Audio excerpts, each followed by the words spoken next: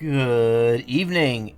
I am here. It is 11:40 p.m. on Wednesday, December 20th. Thank God it's Wednesday.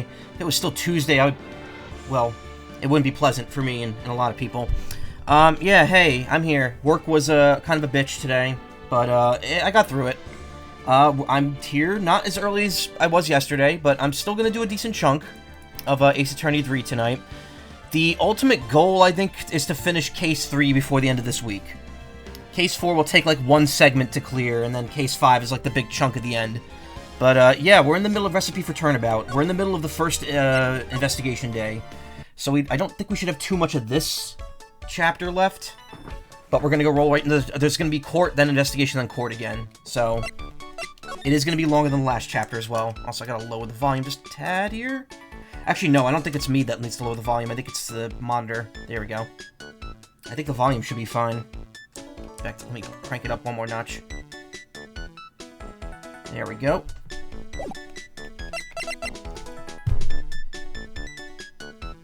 Yeah, it's kind of hard sometimes, because I gotta balance it to not only sound good on stream, but I also gotta be able to hear myself when I talk. Anyway, we explored Tribulations. There's no one here, so we gotta go somewhere else. Recap. Okay, Maggie Bird is once again arrested. It is believed that she killed a guy at the cafe, Tribulations, that she was working at. And when Phoenix went to defend her, he did an awful job.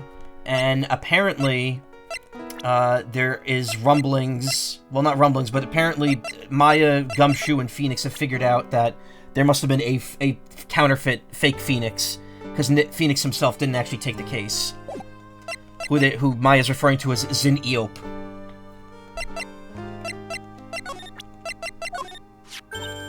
Oh, a sports paper! Let's see. Did Goots and Braun manage to defend this heavyweight title? Sorry, Maggie, that paper's actually a month old. It's from the day of the murder. And Gustin got knocked out yesterday, I'm afraid. Oh, no. I found this paper in the magazine rack at Tribulations. Really? That's strange. Tribulations doesn't get newspapers. Mr. Armstrong says he's not really fond of them. Then maybe one of the customers left it behind? Anyway, what I want you to do is take a look at this scribble here. Aha! That's it, sir!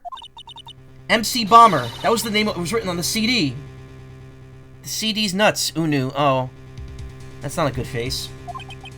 By the way, last night after I ended the stream, I ran out the clock on the rest of that shiny boost. Did not find a single shiny. My shiny luck yesterday was garbage. I'm hoping for better luck tomorrow night. Just as I thought. I guess it was an MC Screwdriver after all, huh? So that $100,000 must be down payment for a record deal, right? If someone gave me $100,000, I'd sing for sure. The Master of Corino, the Spirit Song, or even Maya's theme. Okay, Maya. So if the sample CD was on the victim's table, that means this newspaper may have belonged to the victim. You're right. So the victim left this behind the day of the murder, huh? Think we better step up the investigation, don't you, Nick?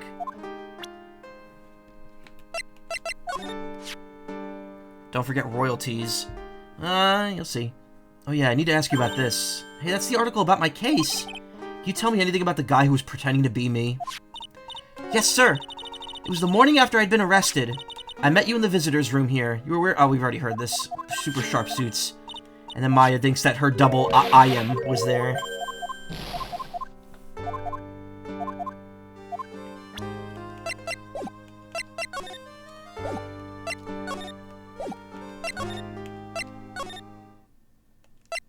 Where exactly am I supposed to go?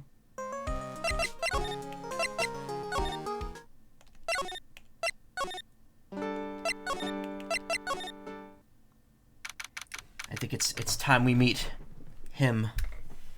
January 6th, Tribulations. Ooh la la, bonjour, welcome to La Tribulations.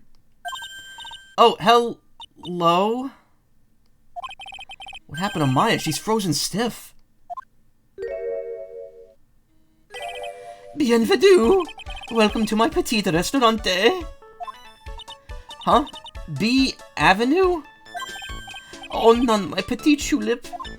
Huh? Me? Look at his face, like a kitten rejected by its own mother. You are fatigued, non? Alors, you need this. An aromatic bat oil melange of La Nouroy and La Rose. Haha, Sparkles. My personal recommendation. You think I need what? Oui, just add a couple drops of this mixture to la bath water, and voila! It will soothe your body and your mind. It's simply fantastic. Really? And for la monsieur? Who, me? Look at that face, like the puppy rejected by life itself. You're fatigued, non? Hey, you were further in than I thought. Oh yeah, I stopped in the middle of the investigation. I stopped when we were here the first time, which was like 5 minutes ago. Miss Harvey Birdman? Oh, me too. That show was great. For you, monsieur, I recommend this. Oil of bergamot.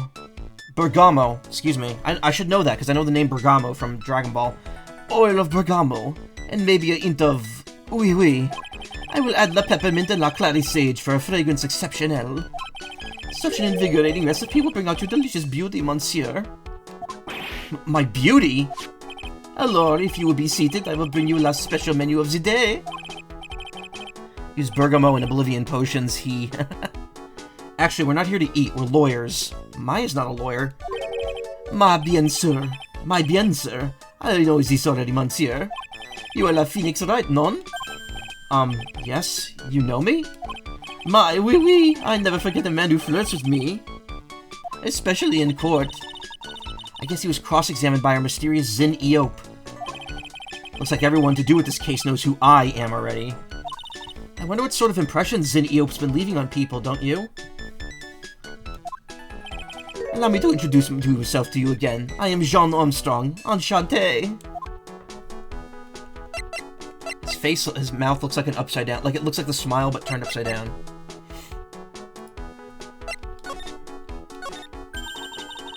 Why isn't Phoenix a top dog of lawyering by this point anyways? Because, I don't know. Well, I mean, to be fair, he's only been in the biz for like 2 years at this point. And, there are legendary attorneys that have been there for like 20, 30, 40 years. He is considered like a top dog, because he beat Edgeworth, and that's already considered a huge accomplishment in this city. So what does très bien mean? I know très, that means 3, right? No, très bien is Francois. In English you would say, very good. Oh, very good. Oui, exactamente. Exactamente, there's no A there. La atmosphere is très bien, and la cuisine is très bien. If the food's so good, why aren't there any customers in here? My cuisine is not for all. Some people, they do not appreciate la haute cuisine. Not everyone liked hot cuisine. Since I have lost Maggie, I do not have enough hands. So you're running this place on your own now? Oui, for the moment. No one has answered my advertisement. Oh, pour moi. Meowdy Karma, how you doing?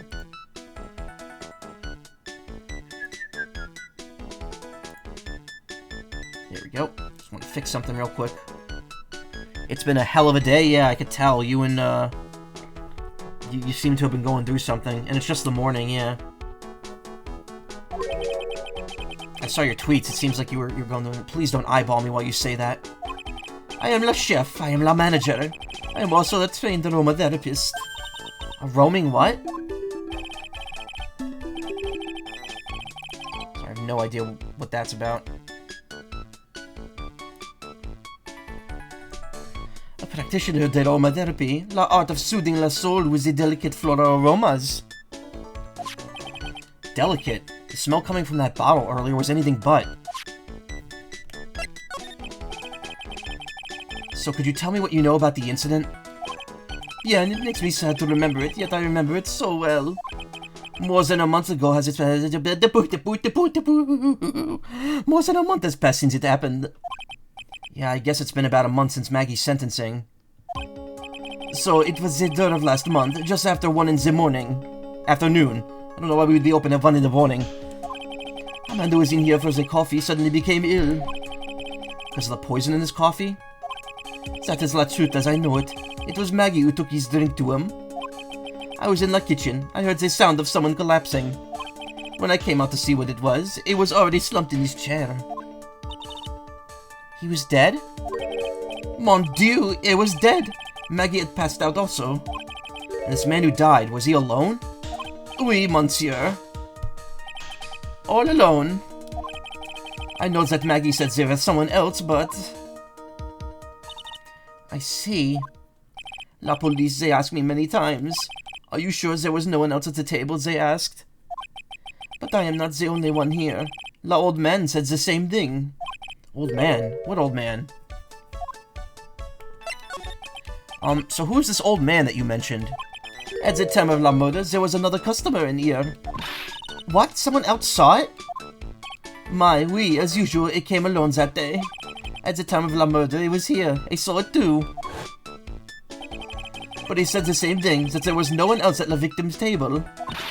But Maggie swears that there were two people. My, mademoiselle, la lawyer, it could not prove this, none. Not the lawyer. That was me, I suppose. My, bien sûr. Wow, he's the first person who said it wasn't me. Don't kid yourself, Nick. Now who's the one making stuff up?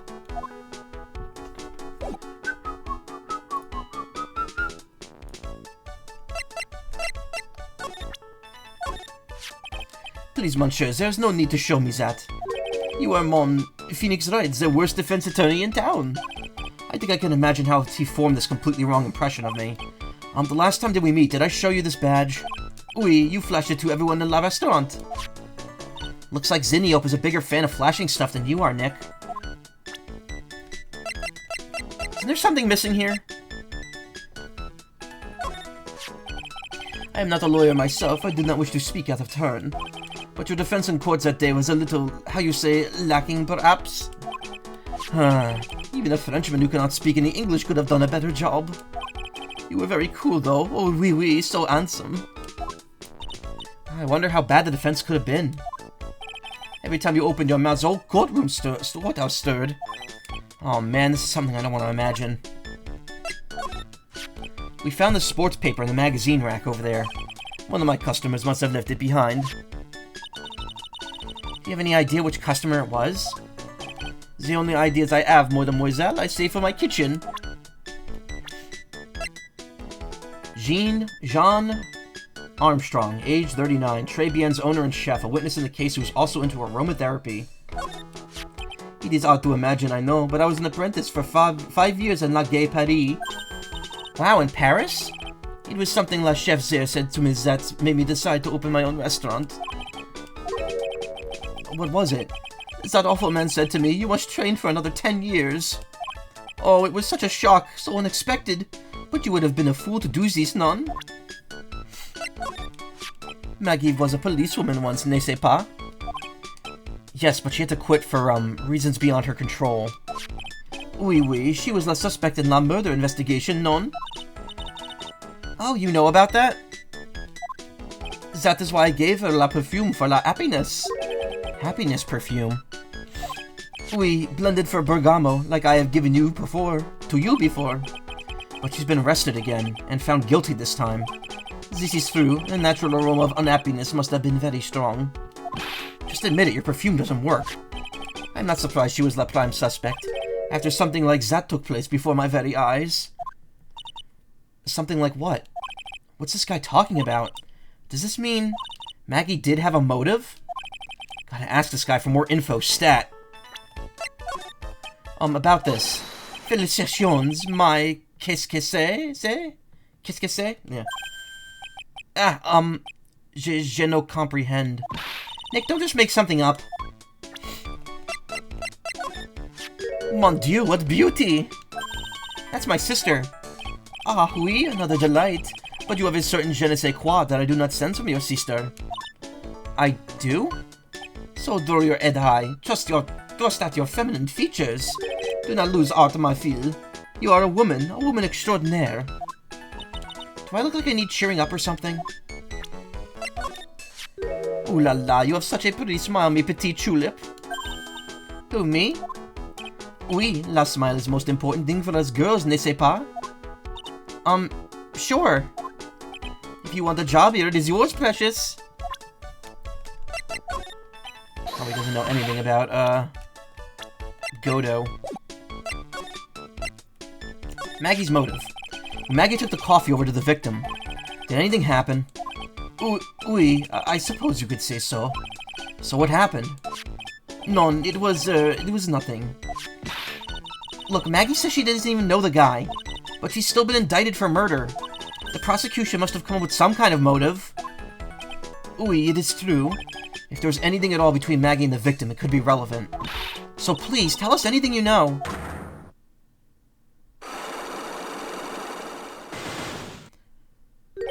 Psyche locks? No way, what are you going to do, Nick? We'll just have to remove... What the... What's wrong? The Magatama, it's gone. Huh? I had it in my pocket, but it's vanished into thin air. What?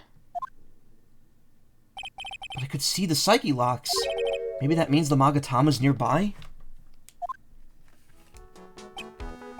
Mr. Armstrong, can I just confirm something with you again? The table where the victim was sitting. Was anyone else sitting there? That is a question you will have to ask him yourselves. Huh? Him? La old man spends all of his time dans la park. La park? Oh, a park? What park's that? Beyond la restaurant, it is called Vitamin Square. Thank you. Je vous en prie, my dear. Let's go check out this Vitamin Square right now, Nick. I don't have the bead.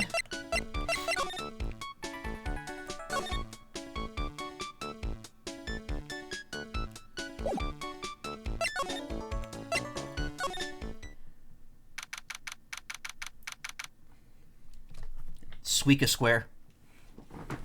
January 6th, Vitamin Square. It's Carbos Park, silly. So this is Vitamin Square. Yeah, I see where you get the name from. The fruits scream vitamins at you. Hey, Nick. That's the guy, right? Isn't that the old man Mr. Armstrong was talking about? That grouchy-looking grandpa? He's throwing seeds out for the pigeons. He's not throwing seeds for them. He's throwing seeds at them. Ugh, my grumpiness threat level's just been raised to red. Like his nose. This place is so fruity. That's not a bad thing. Besides, I love apples. They're among my favorites. And that apple slide is perfect for you. And what's so perfect about it? Oh, come on. Don't be a stick in the mud. Slide down it a few times. Go on. Woo! No way, I'd get covered in sand if I slid down that slide. Anyone could see that. Yeah, you're right. Otherwise, I'd give it a try, too. Hey, look, pigeons! Underrated music? Yeah, this theme's okay. Yeah, and heaps of them, too. Did you know that pigeons are a symbol of peace? Burbs. That's a dove, not a pigeon. They're the same... No, Phoenix. Calling your ass out on that one. They're the same animal. Poor things. So they can't be symbols of peace and harmony just because they're gray? Is that it? Exactly. You're overthinking this one by just a smidge, Maya. There's a white one right there. I used to love sandboxes like you wouldn't believe. Really? You? Sure, finding iron fillings in the sand with a magnet was one of my favorite things to do. Iron fillings? Wow, that's too exciting for words. It was my ambition to collect every single shred of iron in the sandbox. I was such a kid back then. So did you manage to get all the iron? No, I never did. I think I came close, though. Now to think of it, I still have all the iron fillings I found way back when. Want them? No.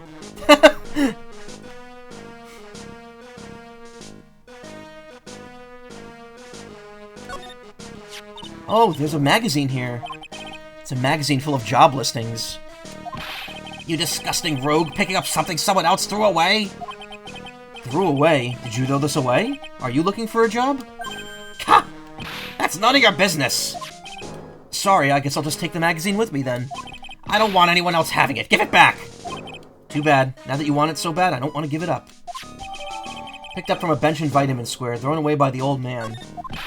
Hey, that's mine!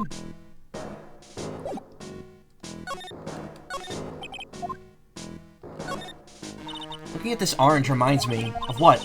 You're supposed to eat a lot of them to ward off colds in the winter. You can't have fun during the holidays if you're sick in bed, you know? You don't have to tell me twice. Actually, wait a minute.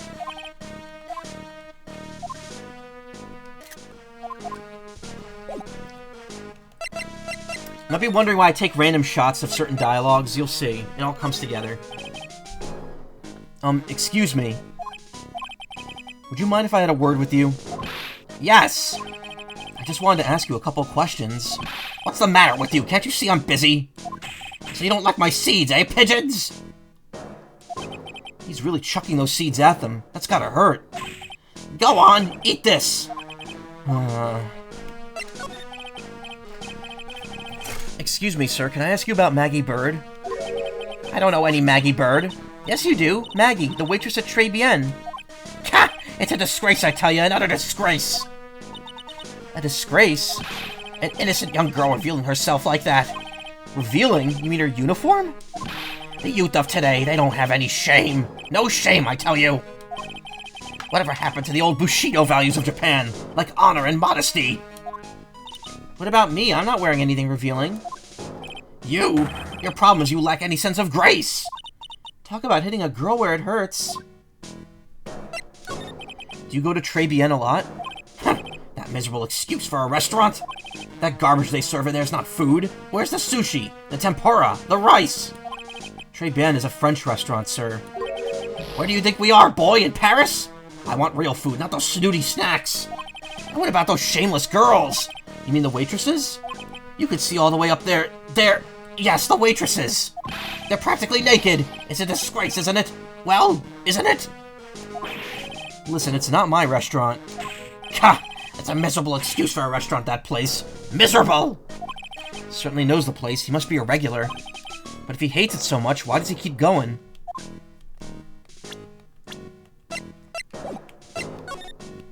Are you a regular at that restaurant, sir? Old-fashioned as fuck, huh? Yeah.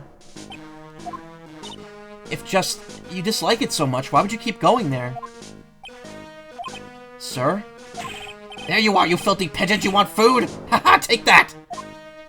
He must be hiding something, right? If he is, I should be able to see a psyche lock or two. Oh, wait. I don't exactly have the Magatama right now, huh? Remember, Nick, that Magatama's only on loan. You better find it or else.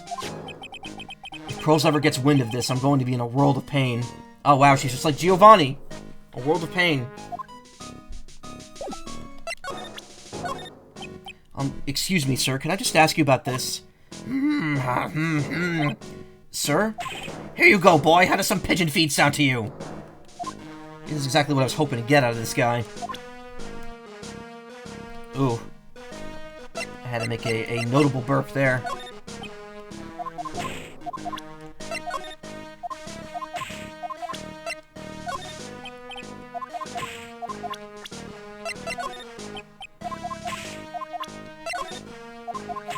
World of Winston Payne.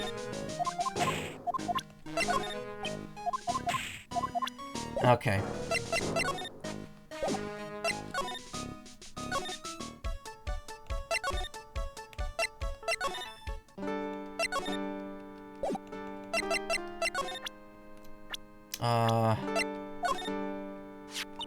Maggie? Oh, are you looking for some part-time work, Maya? Why don't you take a job at the restaurant? I bet Mr. Armstrong would hire you. Really? Me? It's pretty cool being a waitress, you know. And in the kitchen, you'll get to see all the chef's greatest secrets. What secrets? You can't make it obvious, but just spy on him for a bit. You'll see. It's interesting. Wow, I can't wait to get on my apron now. There we go. There was the flag. Mademoiselle? Yes? Are you looking for a job? What? No, I was just... Let me see, your style's un peu different, but you have a good face. Different? Felicitations. You have passed. I will hire you. Ian, come with me. I will teach you everything I know. Nick! Help! I don't know whether to laugh or feel bad for Maya. Maybe I should do both.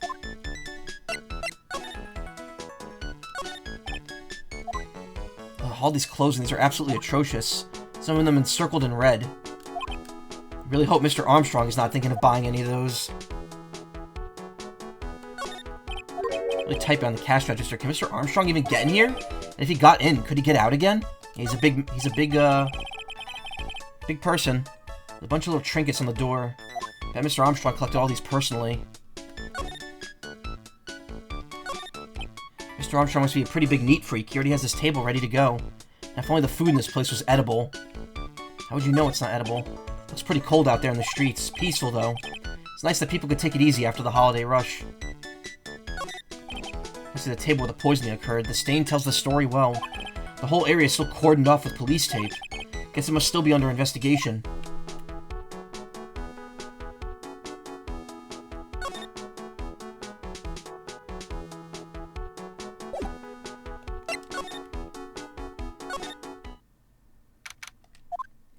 Looks like they have Maggie in questioning. Guess I've asked her pretty much everything. I'll come back if there's anything I need to ask her later. The chair? The chair?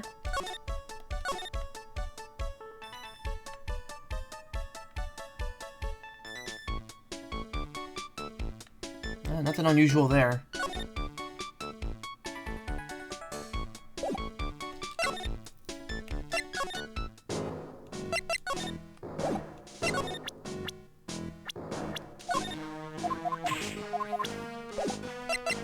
I guess it's time to go to Criminal Affairs.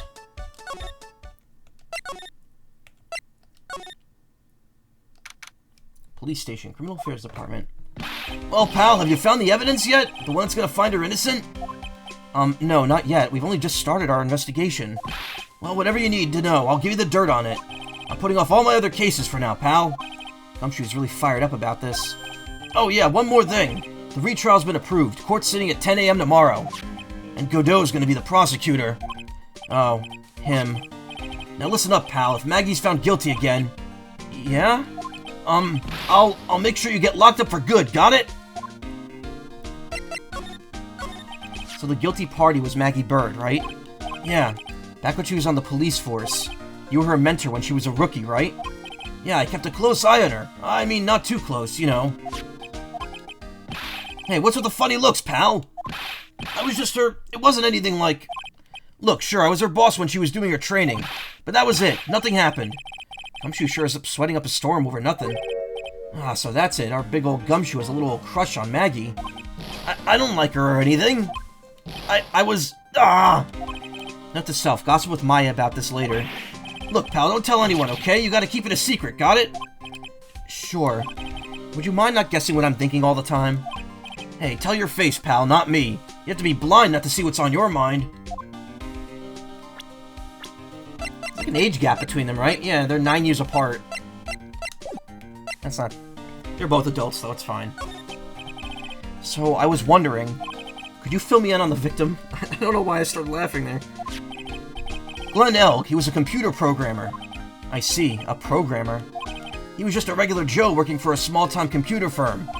Maggie never had any contact with the guy before that day. And all she did was take him his coffee on the day of the murder, pal. Yeah, Maggie also claimed to have never seen the guy before. Did the victim go to the restaurant often? Not according to the chef. Said it was his first time he'd seen the guy. A programmer, and a first-time customer at that. What possible reason could Maggie have had to kill a guy like that? That's what I thought. But a motive was still somehow established in her trial. You're kidding. What was her supposed motive? Sorry, pal. I'm real busy. I haven't even got enough time to sift through these papers. Look into it yourself, okay? What could his motive have been? This isn't really a proper investigation. I'm kind of working on it by myself. Oh, that's right. The judge already ruled on this case and all the evidence is in already. The only problem is with Maggie's testimony. Yeah, it doesn't sound very good for us, huh? Look, pal, I've got a mountain of papers on this case to look over before tomorrow. So I'm just gonna say this. Maggie Bird's no liar. She's... Okay, so she's a bit out there and a bit off base sometimes. But she was a good cop. That's not exactly complimentary, you know. So what do you really think happened? And just how contradictory is her testimony? The biggest problem with Maggie's testimony is the number of people at the table. Yeah, my thoughts exactly. Maggie still insists there was another guy sitting with the victim. Right, but get this. This is turning into a Built by Gamers conversation. Everyone else in the place says the guy was alone, even the chef. So it's just like Five Nights at Freddy's. Not exactly. And then there's that CD. CD? Oh, yeah, she did mention something about a CD. Hey, EV2, how you doing today? I watched your Steam Deck video, it was really good. And there was a sample CD on the table, sir. Welcome back, Karma. But our guys turned the place upside down. There was no CD. What? Not on the table, not anywhere in the whole restaurant, pal. But didn't Maggie say there was the victim was wearing an earpiece too? Yeah, but that was for the portable radio in the front pocket of his hoodie. A radio? He didn't have a CD player? You got it. Your phony never explained the contradiction at all. Come to think of it, the owner of Trey Ben didn't mention that CD either. Why'd I do that in Gumshoe's voice?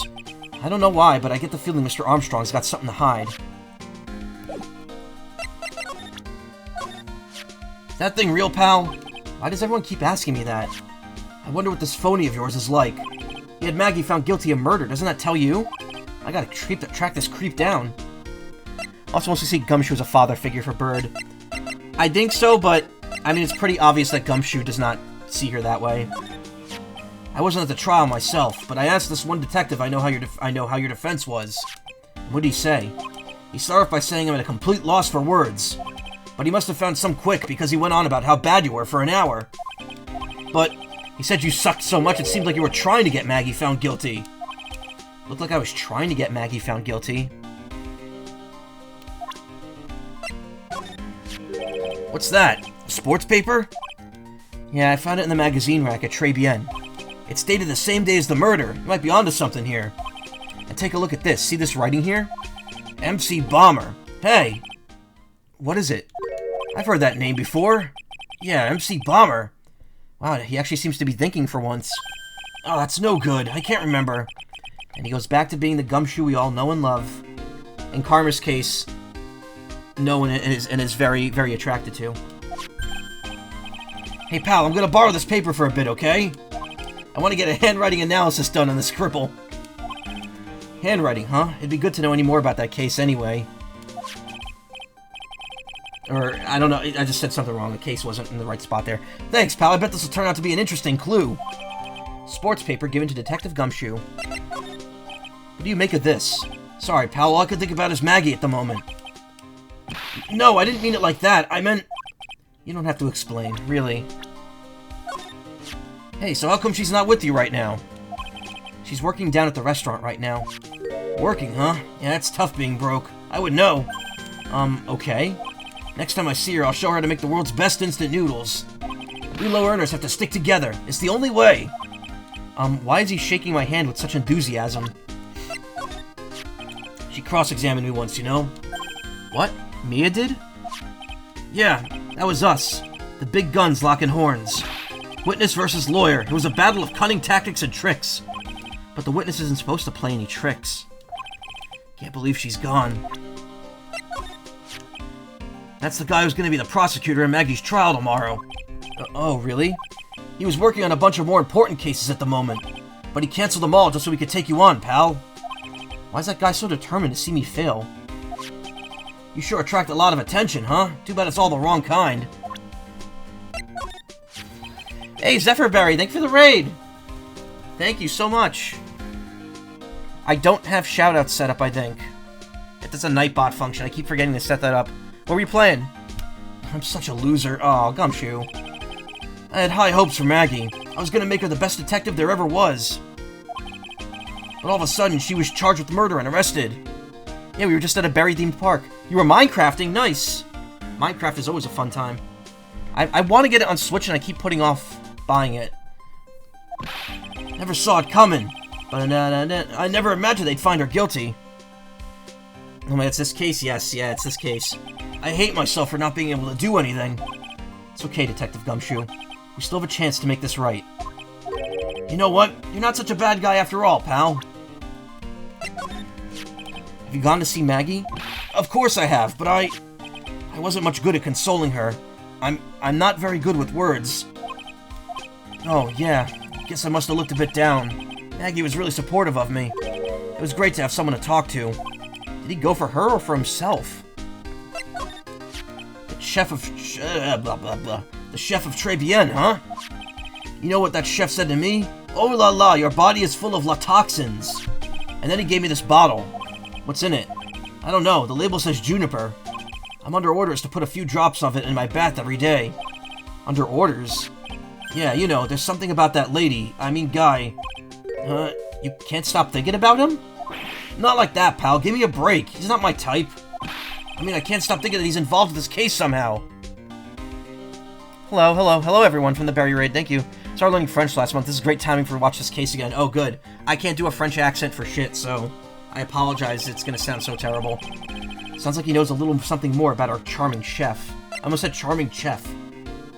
Glenn Elk, 28, the victim, was a programmer. Maggie had apparently never seen him before. What do you make of this? Okay. The charming chef. So what exactly is it that caught your attention about the chef at Tribulations? It's, kind of hard to say. The guy's probably not even connected with the case anyway. Hey, come on, detective. Didn't you say you'd give me the dirt on anything? Well, this stuff is sort of, kind of important, gossipy stuff. You know, pal? How, you like Gumshoe? Yeah. You'll fit right in here. A lot of people here like Gumshoe. Look, how about this? You go to Tribia and investigate the place yourself. And if you find anything suspicious about the guy, you report back to me, okay? Don't suppose I get a choice in this, huh? Guess I better find out more about the chef in Tribien, then report back to Gumshoe.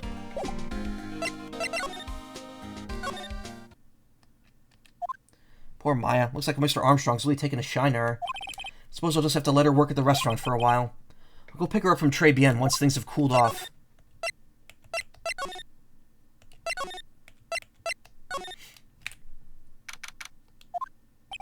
The scent of flour sure is strong. It's almost making me dizzy.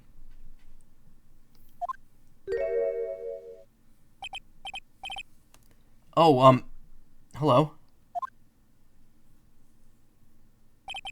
Who was that just now? Customer? She had sort of a dark aura about her. Ah, welcome, B Avenue! Wow, what a cute voice. Oh, it's just you, Nick. Maya. Well, how do I look? Maybe you should quit being a spirit medium. Maybe, but it's kind of boring being a waitress. I mean, you're my first ever customer. Then who was that woman I just saw? Oh, since you're here, you might as well have something to eat. I am kind of hungry, actually. So, how do you like your new job, Maya? Maya looks so pretty. Yeah, she does. Maya, this outfit's really cute. That's why she's the poster child for this this case on the main menu. I never knew there was so much for a waitress to do. Take people's orders, bring them their coffee, or bring them their food, make coffee, work the cash register. You know what, Karma? I think I want to see that too. I think I would like to see that as well. Of course, we need a customer before I could do any of that. Yeah, it's a nice-looking restaurant. Shame more people don't come. Don't forget about the ultra-cute waitress. Check out my gimme a tip smile. Hey, Nick, why don't you order something? The chef's preparing a tasty lunch set at the moment, or so he says. How much is it? It's the twin tea set, so it's $20, of course. The twin tea set? I believe I'll be taking a pass on that. It's kind of expensive. What? But you can't! Come on, Nick! It's not every day I get to be a waitress. I want to try carrying plates and working the cash register.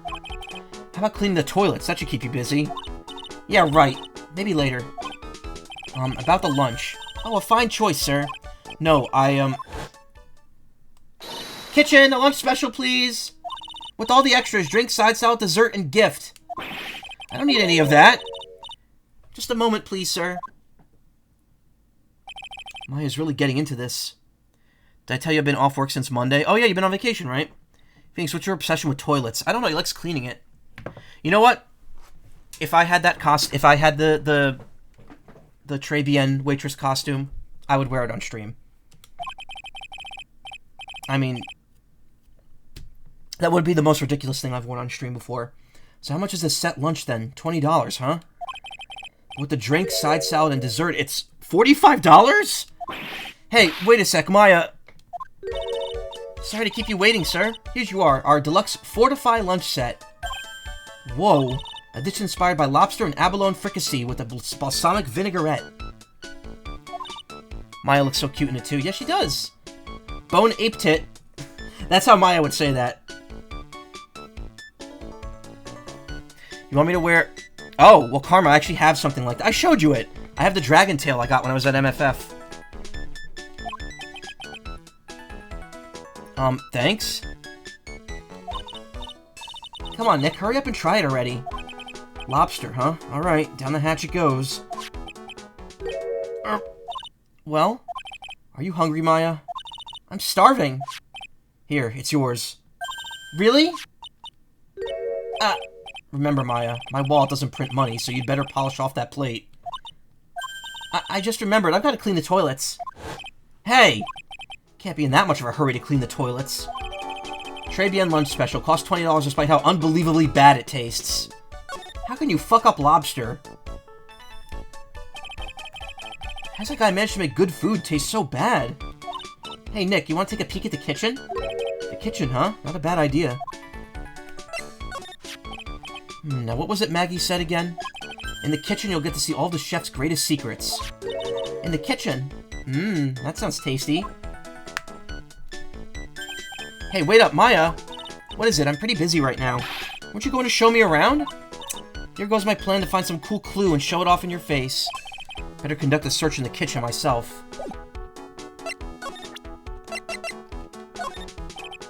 About this. Sorry, Nick. I'm a waitress now. Got a pile of work waiting for little old me. Imagine being excited to be a waitress after being a lawyer assistant.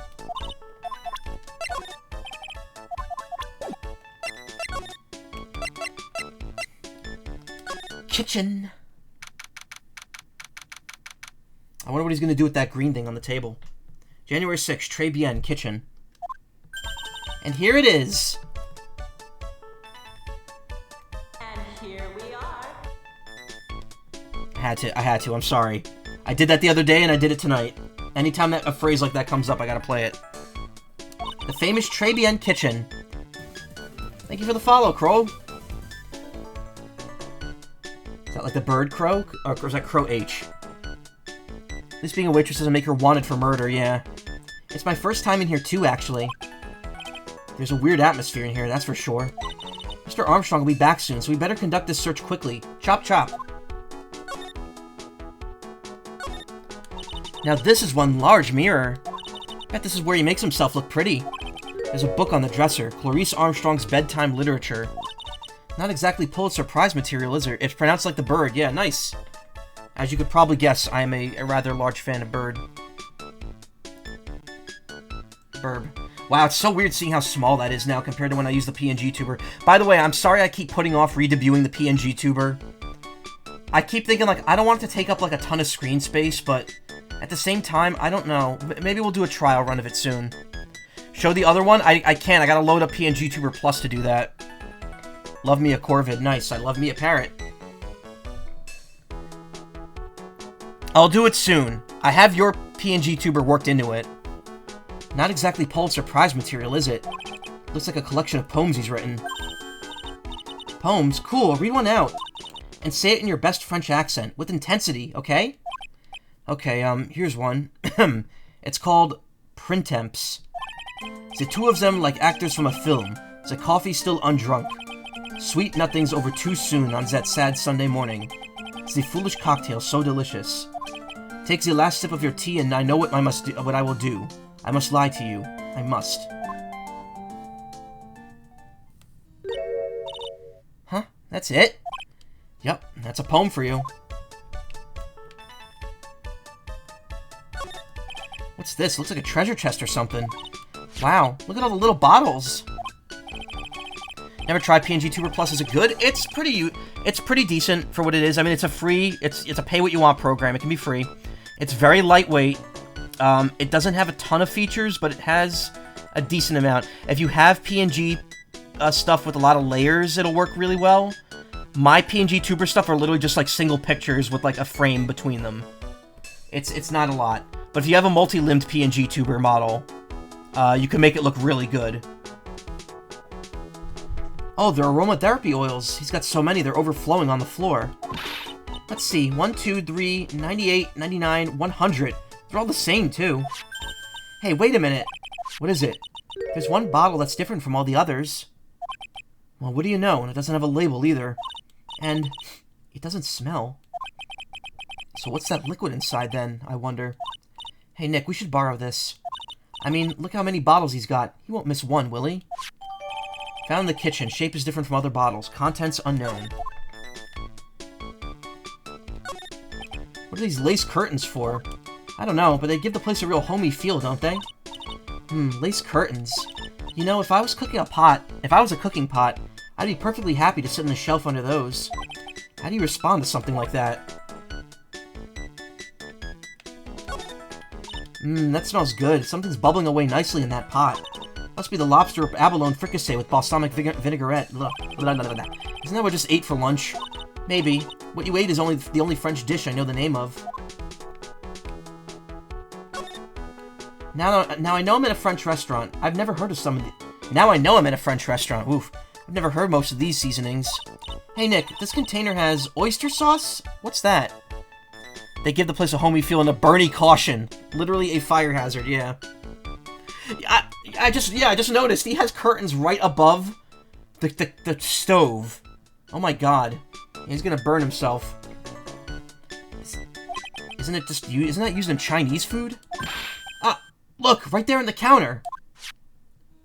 My Magatama, what's it doing there? What indeed? On loan from Maya, recovered in the kitchen of Tribulations. Magatama put into pocket.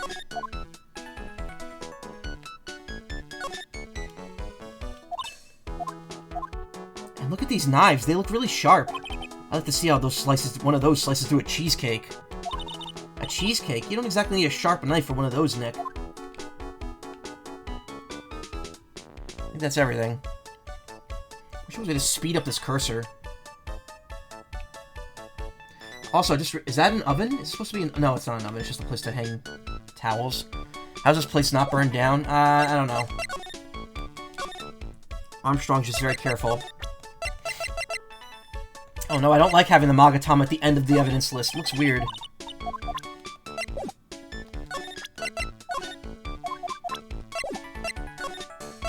I didn't miss anything, right? Music reminds me of some music you hear in the Hamtaro games. Oh man, I would love to stream Ham Heartbreak on the GBA. That is such a fun little game, but like it like does not emulate properly. I need to find an emulator that runs that game properly. The cartridges are like prone to like not working either. There's something weird with how those games are programmed, or how that game is programmed. Yeah, I actually do have a cartridge of it. I had the game, and I gave it to my friend, then I got another copy of the game, and the new copy I have doesn't work. But even if I had a working copy, I have no way to stream it. I'd have to emulate it. Hey, you're just in time! What is it, Detective Gumshoe? The lab got back to me about the newspaper you gave me. It must mean the sports paper with the memo scribbled on it. If by some chance... Because here's the thing, Nintendo published the Hamtaro games on Game Boy Advance and Game Boy Color.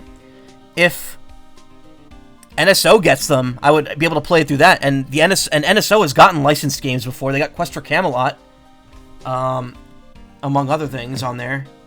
No CRT capture card? No. I'm using an Elgato, Sorry, 1 second. I don't know why people keep trying to call me.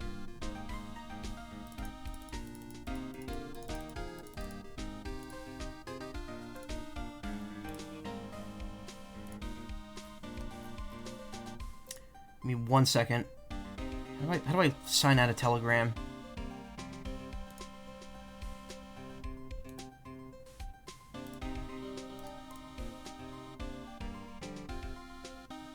There we go. Hey Nick, I was trying to prove Bird is innocent, but I'm dummy thick, and the clanking from my ass cheeks is alerting the prosecutors. Gumshoe. Clanking? Clap of your ass cheeks. Yeah, no. I don't have a way of streaming. I have an Elgato 60 HDS or whatever it is. HD Plus. HD 60S. Can't even buy that model anymore. And it's hooked up to my my Switch. I don't have any way of playing... Actually, wait a minute. Wait a minute. Didn't I stream from the Wii? He's got car keys in his back pocket. I streamed Other M. How did I do that? Oh! Right. Actually...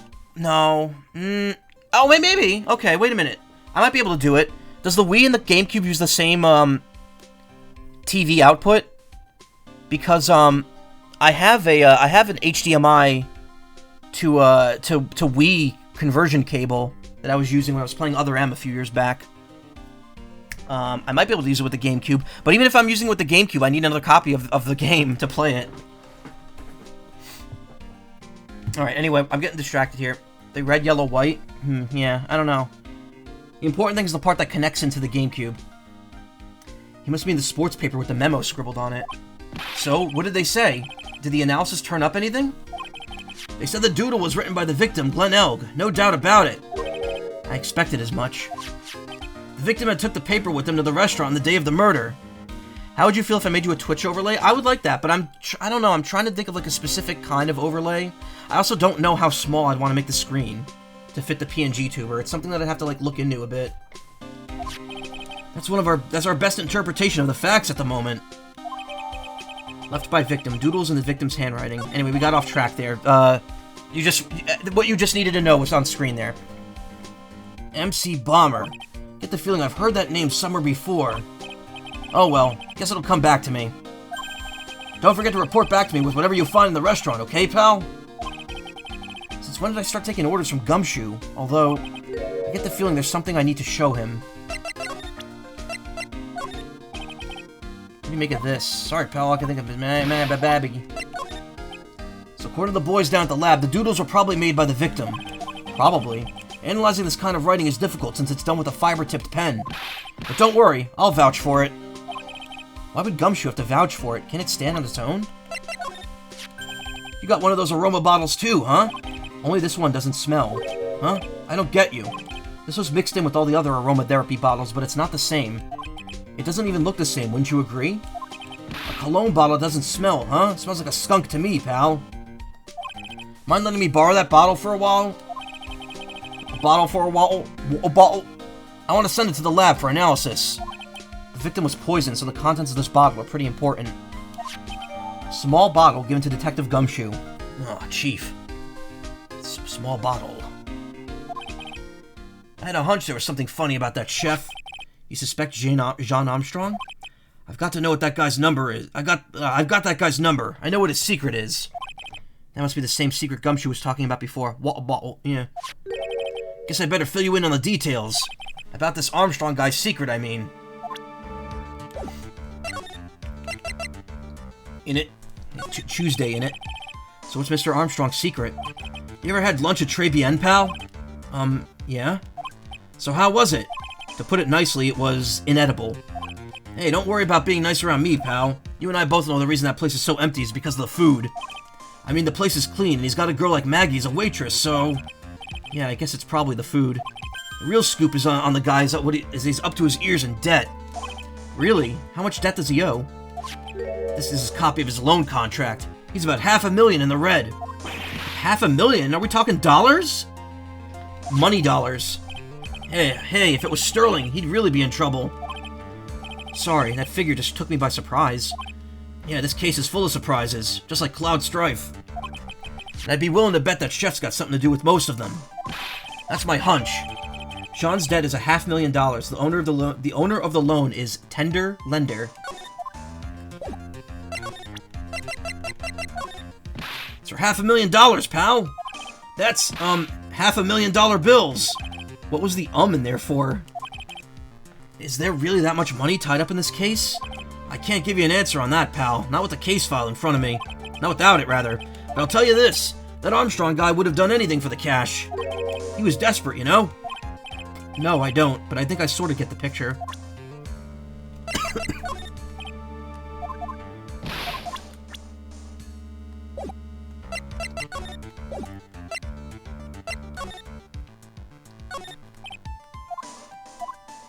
What? Poisoned office waitress gets a retrial?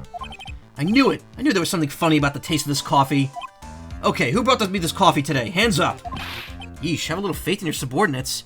Tender Lender, Juicy Elder? What? Quit surfing the net, Chief. Sorry, I was just, things feel pretty tense in here. Hitting the gas is like hitting the fast-forward button on your life. No, that's too obscure. You don't really get the you'll die before your time idea. I need something more direct. Something a bit more lighthearted. Something like, hitting the gas is your passport to paradise. You must be coming up with slogans for a safety campaign, I guess. Ah, yes.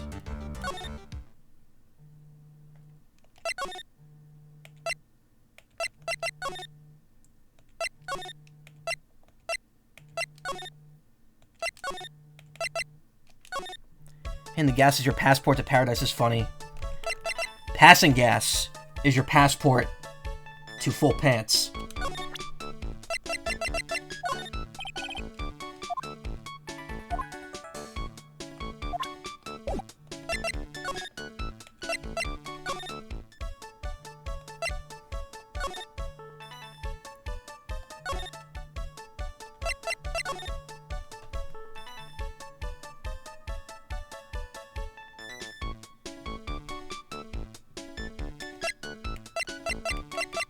Where am I going? Oh, Vitamin Square. Look, look at that motorcycle. A vitamin bird, yeah. The old guy's not here anymore. Drat, I still have some unanswered questions for him. Seeing those birds eat with such intense focus reminds me of Maya when she's scarfing down a burger. Pigeons are so busy pecking at the seeds they don't notice anything else. This is where I found that job listings magazine before. A guy like me carrying around a magazine like that gives the wrong kind of impression. Guess I better give it back to that old man once the investigation's over. You don't see many parks like this anymore. What a great place for kids to play. But that old man's the only one here, chucking his seeds at the pigeons. When I think back to when I was young, I wonder what I found so great about playing in a sandbox. Maybe I'll come back here in the middle of the night one of these days to relive it. The Me Park. Oh, berry, right. I want the strawberry house, yes. I prefer Grape House myself. It has a statue of Sakura Ogami in it. On second thought, being arrested by Gumshoe would be too embarrassing to bear. Look at this beat-up-ass motorcycle. A scooter, huh? Who'd leave it right in the middle of a park like this? The wheel guard and the lighter busted. Guess it must have been in an accident. It's totally wrecked. Whoa! Oh God, why?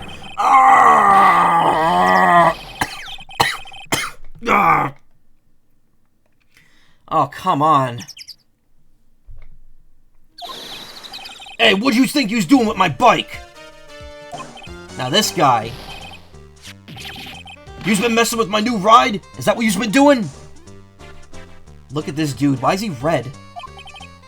New ride? Isn't that kind of an old model? Oh, you's gonna pay for this! It wasn't me. I was just passing by. Hey! Then who's the one that covered my saddle in crap? Huh? Oh, you's gonna pay. You catch my drift? Dark Edge... What? A wise guy. I completely missed that last line. Greatest villain theme ever. I ought to beat you so hard it'll feel like you were smooching the express train. Uh-oh. You's better watch your back. This ain't over. I'm gonna round up a group of lawyers and then you's gonna pay. Actually, I am a lawyer myself. What'd you say? I'm Phoenix Wright, attorney at law. Phoenix Wright? You saying you, Phoenix Wright? Yeah, I am. So you're a wise guy too, huh? Because I'm Phoenix Wright, the one and only. What? Out of my way, I gotta cruise. He's gone. Surely that guy wasn't my phony. Was he?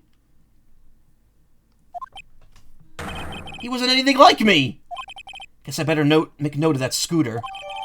Ridden by my phony. The wheel guard is all smashed up. Well, there you go. I guess I didn't realize they confirmed it that quickly, but yep, he's the phony. Ha! Pathetic! Oh, it's you.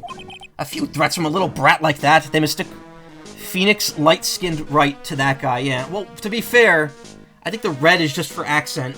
I don't know if he's actually that red. He's supposed to look like an Oni. Or like a weather god. Fake Nick's wrong, yeah. You look like a pigeon that's got seeds. Look like a pigeon that got seeds in its eyes. Have you been here the whole time then? Really bad spray tan, yeah. It was in that strawberry. Had some thinking to do. Well, you had some cowering to do. Are you a regular at that restaurant, sir? It's just that if you dislike it so much, why would you keep going there? Sir? There you are, you filthy pigeon. You want food? Haha, take that.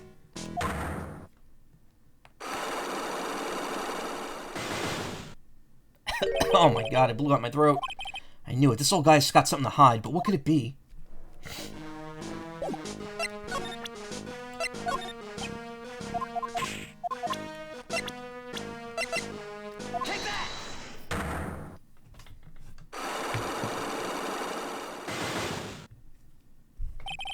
Tribulations regular. It's time you told me the truth. Why are you a regular at a restaurant that you dislike so much? Isn't it obvious? People only have one reason to go to restaurants: to eat. To eat? Is that the whole truth? Well, what do you mean? I don't think you go to the restaurant for the food. I don't think you go to that restaurant for the food at all. You insolent brat! How dare you accuse me? What proof do you got? I can tell you that neither you nor anyone else in the world would go to that place for its food. The proof is in the pudding, or in this case, the lunch menu. That's the twin tea set! The food at Tribulations is terrible, and expensive. You're wrong, it's cheap. Huh? I'm rich, I inherited money when I was a boy. Yes, I'm stinking rich! I haven't done a jot of work since I was born, other than feeding the pigeons. What a load of crock. Tastes another story, but the price, it's nothing to me. So you're saying that you go there because you've got money to burn? Exactly. I have so much cash, I go for a swim in my money vault every day. Unfortunately, that's a lie. What? You don't have money to burn, you're flat broke. This is yours, right? My magazine. Why would a rich retiree be looking for a job? So what? So I was looking for a job. I'm buying a lot at the moment. I need spending money. Oh? I don't go to the restaurant for food, I just go for the Jalapeno. Yeah, I think you mean cappuccino. Anyway, how much does a cappuccino cost there? $8. So better be some golden beans. What's your problem? You think a poor man would be better off drinking dishwater, do you? Is that it? No, I wasn't thinking that. I was wondering if the coffee there was really that great. No, it's not, but anyway, yes, that place has free newspapers to read every day. Newspapers? Exactly, they don't want me hanging around at home, so I go there.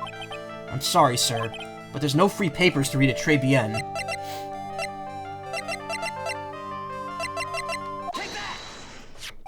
Take a look at this. What is it? It's a newspaper I found behind the magazine rack at Tribulations. So, what of it? This was the only paper there, and it's dated more than a month ago. What? Do you see what I'm getting at here? That restaurant doesn't get newspapers. This is just one that a customer happened to leave behind. Tell me, why are you so determined to hide the truth? I'm not hiding anything. I'm going to have to put this guy out of his misery. Listen, the real reason why you go to Tribulations is... What are you asking me about that girl for? She was the waitress at Tribulations. Hey, Objection DEG, how you doing? Therefore, the answer to the mystery of why an old man would drink expensive coffee at a terrible restaurant is the waitress. But I don't recognize that face. And you're probably telling the truth here, because you weren't looking at the girl's face, but at her outfit. Is this the Apollo Justice Trilogy waiting room? Yes, but it's going to be a long wait. After I finish this game, I'm going to do the Edgeworth games, and then I'm going to do the Apollo Justice Trilogy. And also, I'm not doing the Edgeworth games for a while after this. I'm doing maybe like one a month, depending on how free I am. So, at the very earliest, Apollo Justice will be like 2 or 3 months from now. I will get it though. I will get the trilogy in physical edition. But you weren't looking at her face, but at her outfit. Damn, I should have read that before I stopped to talk. Oh. That's the truth, isn't it? You became a regular at the restaurant because of the waitress's uniform. That uniform was all you could think about, isn't it? I can't take it. To you, that waitress was your... Enough, please! No more! Stop saying that word. Stop saying waitress. Stop it, stop it, stop it!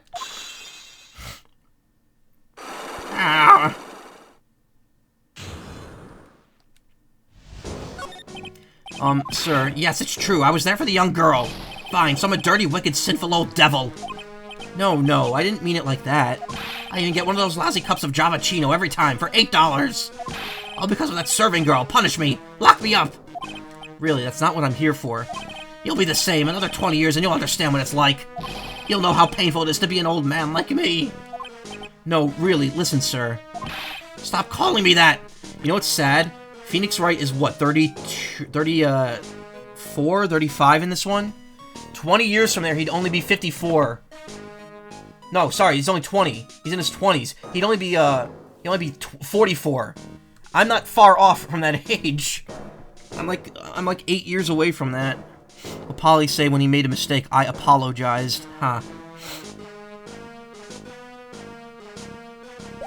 Stop calling me that. I have a name, you know, boy, so show some respect, I'm Victor Kudo. Sorry, Mr. Kudo. You young ones think you know it all, don't you? Well, I'm not saying another word. I won't tell you anything more. This guy was in the restaurant at the middle of the... This guy was in the restaurant at the time of the incident, which means I have to hear his testimony, one way or another. I don't believe this. I even broke his psyche locks and everything. Guess I'll have to try to get him when he's in a better mood.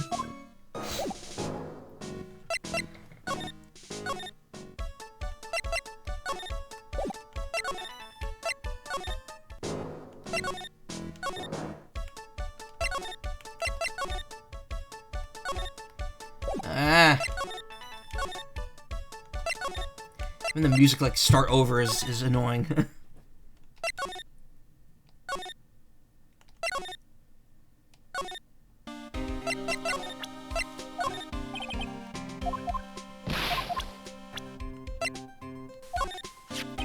He looks like one of those grouchy old man types. Yeah, it's okay, though. I don't mind guys like that. But if he's involved in this case somehow, that's a different story. Sure. Here's a tip for you, pal. If you want to get information out of a guy like that, you're gonna have to find his weakness and try to get under his skin. His weakness? I wonder what that might be. I know what to do now, I remember.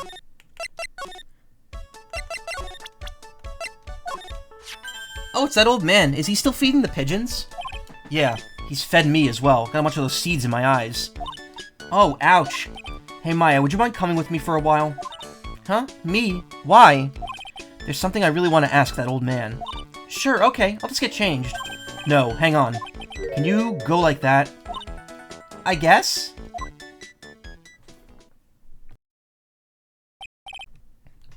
Sir. You again?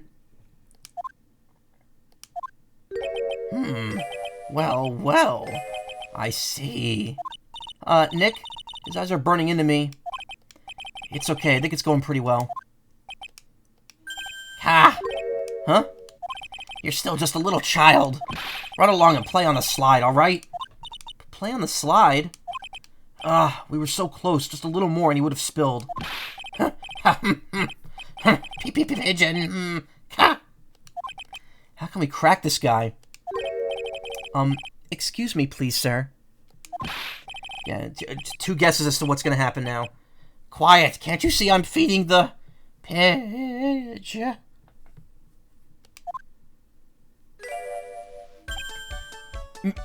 Mia? Well... If you don't mind, sir, I'd really love to talk with you. Yes, this is like... Of course, certainly. I'm Victor Kudo. This is fans, like, this was absolutely done for fan service. Also, I just want to point out something. I just noticed this. That's a little glizzy and nutsy right there. Even from beyond the grave. Wow. On the nose, yeah. About the incident. You mean the man who died after drinking the Javachino? It's like he's a different person. I was quite a shock, even for me. He was a strange-looking boy. The girl took the Javachino over to him, you see? And, was the customer alone? Definitely, he was the only person at the table. My voice for Kudo was so good, thank you, Zephyrberry. I appreciate that. Got a ride on that banana, yeah. And he took one sip of his Javachino, and he said something like, "Arg!" and then collapsed, dead. Oh, how terrifying. You're so good at listening, aren't you? I'll tell you anything, whatever you want to know. He certainly seems to be telling the truth now. But it looks like Mr. Kudo didn't see this other man either. Do you like the food at Tribulations? Well, of course. I'm really quite a sophisticated man. I was a young businessman once, you know. I set up a casino in London. Really? How interesting. Eating the food at that restaurant really takes me back to my days in France. What a lovely story. London's in England, not France. Oh, yes, France is wonderful. I'd love to show you around the city sometime. It's too much. I can't take it. I want France. Barf! You're really not enjoying this, are you? Can't believe Mia's laughing at the guy. Aw. You visit Tribulations a lot, don't you? Of course, I mean, yes. I'd like to come and see you there. Really? Oh, you flatter me so. The owner would be delighted to welcome you, I'm sure. Be careful of that chef, my dear. The chef? You mean Mr. Armstrong? That's right. The man's an ex-con. He's an ex-con? Whatever did Mr. Armstrong do? Oh no, those eyes, I can't take this. Mia's really got this guy eating out of her hand. He steals things from his customers. From his customers? Gloves, handkerchiefs, little things mainly. He's a pilferer, so you be careful around him, my dear. Are you sure about this? Of course, he was arrested for it once. I was there when it happened, having my Javachino. He really is a regular. Let me write you a little haiku about it. A haiku? A Japanese poem. It'll explain all you need to know about that chef. Convicted before, wicked man or woman. Repeat offender. Victor Kudo. If he takes anything again, you let me know. If it's not too expensive, I'll buy you a replacement. Poor guy. He couldn't do enough for Mia. Don't get me wrong, Mia's cute, but Kudo, well, it's obviously, yeah, he's a lecherous old man. He's filling in that trope that, you know, we're all sick of. Okay, Phoenix. That's about as much as I can do to help. Thanks, Mia. Got some really important information thanks to you. Honestly, I can't believe Maya called me for something like this. Really weird just to, like, see her and then just have her be gone. Guess it's about time to wrap up today's investigation. Had enough of being a waitress? Yeah, plus no one came to the restaurant. Oh la la, Mademoiselle Maya, no, how can you leave me like this? I'm sorry. That reminds me. Mr. Armstrong had a Psyche Locker 3, didn't he? Gonna have to break those. Mr. Armstrong, I hope you won't mind, but I'd like to have another word with you. Volunteers? Of course.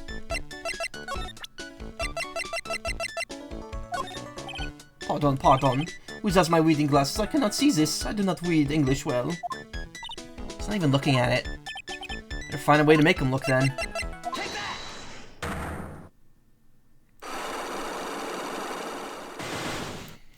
Alright, Karma, I do agree with you. This case is ridiculous. A lot of the setup and logic behind it is just really, like, really silly, even for Ace Attorney. Maggie's motive. What is this happening? I do not like this horrible feeling. I have to know the truth. What happened that day? Hello, I will confess everything. Just don't hurt me. Huh? Well, that was a new world record. It was a lottery ticket. A lottery ticket? La man who died here had a lottery ticket. For $500,000. $500,000? Oui, but after la incident, this ticket... It disappeared. The ticket disappeared. This was the motive that the prosecution gave for Maggie. They said that she poisoned the man and gets a $500,000. They said that she had poisoned the man and gets a $500,000. Oh my god.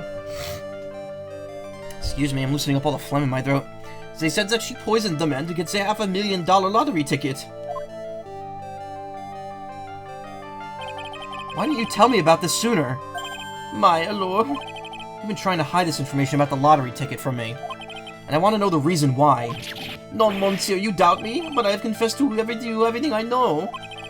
Mr. Armstrong, the $500,000 lottery ticket. I think I know who took it. I think the winning ticket was stolen by this person. Mr. Armstrong, I believe there's a very high probability it was you. Ah! Wow, that is one piercing scream, even for a man like him. Thank God I spared you all from it. My pourquoi moi? Pourquoi moi? My pourquoi moi? Why, you have no evidence? I am not Mask the Mask. I am not the kind of person who steals the property of others. Sorry to disappoint you, Mr. Armstrong, but I have evidence to the contrary. I present to you proof that you have stolen from others in the past.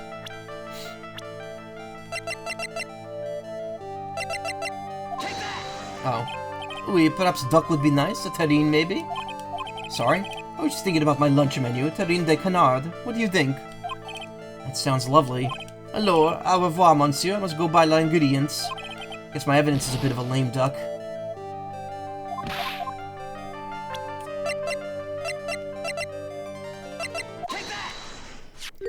What is this, a poem? Oh, monsieur, you know me so well. I adore poems. Please read it, and put some feeling into it. Convicted before, a wicked man or woman, repeat offender. I'm sorry to have to bring this up, Mr. Armstrong, but you've been arrested for stealing from your customers before, haven't you? Mon Dieu! Le mensonge, you are a liar! You deny it? Do not make a false accusation, s'il vous plaît. So, do you have any proof? I want to see la inconsensible proof that I have ever stolen from one of my customers. It seems old habits die hard, Mr. Armstrong. What is that? This is my Magatama, and I found it in your kitchen.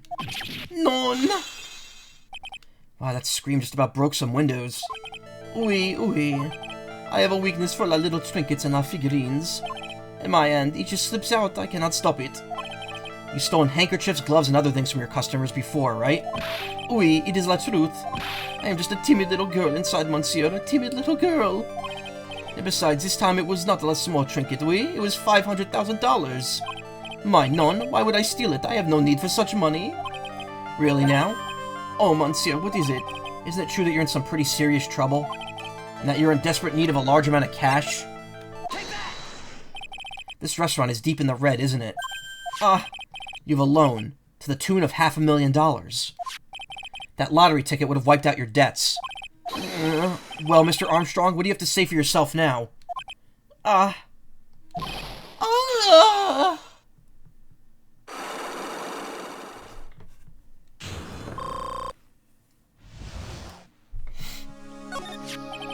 Mr. Armstrong, you said the victim had a winning lottery ticket for $500,000. How did you know he had something like that in the first place? The man, I was listening to la radio with the earpiece. Maggie said something about that too. The winning number was announced on the news, I think. All of a sudden, he exploded. Yes, $500,000, he shouted. And the ticket? Oui, it had all of its tickets spread out on the table. I was so desperately in need of money, so I put the poison in his coffee. No, no, no, no, no, no, no, no, no, you naughty man. I simply helped myself to one of these tickets. What? La victim collapsed and Maggie passed out. I thought to myself, poor koi paw, he had so many of them. Yeah, but only one of them was the winning ticket, right? How could you do that, Mr. Armstrong? Maggie was arrested because of you. None. This is not true. I did not take it. La ticket for $500,000, I mean. But you just told us you did. You said you took a ticket. My non ma file. It was not. That's enough. Huh? Ah! Oh. Mr. Godot? What the heck are you doing here?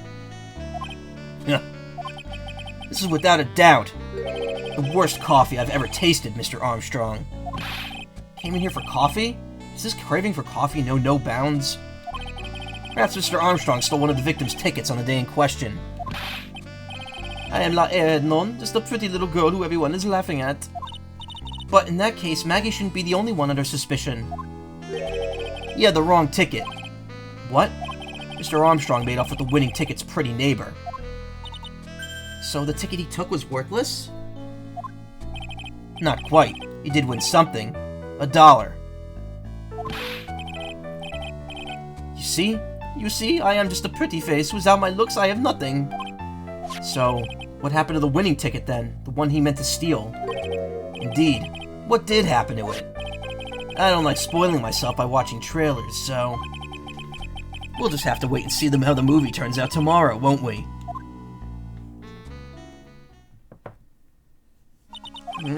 Voila, you two. Time to laugh at la pretty little airhead. Looks like I won't be needing this note anymore. Victor's note thrown into the trash. Looks like we got a new mystery now. Namely, where did the winning ticket go? I had a bad feeling about this. Well, anyway. Can't let Maggie suffer any longer for this, and certainly not again.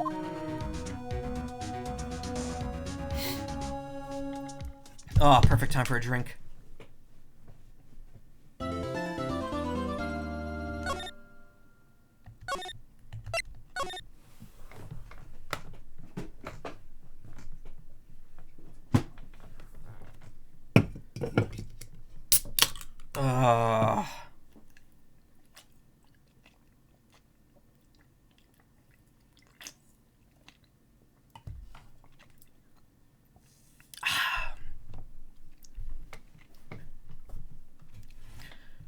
So I've been given thought of doing a Twitch meta stream and doing a shirtless titty stream.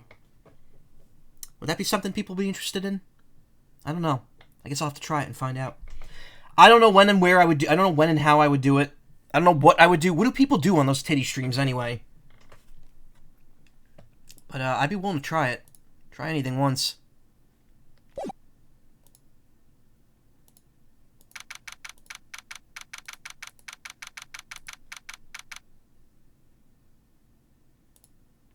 Sorry, 1 second.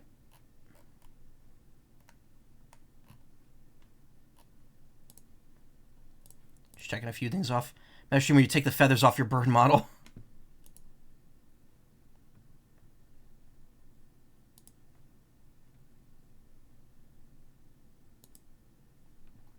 Sorry, I'm just checking a few things out here. Give me 1 moment. I should have probably paused the recording. No, we're good. Actually, wait, no. Shit. Damn it.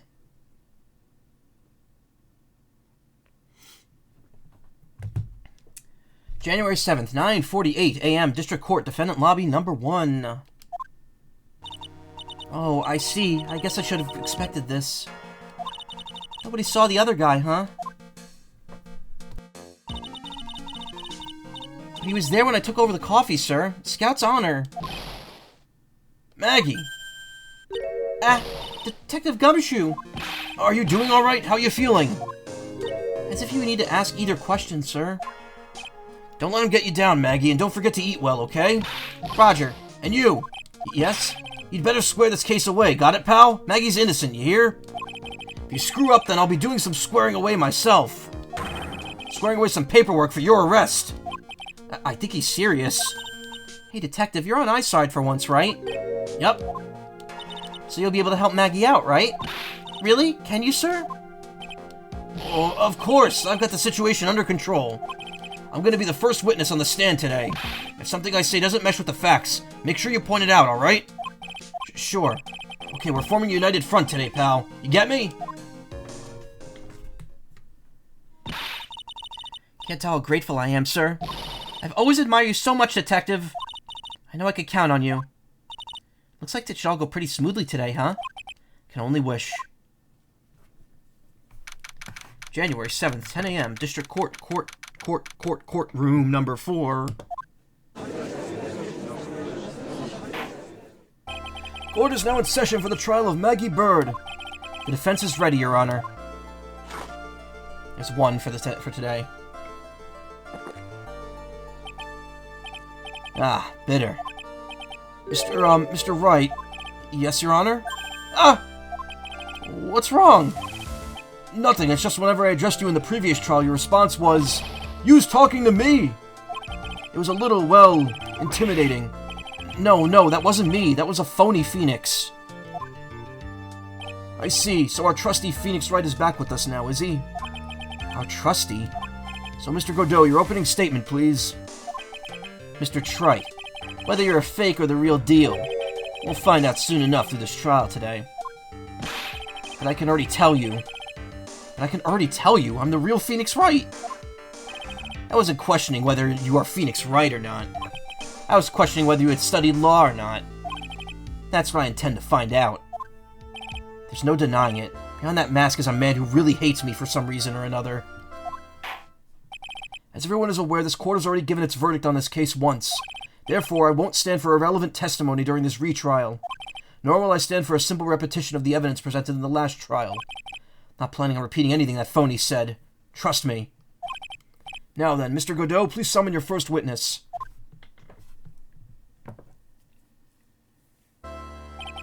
Let's start with the formalities, shall we? Name and occupation. Witness, state your name for the court. Oh, sorry, sir. The name's Police Department Detective. Occupation, Dick Gumshoe. Yeah, whatever. Other way around, Detective. Oh, sorry. Anyway, I'm the officer in charge of this case since yesterday, sir. Do we know how old Godot is? No, we don't. Since yesterday? Yeah, the guy who was on the initial investigation is tied up with another case now. I hope Gumshoe's really got everything under control. For everyone's sake. I see. So, Detective Gumshoe. Your occupation is also Dick Gumshoe. God damn it. Would you outline the court for the basic facts of the... Would you outline for the court the basic facts of the case? Yes, sir. The victim's name was Glenn Elg. He was a professional programmer. Glenn Elg, Professional Programmer, is the sequel to this game, by the way. He was on the paywall of Blue Screens Incorporated, local company. This is the victim's autopsy report. Court accepts this into evidence. Died of potassium cyanide poisoning. Time of death was between 1:30 and 2:30 p.m. Name Dick Gumshoe. Profession Dick Gumshoe. Gender Dick Gumshoe. Age Dick Gumshoe. And here are the floor plans of the restaurant. When the incident took place, the victim was sitting right here. Where are the toilets? Poisoned coffee was brought over to him by the waitress. The waitress being the accused. Yeah. The victim died from poisoning almost immediately after he took a sip of the coffee. At the time of the incident, there were 2 other people in the restaurant. Mr. Jean Armstrong, the owner and chef, and a regular by the name of Mr. Victor Kudo.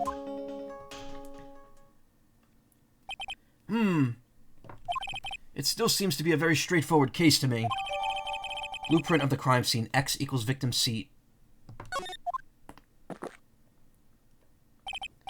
Come, detective. Take up this hammer. And nail the defendant's coffin shut with your own 2 hands. Now then, Detective Gumshoe, let's have your testimony. Yes, sir.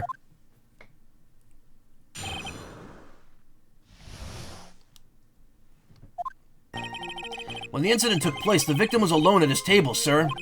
We understand that the guy, Glenn Elg, was listening to the radio at the time. Traces of poison were found in his coffee cup, and what we found was potassium cyanide. That stuff really packs a punch. And, it looks like Miss Bird might have had, well, some kind of a motive.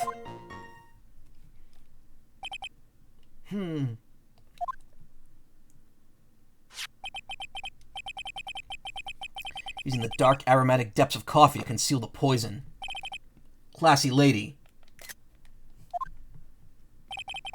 The facts of this case do seem to be ironclad. Mr. Wright, I would ask you to begin your cross-examination, but... Yeah? Please, no intimidation tricks this time around. Is that understood? I already told you, that wasn't me! The incident...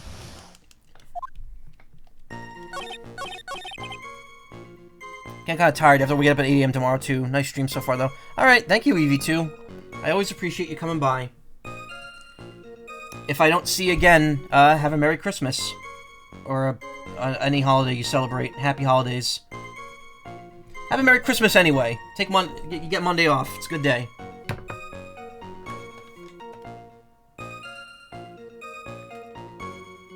Hold on. My headphones just got tangled. Here we go. We found was potassium cyanide. That stuff really packs a punch. Potassium cyanide? I've heard of that chemical before. Exactly how strong is this poison, Detective Gumshoe? It's, well, that stuff's lethal. Eat too much and you're history. How much is too much? A lethal dose is 0.2 grams. That's about enough to finish anyone off. 0.2 grams? How much is that? You know when you swab your ears for earwax? Yeah, about that much. You're off Monday to Wednesday next week. Nice. Well, enjoy it. Earwax, huh? Sounds like something Gumshoe's got an abundance of. Such a small quantity of poison could have been concealed anywhere.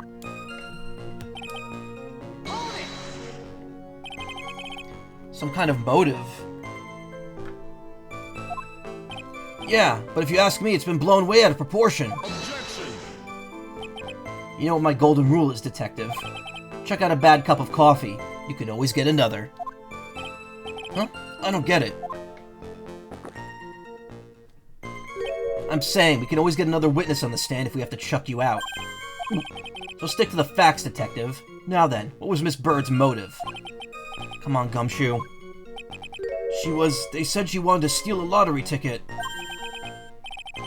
I knew it. That's what we heard yesterday, too. Disappeared from the scene of the crime. And it wasn't just any lottery ticket. It was a winning ticket for $500,000. Mr. Armstrong knew about the ticket too, didn't he? But he stole the wrong one. Then, is it possible Maggie stole the winning one? What should I do? Should I press on this point a little harder or not? Push him.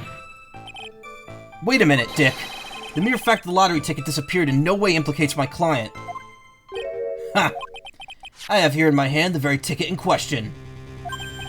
That's the $500,000 lottery ticket. One of the female police officers found it when she was conducting a search of the defendant. What? Order! Order! Ha! She's quite a lucky bird, our little waitress. You will submit that ticket as evidence to the court. Immediately! Better keep an eye on that ticket. The way the judge's voice is quivering. Victim's lottery ticket out of the court record. A winning lottery ticket for $500,000. Found during a body search of Maggie. This ticket was presented to the court in the previous trial, too. But it feels heavier now. $500,000, you say? It's just a scrap of paper. What matters is where it was found, Your Honor. And that's on Maggie's person, unfortunately. You really think there are any contradictions in this testimony? To be honest, I don't know.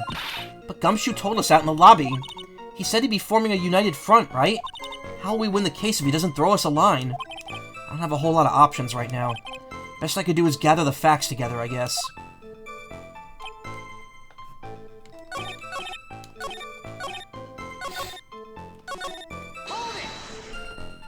Can I stop you for just a minute? Huh? What is it? Did I say something that contradicts the evidence?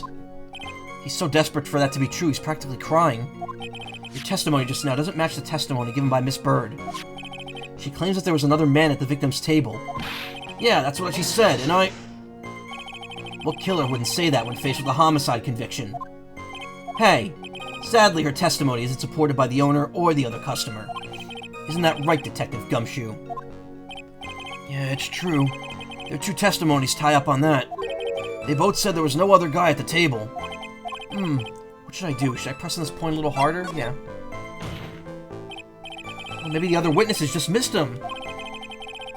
Perhaps their view of the victim's table was obscured in some way. Ha!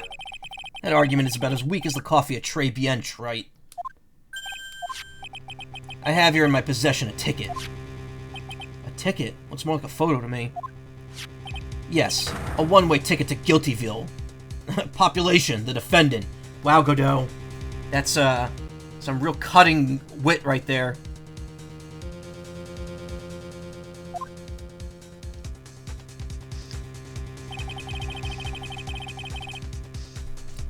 This is a photograph taken from near the entrance to the kitchen.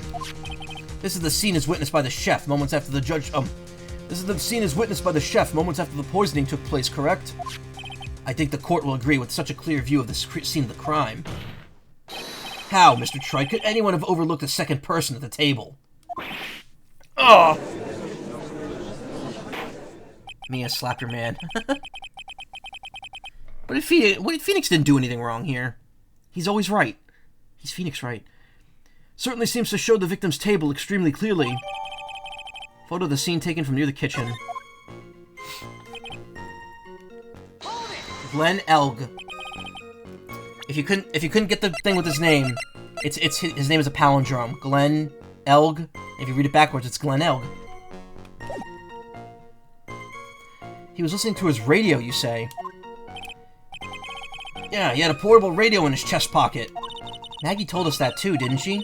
Something about how one of them had some sort of earpiece. What should I do? Should I press him a little hard? Yeah. Phoenix, always press harder. Always be pressing. ABP. And what was it the victim was listening to on the radio, Detective Gumshoe? Huh? How should I know? Thanks a lot. We're now one step closer to the middle of nowhere. This isn't going very well, is it? Detective, could you perhaps tell us about the poison and how it was used? So, traces of the poison were found in the coffee cup and nowhere else? Not sure I gotta get you, pal. Was the poison a liquid or was it a powder? If I had to put it in layman's terms, I say it was a powdery substance. So the poison could have been in anything that was on that table. Sugar, salt, pepper. Objection! Ha! Do you put salt and pepper in your coffee, Trite? Victim took his coffee black with no... The victim took his coffee black with no sugar. Seems the poison could have only been in the coffee. What should I do? Yeah, press harder. Are you absolutely certain the victim even drank any of his coffee? Huh? Oh, what do you mean? According to this file, the poison was found in the victim's coffee cup. What proof is there that the victim ever drank any of it? Oh, hey, you're right. That's what I was thinking. In case you were wondering, that last objection was for the detective there. Huh? For me? Oh, hey, you're right. You may be fooling the court, but I'm not falling for it. If you have the time to waste, you have time to present that piece of evidence. That piece, sir? Yes, that piece. What was that piece again?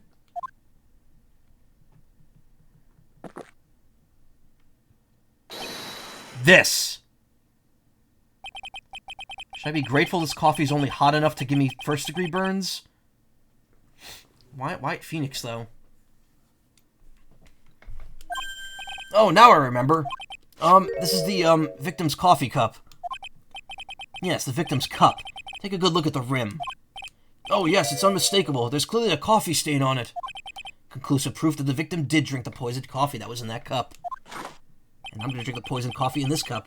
Victim gulped down that bitter death that the waitress brought to him. Like this. Ugh. For the record, the only prints that were on the cups were the victim's and the defendant's. Coffee contained potassium cyanide, covered in the victim and Maggie's fingerprints. Upon investigation of this cup, we found a certain chemical substance. That's enough. The facts of this case seem overwhelmingly clear to me. The defendant had ample opportunity to commit the crime of which he's charged. Furthermore, it seems beyond reasonable doubt that she did indeed commit this crime. I like an old man who knows the score. There's also the matter of the $500,000 lottery ticket. That alone provides a very credible motive. I mean, for that sum of money, even I might be tempted to bend the rules. I don't want an old man who's weak to the siren call of money. Not good, Nick. The evidence against Maggie's starting to pile up fast. Yeah, that's because the court has ruled guilty once already. I'd say it's about time to wrap up this repeat performance. With one final decisive piece of evidence. She's got more evidence against Maggie? This is the apron that the delightful Miss Bird was wearing at the time. Wow, that's not the cleanest apron I've seen. That stain looks like... It can't be. Blood, can it? Ha! Seems the star of our play was a little flustered. And somehow spilled coffee on herself. The coffee? That's not exactly the first thing that caught my eye. Of course, the coffee stain isn't the most interesting thing about this apron. No, there's something else that stands out even more. Something else? I presume you mean... Of course, I'm referring to the pocket. The... pocket? A search carried out right after the incident uncovered this. Potassium cyanide. The very poison used by the killer was in her apron pocket. A bottle of poison? In Maggie's pocket? Yeah, and Maggie's prints were the only ones on it. What?! Order, order, order! The court will accept these items into evidence. Worn by Maggie at the time of the incident, has small pocket but big stains. Deadly powdery poison bears Maggie's fingerprints found in her apron pocket. There's something still bothering me, Mr. Godot. Why have you not explained the blood stain to the court? Blood stain? What blood stain would that be? Don't play games, prosecutor! The blood-colored stain that's smeared all over this apron. That's ridiculous. No one told me anything about a blood stain. You don't need to be told. Just look at it. Well, detective, could the stain really be blood? No way, sir. It's just ketchup, sir. Ketchup? She must have gotten some on her apron while taking someone their breakfast that day. You could have spoken up a little sooner, Detective Gumshoe. Pull a stunt like that again, and I'll have you drink 17 cups of ketchup, witness. I thought everyone knew what it was already. Haven't seen anything yet to make me doubt the last ruling I made in this case. By the way, I just want to point out something real quick.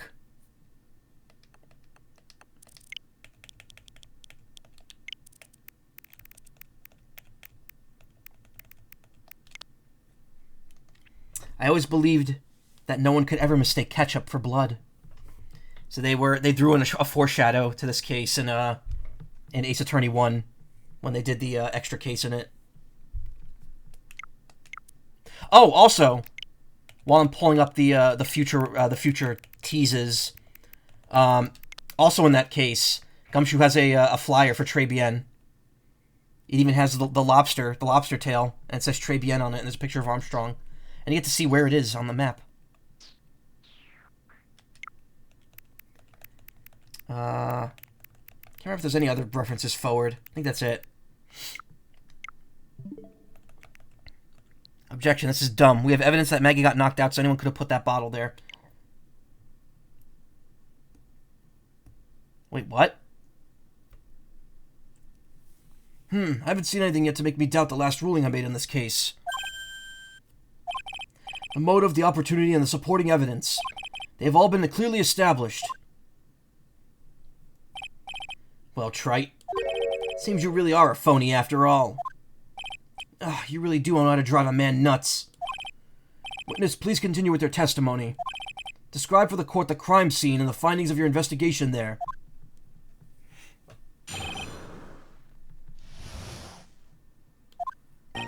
The crime was reported at 2:25 p.m. by a kind of scary old man, sir. Poor Maggie had passed out from the shock. Oh, must have been real tough for her. The victim didn't have any identification on him. I don't remember that part. I remember Maggie, actually falling unconscious. But we figured out who he was pretty quick, and then the investigation went smoothly. When Maggie was searched, we found the lottery ticket and the bottle of poison. And that was it. There was nothing else missing from the crime scene. You identified the victim and secured your prime suspect. Very good. Last chance to convince the court you're a real lawyer, trite. Don't count any more cross-examinations after this one. So let the fun begin.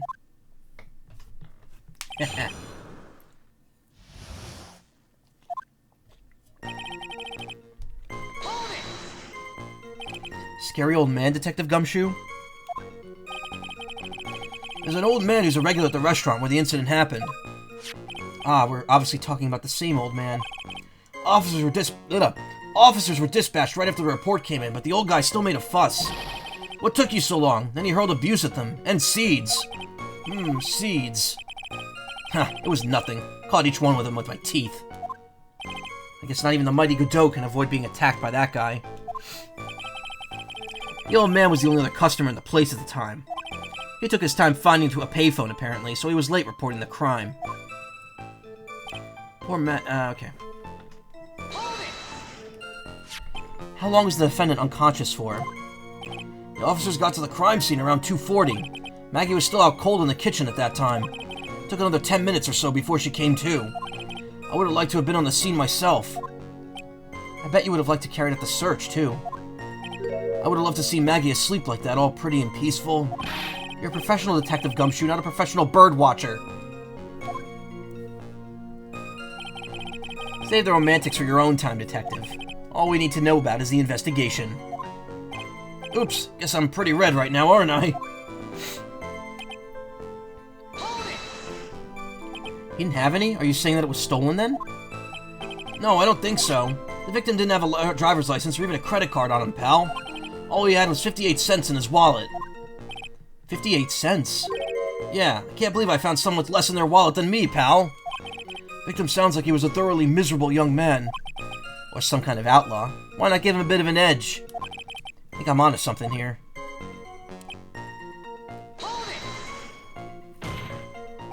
Wait a second. Huh? Did I say something dumb again? Let me paraphrase what you just testified to in this court. The victim didn't have any form of ID on him. That's basically what you said, yes? Yeah, basically. In that case, how were you able to identify the victim so quickly? Oh, that. He's so let down, he's got the whole sagging shoulders and puppy eyes thing going. There was a prescription bag on the victim's table along with the lottery ticket. Seems Mr. Glenn Elk visited his doctor before he went to Tribulations. We got the victim's name from the medical records of the doc who prescribed the meds. That's a reliable enough source for the court. What should I do? Should I ask more about this or leave it alone? Ask about his health insurance. So the victim had no form of identification on him, correct? Yeah. And yet before arriving at the restaurant, he went to see a doctor. Which means, he must have had his medical insurance card with him. Oh, that's very true. The fact that it hasn't been found points to only one obvious conclusion. The victim's medical card was stolen. Ha! True, the victim didn't have a medical insurance card. But why? Because Mr. Glenn Elk didn't have medical insurance to begin with. Huh? As I thought, a thoroughly miserable young man. Or some kind of outlaw. Bit of an edge never hurt anyone. Why are you so convinced on making the guy an outlaw? Looks like we're off course again, Nick. Witness, please continue with your testimony. Explain for the court the events following the preliminary investigation.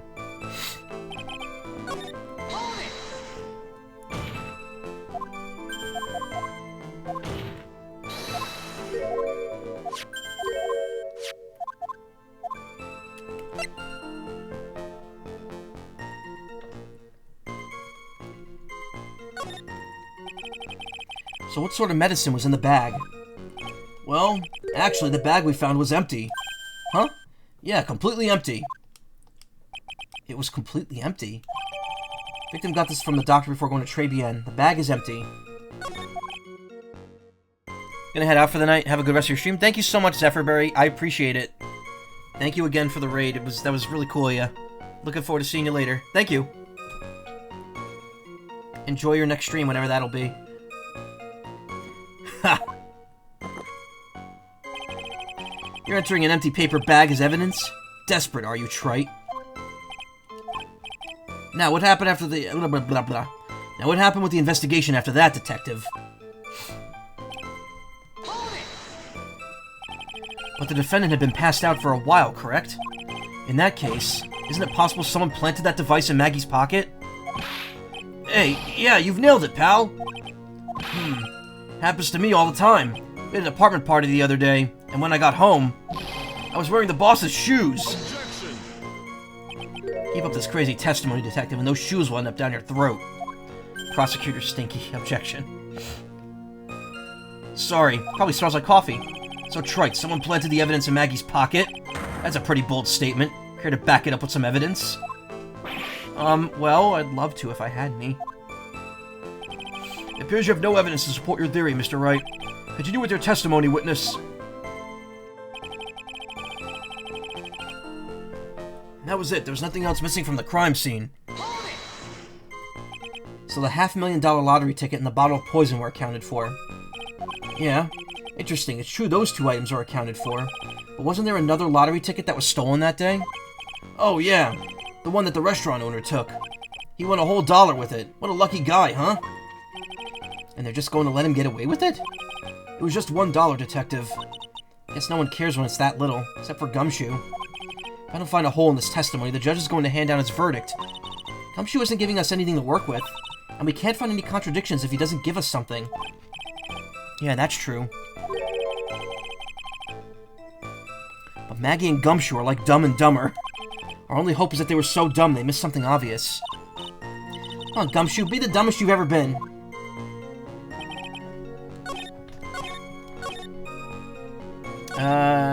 That was it. No, there's nothing else missing from the crime scene. Look how much evidence we have already.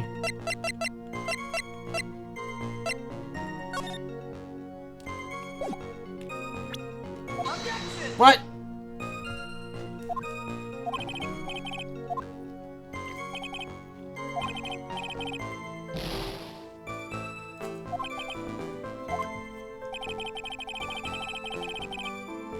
Nothing else missing from the crime scene.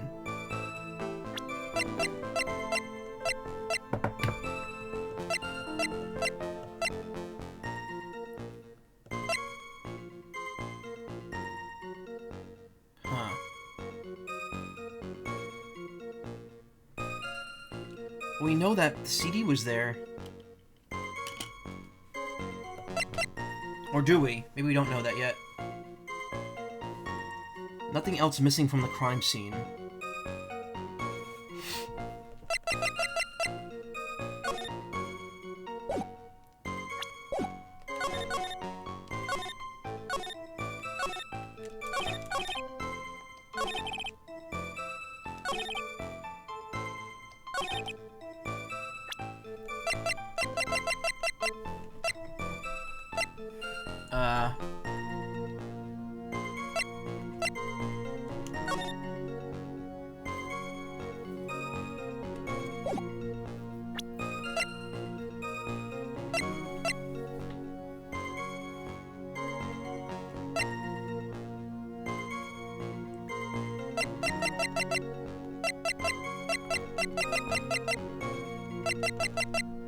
Cup? Oh, maybe the medicine. Obviously, the medicine had to be somewhere. Why would the empty bag be there? Detective Gumshoe, I think I should point something out to you. There's just one small contradiction in your testimony. Oh, finally! I'm getting all anxious just waiting, so hurry up, will ya? You testified that nothing else was missing from the crime scene. However, the prescription bag you mentioned was empty. Did the officers recover the medicine from the scene of the crime later? No, they didn't. The victim was given a prescription right before going to Tribulations. Where, then, did the medicine disappear to? You are too cool, pal! Indeed, due consideration wasn't given to the victim's prescription in the previous trial. Witness, do you always have to overlook such vital pieces of evidence? I guess it's the most careless thing I've done so far, huh? The victim was killed by poison, and the victim's medicine mysteriously disappeared. This is making me think of the first case again. The victim's own prescription could have been the lethal poison itself. It's really weird how every case in this game seems to, like, tie into itself. Because this is Phoenix's cold medicine all over again.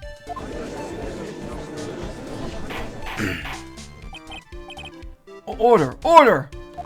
Well, Mr. Godot, what do you have to say to that? Ha! That's all. What? Read for the court the name of the clinic on the prescription bag, if you will. What's the clinic's name got to do with anything? New Ear Otolerant... New Ear Otolerant... God, I can't pronounce that word.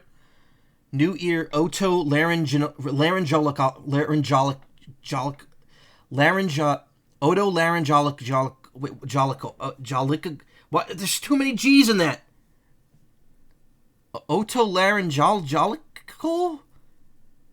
Otolaryngological. Otolaryngological. You can read it and know what it means for the most part. Yeah, I know. I mean, larynge has to do with the... Yeah. Otolaryngological. Oh, you know what? I never thought of splitting it up like that. Just what kind of illness was the victim suffering from, Mr. Godot? Hardly an illness, Your Honor. More like a bitter war wound, you could say. A war wound? Day before the incident, Mr. Elg found himself in a fight. He took a blow to the side of his head and ruptured his eardrum. He ruptured his eardrum? Then what on earth was the prescription he was given? It was a cream that was to be applied topically inside his ear canal, not to be ingested. What? It's mentioned in the autopsy report if you read the fine print. They found traces of the medication in the victim's left ear. Yes, here it is in very, very fine print. It seems Mr. L correctly applied some of his medication while he was at Tribulations. Therefore, it would be absurd to believe he would have eaten his medication. Seems this medication is irrelevant to the case after all. No. Nick, if you don't think of something quick, it'll all be over. Wait on, that makes no sense to me, but I don't know. I don't give a fuck logic, yeah. It's still suspicious that the medication is nowhere to be found. Can you poison someone through the ear? I mean, you could. If it, in theory, got inside your body. I mean, your ear canal is connected to the rest of your head. It could easily get into you. It was some sort of corrosive poison. Definitely.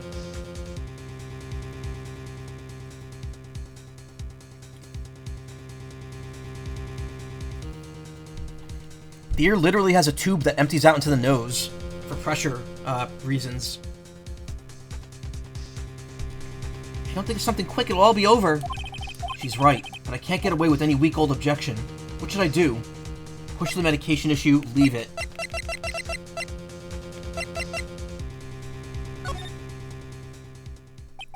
It does seem as if the medication isn't connected to the case. Huh. Maybe the last Mr. Trite was the real one. At least he didn't waste time. Indeed, if you have nothing further to add to this medication issue, facts of this case seem no different to those presented in the last trial. I would therefore have no choice but to hand down my verdict. Nick, don't let him do this. You've got to stand your ground. Now, see if it's ruptured. Why would it cream specifically? Usually there's not much that can be done, as it would take weeks to heal up. I don't know. It was probably for pain relief more than anything. Because there are nerves in the eardrum, right? I know, because I made contact with it before in my own head. Wait, Your Honor. Actually, the prescription is absolutely pivotal to the case. Mr. Wright, did you not just say the exact opposite only moments ago? Gotta lose a few battles in order to win the war, I suppose. Only moments ago, Mr. Godot made the following statement. It seems Mr. L correctly applied some of his medication while he was at Tribulations. If that's the case, then why is the medication not found at the scene of the crime? But the medication in question was for topical use inside the ear canal. Hella nerves and a snail full of crystals. Yep. Wait, there's crystals in your cochlea?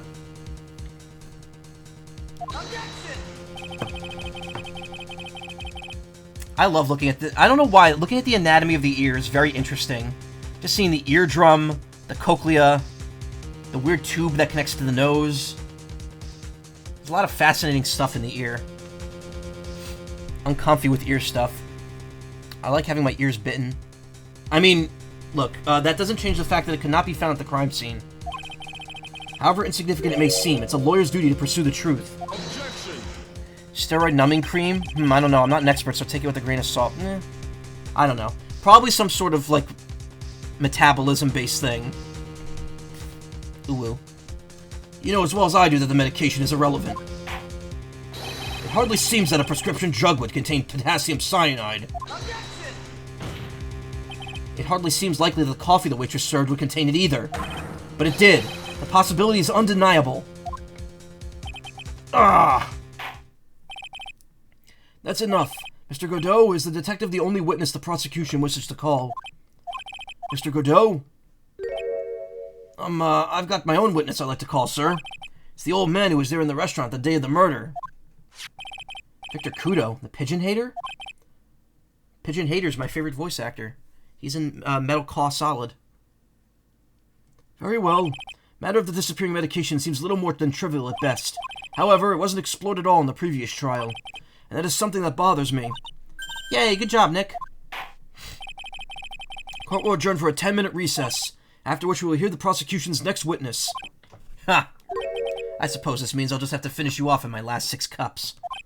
Court is adjourned for recess, so we already drank 11 cups since we've been here. If he's saying the last 6. January 7th, 11:03 a.m. District Court, Defendant Lobby number 1. That means Godot was drinking a cup of coffee. Let's see. That's 63 minutes. He drank 11 cups in 63 minutes. Means he was drinking like a cup every 4 minutes, 5 minutes.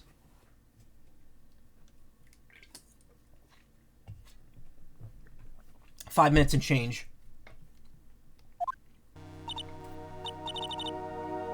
I like that. I like that idea, Karma. I mean, that's what it looks like when he slams the cup down, doesn't it? It looks like goop. It looks like latex goop coming out of the cup, like tar.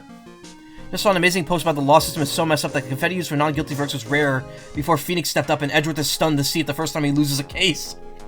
The 4-Coma comics established that it's actually Gumshoe throwing the confetti at the end of a case. Like, he cuts it up himself and then throws it whenever a not guilty verdict is read. Phew, that was close. Tell me about it. I nearly died in there. That's my line, sir. No, it's my line. I think I really did die a little bit. Looks like we all nearly died in there. I can't believe Detective Gumshoe. How can he betray us like that?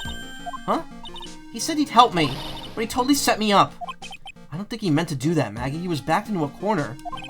I mean, the guy's got to do his job, right? It's okay. I know all about lies and betrayal. I've had them my whole life. But it really hurts this time. It feels like someone punched me hard in the stomach. I hate that guy. I don't ever want to see him again.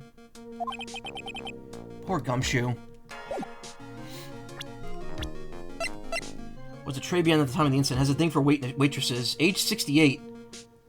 Oh, yeah, he's 68. Yeah, no, poor Maggie. So the next witness is going to be that old guy from the park, right? Yeah, Mr. Kudo, lover of waitress outfits and projectile seeds. But he's going to be really stubborn. I mean, he's pretty set in his ways, you know? Yeah, he's a big old grouch. Gonna be able to handle him, Nick? Yeah, I can take whatever he throws at me, even those never-ending bird seeds. Kudo is 1 year away from an ice age? Yes, he is. January 7th, 11:15 a.m. District Court, courtroom number 4.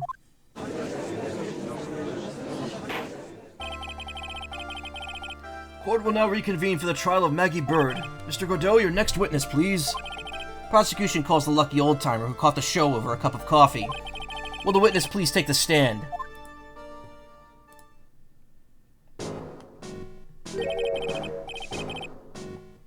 Name and occupation, if you don't mind. My name is Victor Kudo, born and bred in the land of the rising sun. Honor and duty are what make me. Mind you, I can be quite emotional at times, too. No need to hear about that, Mr. Kudo. Just tell the court your occupation. My occupation? Ha! Listen, young'un. How much call do you think there is for kimono embroidery out there? Kimono embroidery? That's what I do, or did back in Japan. I embroidered family crests on kimonos. My ancestors were embroidering kimonos before this country even existed. Wow, a real craftsman. They're a dying breed. Hey, maybe we should go embroider my costume sometime. Anyway, like I said, there's not much demand for that kind of thing here. So I had to take a job working the cash registers at a burger joint, pretending to smile. That burger joint would have been better off putting him in the kitchen. Now then, witness, were you in the restaurant at the time of the incident? Oh, yes, I was eating some seeds over a cup of Javachino. Seeds? What do you think these are, I see. You saw everything that happened, Gramps. Did I? Oh, yes. Oh, yes, I did. I saw it all. And please, tell the court. We're all ears. Sure. I'll tell you every last detail. He's really getting into this. His brother in the courtroom eating beans, yeah. What I witnessed. The young man was reading the sports paper. The serving lady brought him a Javachino, but she put something in it. The man took one sip of it, looked like he was in terrible pain, and then collapsed. That's the serving girl, right there in the defendant's chair. I remember her well. Want to eat some beans? I could go for some snacks right now, honestly. I'm kind of hungry. Mr. Kudo, she is not a serving girl. Please refer to her as a waitress. Ha, you're as bad as the rest of them. All these newfangled words. What's wrong with old-fashioned ones, Newfangled? All this talk of radios and glasses. It's wireless and spectacles, I tell ya. Excuse me. Listen to me, everyone. Don't forget the old values. Don't let the good old days slip away. Well, I think it's about time to begin the cross-examination, Mr. Wright. Yes, Your Honor.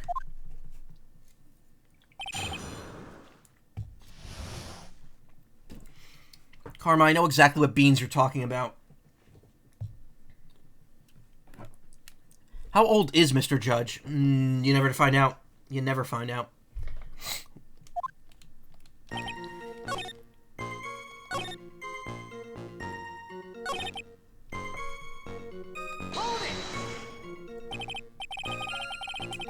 You said I remember her well in reference to the waitress. Did she have any particular features that you can identify her by? Particular features? It's a disgrace, that's what it is. Sorry? You can see all the way up to her, you know. She's practically naked in that uniform. So the particular features you recognize about the waitress is her outfit? But anyone could wear such a uniform, even me.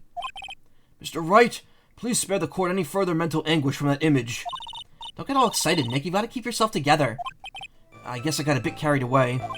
Ah, there are some other things I recognize about her, too. Seems pretty sure of himself. Sure, you saw a waitress take the coffee over to the victim. What matters is whether or not that waitress was Maggie Bird or not. Quite right. Mr. Kudo, these other features that you recognize about the defendant. I would ask that you add them to your testimony. Sure. There was a ribbon in her hair and her apron straps were loose. Yeah? That checks out. Edgeworth, upon hearing Phoenix say he wants to wear the maid outfit, I want to see this right now. You do seem to remember several details about her appearance. But what about the most crucial detail of all? Her face. There's at least 58, likely more. Got it. As if I wouldn't remember that. The witness noticed the straps on the accused apron. He's unlikely to make a mistake about her face. That's right, I can even tell you the color of the ribbon in her hair. It was red. So you see, there's nothing wrong with the witness's eyesight. There's no doubt he remembers the waitress pretty well. What should I do? I have the feeling there's something more to this somehow. Mr. Kudo, you seem especially interested in straps. Why is that? Well, what? Ribbon in her hair, the straps on her apron. Why the fascination? A fascination? Objection! People have all kinds of fetishes, Trite. We don't need to embarrass the witness. Listen, you young upstarts, I haven't got some sick strap fetish. Capturing that one, too. Is there any relevance to this witness's unusual love of straps, Mr. Wright? I was just curious as to why he was so fixated on them. I said I haven't got a strap fetish. How many times do I have to repeat myself? Very well. Continue with your testimony, Mr. Kudo, and make it strapless. Think old Seedy really saw Maggie do it? Well, he probably had his eye on the waitress the whole time. That's why he was there. But he was there for the cute outfits, right? Not the waitress. I guess. Oh, she makes a good point, though. Hey, did I just say something clever? I wonder if the waitress Mr. Kudo saw really was Maggie. That's what we have to figure out, Nick.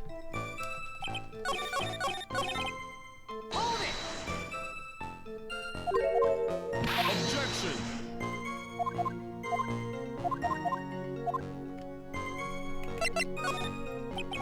The identifying features you described are all things you would see from the back. So what? Is it possible that you never saw the waitress from the front at all? Objection! Ha! He's got you there, Gramps. Wait, he objected to agree with me. People normally talk about facial features when they're asked to describe someone. But this witness's testimony is nothing but straps and ribbons. This is harassment. I tell you, I'm not obsessed with straps or ribbons. I'm just telling you what I saw. Hey, Jess. Twitter died? Cool. Came here to the best social media website there is. Is Twitch a social media website? One where I can hear my friend's cute voice. Oh, who's that? I would be very interested in hearing that. Mr. Kudo, the court requests that you add any details about the... Mr. Kudo, the court requests that you add details about any Oh my god. Mr. Kudo, the court requests that you add details about any identifying features. Features you observed from the front, that is, to your testimony. How you doing, Jess? I haven't talked to you in a few days. You been busy with school? School? S apostrophe cool? Sure. This old man's testimony is getting longer and longer. And I can't find a hole in it soon. It'll get even longer, I bet. There wasn't anything that caught my interest about her when I saw her from the front. Well, that's bullshit. Objection! Yeah, your semester's done, though. Nice! Mr. Kudo, I would like you to please take a look at this. God, that filthy old thing would suit you, like you, That filthy thing would suit filth like you just perfectly. Actually, reminds me of what my grandson looks like after he's done eating.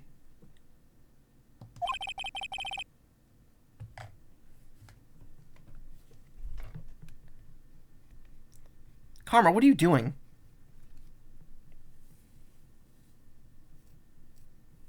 Have you ever seen this before? Of course I haven't. Do you think I'd forget something as dirty as that, Well, you half-witted clot!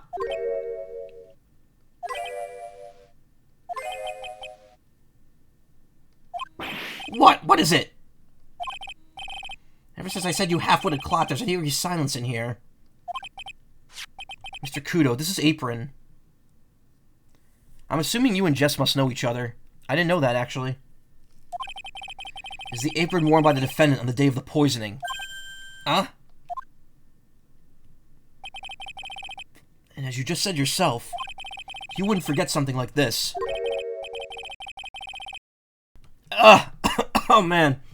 I had like a huge... I think a phlegm right there. Sorry, I had to mute myself. Which means if you really had seen this apron before... Yes, you know what I'm getting at. You couldn't have possibly have seen the waitress from the front. Oops! Witness, you can't just oops your way out of this. Ha! Well, well. Looks like we finally have a genuine trial on our hands. Coffee. Listen, Troy, here are the facts. On the day of the incident, there was only one waitress in the restaurant? Ooh-woo. That being the defendant, Miss Maggie Bird. Exactly. And when that one waitress put the poison into the coffee cup, this old guy was watching. I hope you understand the gravity of the situation, Mr. Kudo. The fate of the defendant may rest on what you say you remember seeing. Just tell the court exactly what you saw, Gramps. You can rely on me, Captain. My noggin's in perfect working order. I can't remember a single occasion where I forgot what burger a customer wanted. Can't remember. Probably more like he messed up so many times he's blocking it out. Very well, let's test just how good your memory and attention to detail is, Mr. Kudo. Hope I'm gonna do my dishes right now, but I'll hear your beautiful... Jess, please. You're embarrassing me. Jessie, you're embarrassing me. Now I'm imagining Looney Tunes characters and their breakdowns. Woohoo! I don't know why I did, like... Daffy Duck. Like Daffy Duck Mickey Mouse scream right there. They just get like these cartoony antics. I hate getting distracted. I hate when I get distracted because now I'm like going off on a tangent that's making no sense. Tell us what you remember about the victim. I love him too, Karma. I love him too. About the victim. He was another one of those pesky young types wearing a broken pair of spectacles. He had a newspaper in his right hand, and the nosy brat kept rustling its pages. The young man was listening to the wireless. I remember that well. Then the serving girl in question brought over the Javachino. Little Fidget picked up the cup with his free hand and took a sip. Only one waitress at the restaurant? Ooh, why do you do this to myself? Well, I did that to myself. Testimony we just heard was to test how credible the witness's memory is. It seems to me that he remembers the victim in a great deal of detail. Oh, yes, I hate those you-know-what types. You-know-what types. They're so vague about everything. How are we going to handle this, Nick? We only need to do one thing. We just need to prove that the old man's memory is shot. Just trip him up, you mean? Just trip him up, you mean? Isn't that kind of cruel? I suppose, but it's what I do best.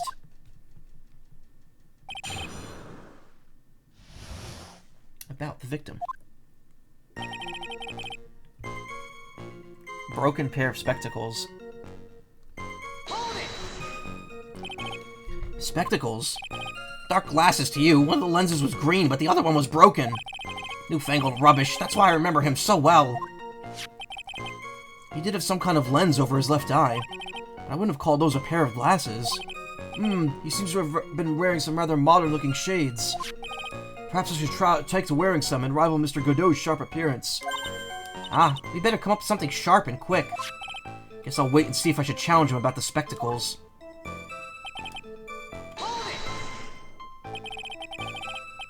The newspaper was a sports paper, wasn't it?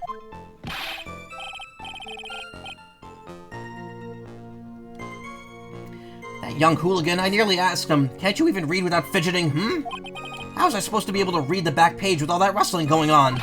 I need to find out if Gustin Braun retained his championship title. Oh, Guts and Braun.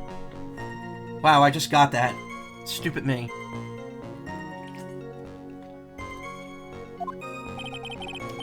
It was his paper, not yours. If you wanted to know so bad, why don't you buy your own? What are you looking like that for me? What are you looking at me like that for? Don't judge me. Ow, ow. Guts and Braun got beaten yesterday, by the way. Anyway. Maggie mentioned that earlier. Or no, Maya mentioned that earlier. The wireless. Decadent young rascal. In my day, it was one or the other. Read the paper or listen to the wireless. Oh boy. And using an earpiece. It's selfish, that's what it is. I was straining my ears, but I couldn't catch any of it. Was he that desperate to listen to the radio? What are you looking at me like that for, How dare you something me? Ow, ow. I completely lost the character there. You mean the waitress who you only saw from behind, right? You're one of those, are you? You never let anything go, is that right? Isn't that right? Maybe. What does it matter if I saw her from the front or from behind? My eyes don't lie! Ow! Ow! Better not push it until I've got some hard evidence. His free hand? Yes. Which hand was that? Weren't you listening before? Clopped ears! I said he was rustling the newspaper with his right hand, didn't I? His free hand wasn't his right hand, then which hand was it, you moron? Ow, ow, fuck! Ha! Perhaps the great Mr. Trite has 3 hands. Yeesh, I was only asking. You need to gang up on me and treat me like a freak. The whole point of this cross-examination is to establish just one thing. That this old guy's memory has more holes than a slice of Swiss cheese. Guess we just need to find a contradiction in his testimony somewhere, huh? Anything will do, even the smallest detail. We just need one mistake and he's ours.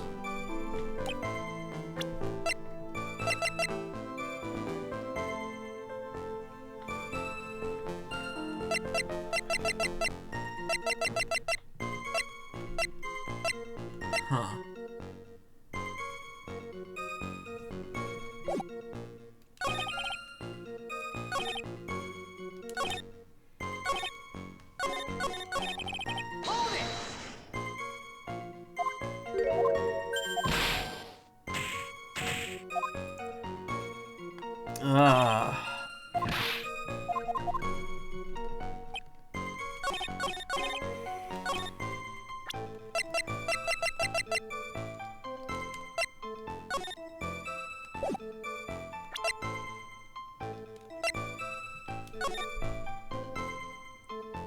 Doesn't really tell us anything.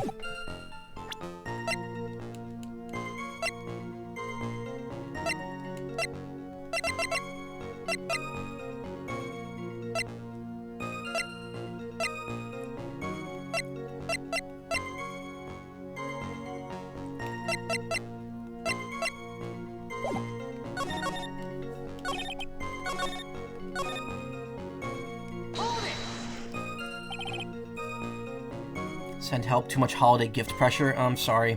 My last gifts to you... So, one of them's gonna arrive on Christmas Eve now. And, the other one's gonna get there sometime between the 26th and the 2nd.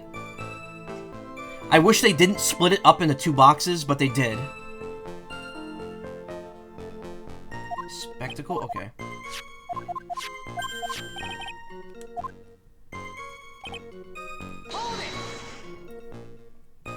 I just need to get one more gift, and I'm all good. And I'm gonna get it the day before, because it's digital.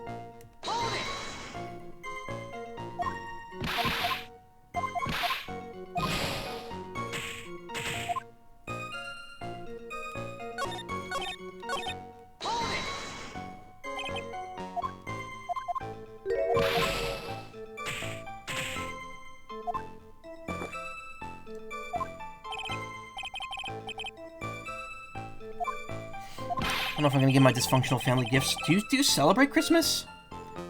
Everything hurts. Yeah, I saw what was going on. I'm sorry your family's having such a rough time. Oh, you do? Okay, that's interesting. Pesky young I don't know where I'm supposed to present here.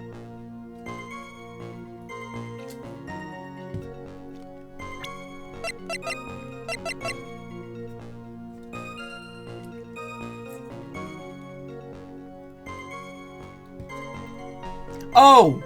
We could tell what hand he held it in because the coffee stain is on the side from... Yeah. I was like, I think it's the coffee cup, but I couldn't tell why, and I just realized, because it doesn't say which hand he used, but if the stain is right there, then he must have held it with his right hand.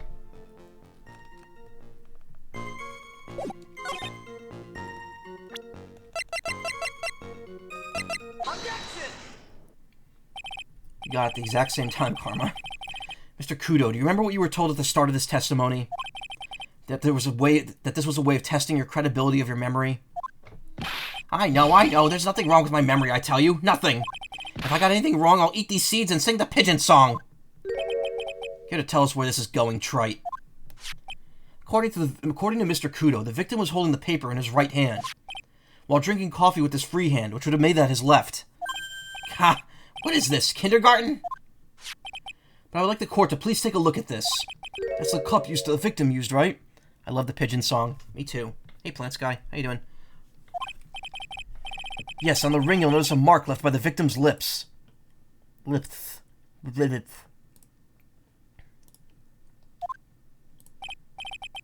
Cup looks uncomfy to hold. Yeah, it absolutely does. Your finger would be grazing that flower. Yes, there's a stain left by the coffee. If you consider where the stain is, you'll see clearly the victim was holding the cup in his right hand. But how?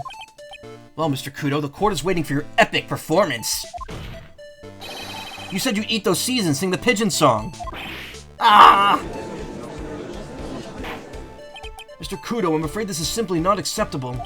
I think the witness had better go... Wait! If you think I'm going to stand here and listen to you tell me I'm mad, you're wrong! I don't care about that dirty coffee cup, I know what I saw! You still insist on your testimony. That young Brett was holding the cup in his left hand. Oh yes, no question, I'm a good law-abiding citizen, I am. It's that dead young hotbot and you spiky-haired yahoo, who are at fault. Who, me? Thank you, old man, we've heard quite enough from you already. I think, I mean, obviously, if he's 68 and the judge is calling him an old man, I think the judge is probably a fair bit younger then.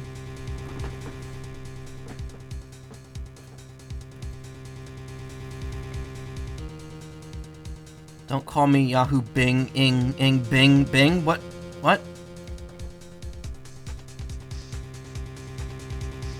Your B key is not working. Guess that means you'll just have to watch a E movie tonight instead of B movie. Don't call me old man, old man. Been around for 68 years I have. You can't ignore me. Listen to what I have got to say! I'm sorry, Mr. Kudo, but... Sure, why not hear a little more? Mr. Godot! But this is my 16th cup of coffee. So this is your final stand. Thank you, Captain. You can rely on Victor. Go Google yourself. This is a joke. You like Bing. I'm not really, I don't really subscribe to any sort of search engine. They're all the same. I guess Google sucks now, though. Left hand or right hand? Excuse me. Well, I was wearing the earpiece on the same side as the green lens of his specs. He kept fiddling with it all the time. He was fiddling with it just before he picked up the cup, too. And then he used the same hand to pick up the cup, his left hand. Supposed to subscribe to a search engine? No, I mean subscribe as in, I don't, commit and use one specifically. I mean, I guess I technically just use Google because it's default, but Google kind of sucks now. Yeah, they all sell your search history. We know that the victim was wearing an unusual monocle over his left eye. It wasn't a monocle, Your Honor. It was a small computer monitor often used by programmers. A monitor? You mean like a television screen? The inside of that lens is a screen that displays computer data. It's called an HMD. It's a common tool in the victim's line of work. HDTV, DVD, CD, all these newfangled letters drive me mad, but they don't matter. I know what I saw and I'm telling the truth. It's true, he doesn't seem to be lying. And those are the facts in good old black and white.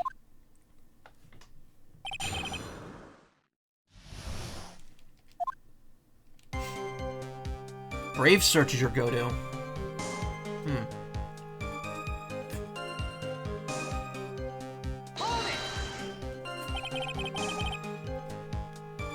So the victim was wearing an HMD. What does it matter? HDTV, CD, DVD? There's none of them, actually, but anyway. And you're sure that he was wearing the earpiece on the same side.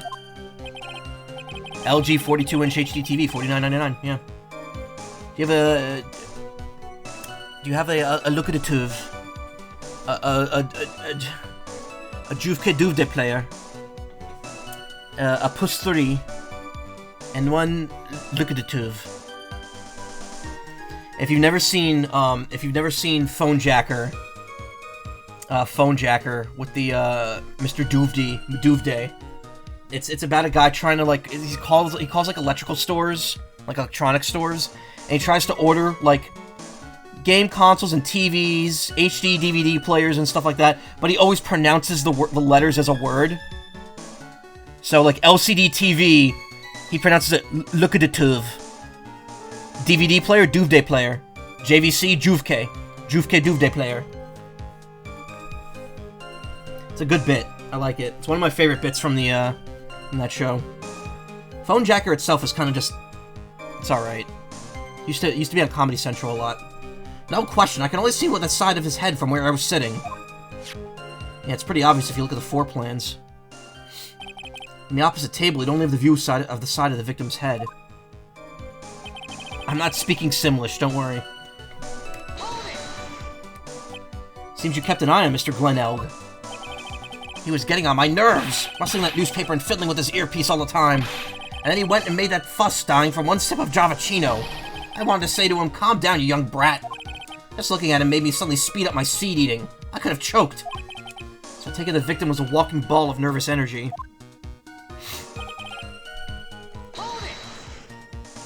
The earpiece you mentioned, which hand did the victim touch it with? You're one of those people, aren't you? You're the type that uses your left hand to get things out of your right pocket.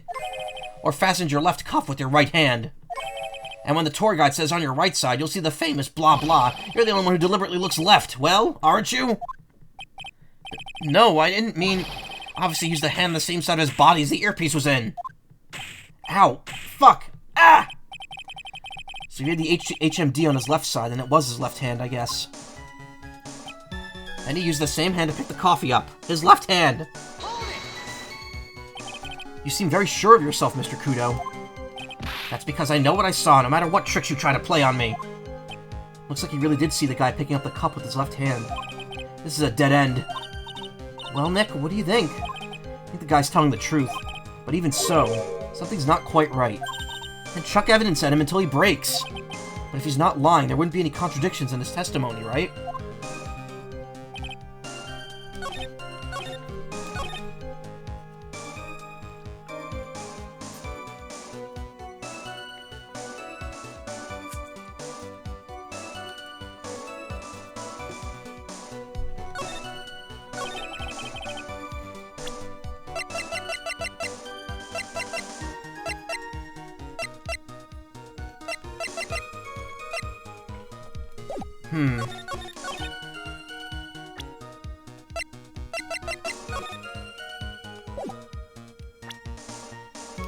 Wasn't the medicine for his left ear? It doesn't actually say which ear it was for. Or does it?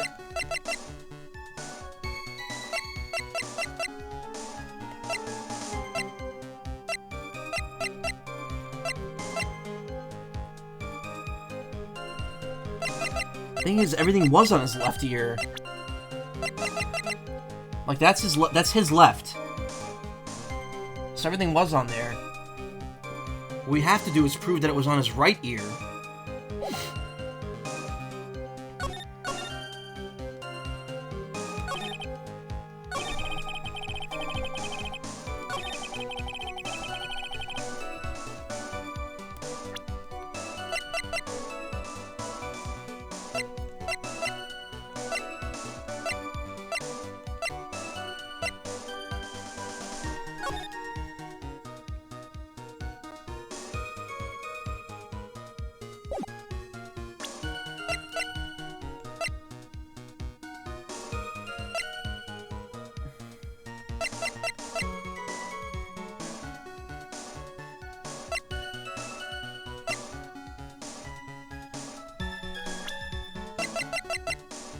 One HMD over his left eye, left eardrum was ruptured. Oh. Wait a minute, but he wore...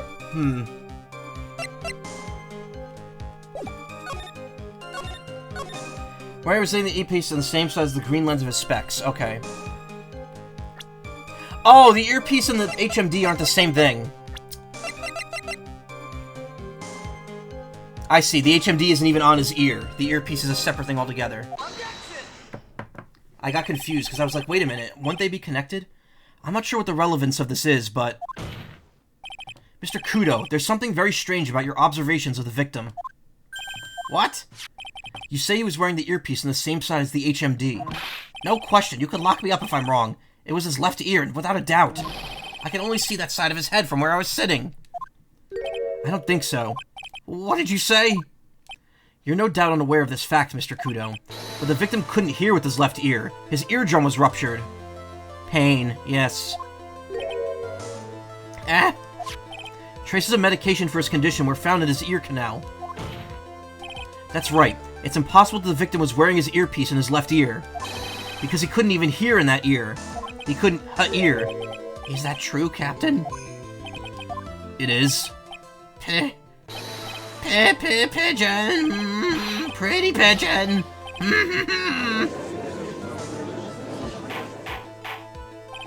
Order, order, order! The HMD kind of looks like a scouter from DBZ. I think that's entirely the intention. You mean yourself, but that too. Why are you in pain? This witness's testimony is completely unreliable. He only saw the waitress from behind. And he claims the victim was wearing an earpiece when we know his eardrum was ruptured. Well, Mr. Godot? Single drop from him. Oh, that is a... I was like, is that a ring or like a bandage on his finger? It's supposed to be a ring. Single drop of milk is all it takes to destroy the pure black magic in the cup. This old man is my drop of milk. Captain, are you calling me a drip? This is the victim's coffee cup in which the potassium cyanide was found. The mark on the rim clearly shows that the victim picked it up with his right hand.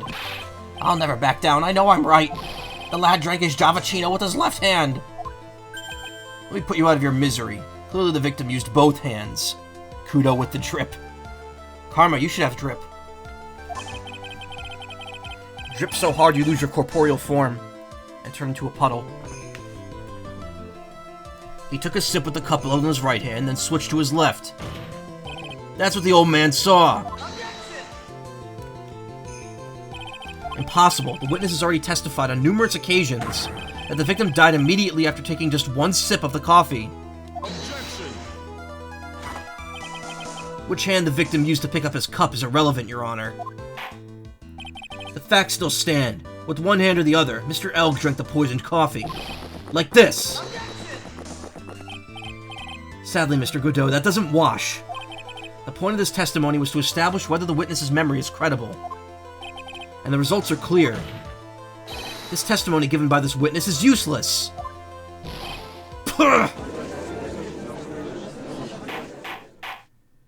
I believe it's time to conclude today's proceedings. I'm satisfied that the witness is not deceiving the court. But to be frank, his testimony is a farce. Did you have to be so frank? Take that, you pompous old fogey! I'm sorry, Mr. Kudo, you can't reach me from there.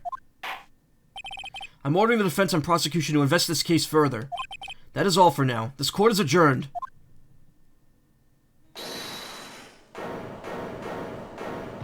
Wait! If we stop now, where does that leave me? Leave you, Mr. Kudo. Thanks to that blue-suited young upstart over there. I'm just a bumbling old man who can't even dot his T's or cross his I's now. Pretty sure you do the opposite there. How is your bad memory my fault? I'm sorry, Mr. Kudo, but there's nothing I can do.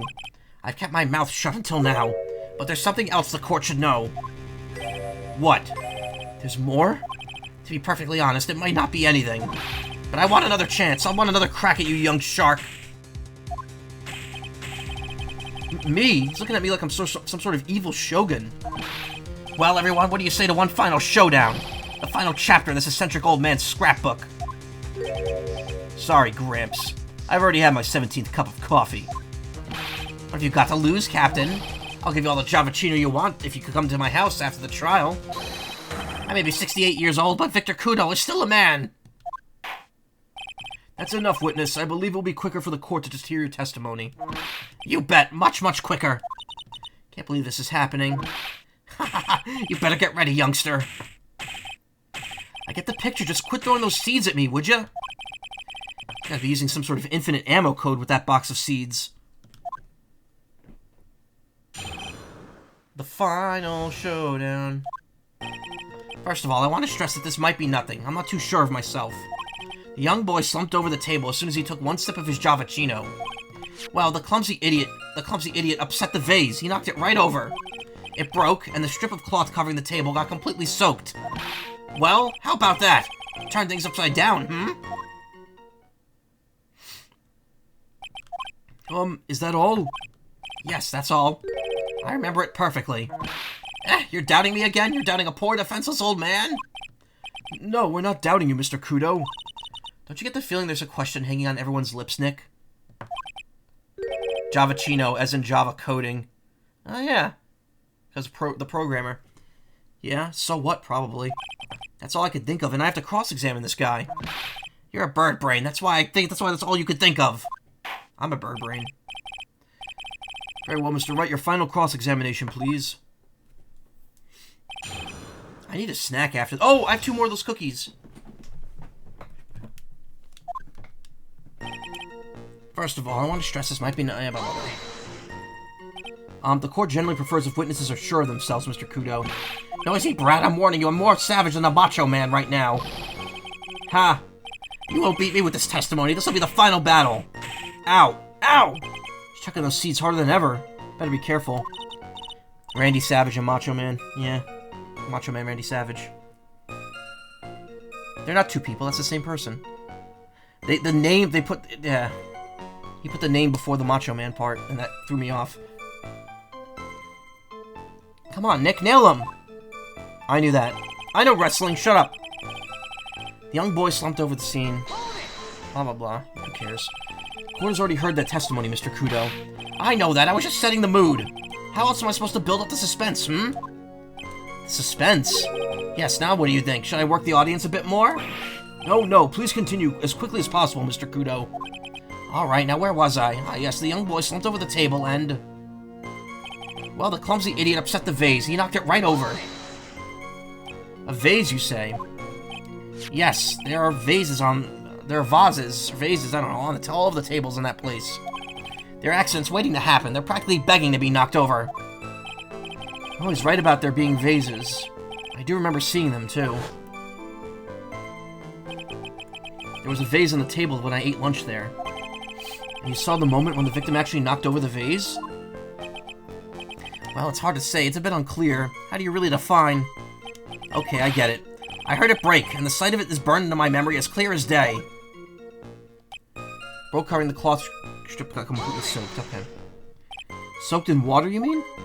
Yes, it splashed on me on the knee as well. Said you were sitting at a table across the room from the victim, right? And yet the water still managed to splash onto you? It was cold. I clearly remember it splashing me. Did the water really make it all the way across to the other side of the room?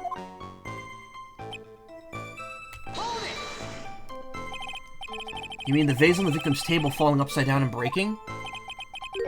The vase turned upside down, and my testimony's turning this case upside down. It was a joke. I just wanted everyone to hear it.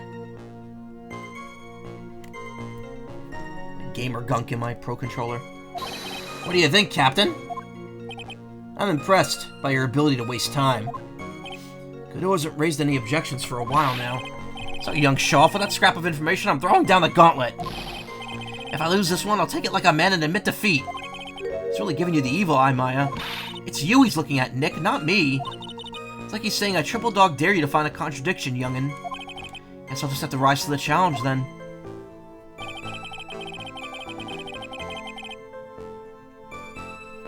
I have no idea what to press here. I have to look over the stuff.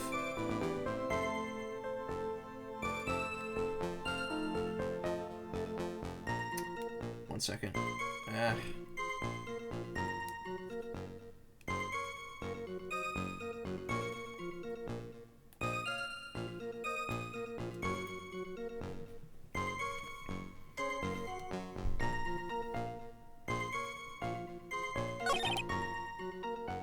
The boy slumped over the table as soon as he took one sip of his Javachino.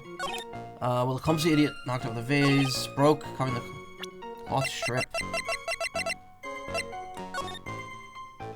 It's right there! Objection!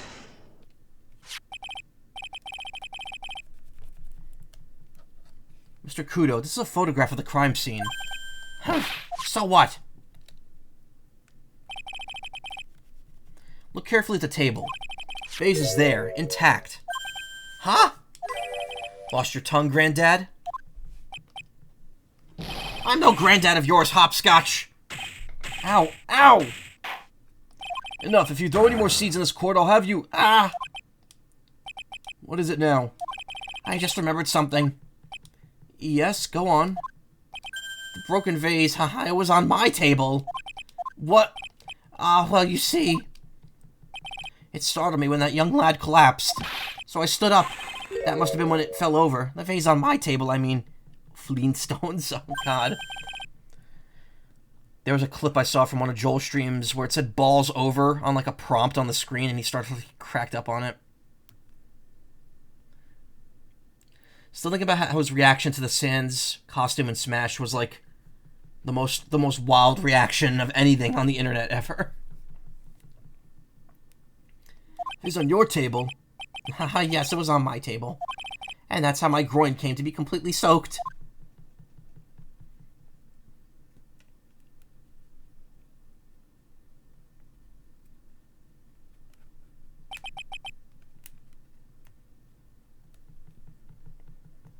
No one wants to hear about your wet pants, dude. Oh, thank you, Mr. Kudo. You've certainly earned your kudos for today. Oops. Alright, I'd like to ask a question now. Have I been any use at all? Perhaps that's something you should reflect on yourself, Mr. Kudo. Ah! Well, wait a minute. If that's the case, there's more. I've got more to say. Oh, yes, I remember something else. Bailiff, escort the witness out of the courtroom. Wait, listen to me!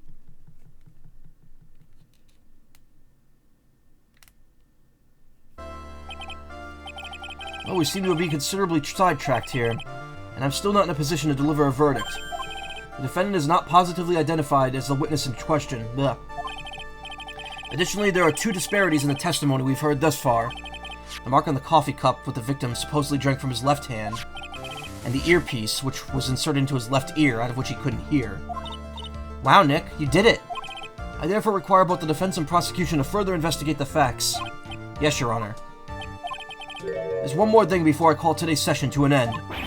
One more thing, Your Honor? The witness we just heard from, he is most insistent that his testimony should be of use. So he summarized it accordingly into this statement. Okay. You may each have a copy of it if you wish. Whatever. Prosecution doesn't need props like that. Godot's really mad, huh? Yeah, I would be too. Very well, here you go then, Mr. Wright. There are 3 copies. My own, yours, and Mr. Godot's. Yes, Your Honor. When the incident occurred, I broke the vase at my seat. I'm sorry. Victor's testimony added to the court record. I'm sorry. This isn't a piece of testimony. More like a 5-year-old's apology. What the heck are we supposed to do with 3 copies? That is all. This court is adjourned.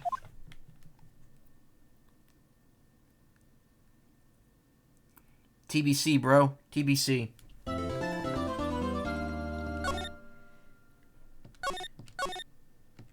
Oh, it's only 2:30. Wow. That feel one TBC, yeah. Got quite a bit of time left. We could probably get to the next investigation.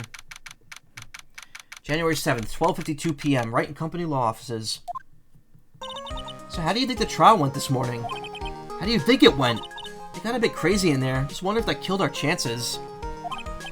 Yeah, I guess it did get out of hand. Mr. Kudo's latest testimony did nothing to help us. Latest? His only testimony. Plus, now we don't even know the identity of the witness who laced the coffee. All we know is what Mr. Kudo saw, the apron straps and the ribbon. And that the victim was wearing an earpiece when his eardrum was ruptured. Talk about a terrifying case of contradiction-itis. Time to play doctor and find ourselves a cure then, huh? Yeah. We've got to find one for Maggie or she's going to have a terminal case of guilty. Maya, someone died.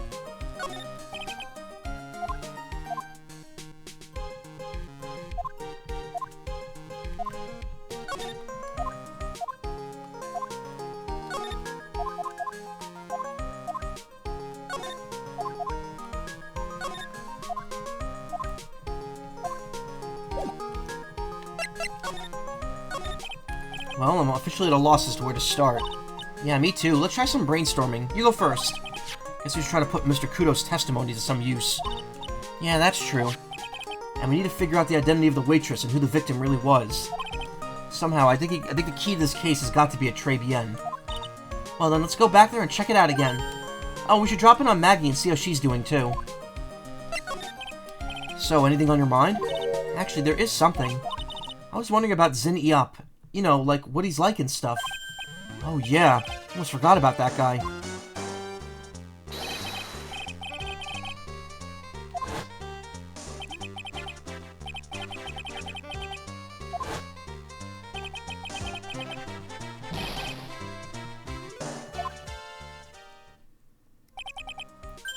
Actually, I've learned a little something about my doppelganger. Huh? You did? What'd you find out? Oh yeah, Maya was working at the restaurant when I ran into Don Fonione.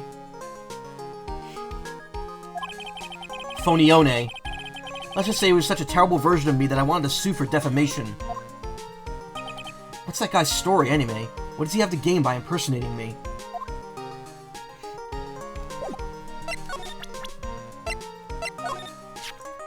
That seedy old man, what's his name again? Vermin Kudo, is it? I can't remember either. Never seen a witness mess up so badly in court before. Better stay away from him for a while, huh? Yeah, it might be more than seeds that he chucks at us next time. Godot got it good today, huh? He was even smoking at the end there. I'll have a new witness ready for tomorrow, though. You can count on it. We need to figure out the facts before then, or we're doomed. He really bailed me out again yesterday. Ah, that seedy old man was so rude to me. He didn't realize just how awesome I am. If he had, I bet he would have treated me better. Since when did you become so awesome? Most of the victims in our cases tend to be people we know nothing about, Nick. Take Glenn Elg, for example. Now that you mention it, we don't know what kind of guy he was or why he was killed. I say it's time we get out there and find some answers. I feel really sorry for Gumshoe today. He really wanted to help Maggie out, but he kept getting backed into a corner. Maggie took it pretty bad, didn't she? Do you think she feels betrayed? Maybe. We gotta cheer her up somehow. She is a friend, after all. A friend? I never really thought of it that way, but I guess she is. A lot of strange conflicting things kept popping up today at the trial, huh? Yeah, and they seem to come out of nowhere. That's why we gotta go talk with Maggie and get this whole thing straightened out. Maggie said that when she brought the victim his coffee, there was one more person sitting at the table. A single contradiction, probably the most important one we have to resolve. Might fall asleep soon. Oh, well, thank you so much for coming by, Tiny Fox. I appreciate that. I hope you enjoyed it.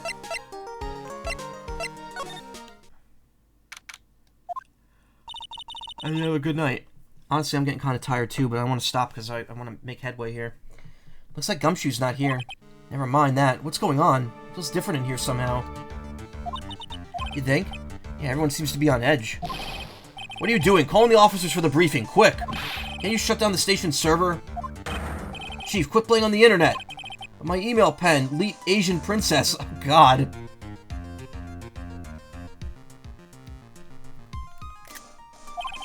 Save it for later. I'm turning it off now. No, Leet Asian Princess! Everyone's keeping busy in here, huh? Keeping busy, more like panicking if you ask me. Something's going on. Something big.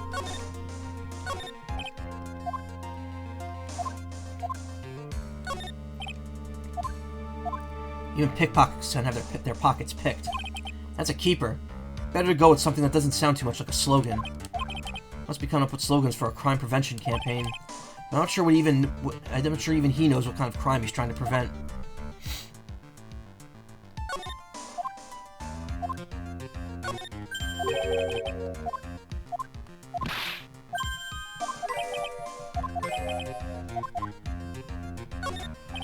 This must be the chief of detectives here. He looks lost now that his power to his computer's been cut. Oh well, guess I'll just have to write her a real letter instead of an email. Alternately, you could write up some reports, just a suggestion. Dear Leet Asian Princess, how are you? I'm okay. How was the show last night? Wow, what an awesome job. Maybe I should send in my resume and become chief.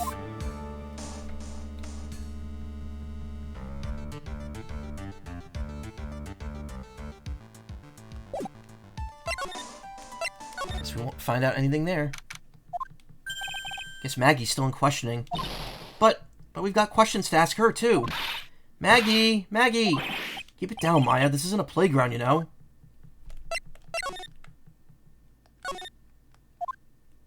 Right now, there's nothing for him to do, so he's catching some vertical Z's.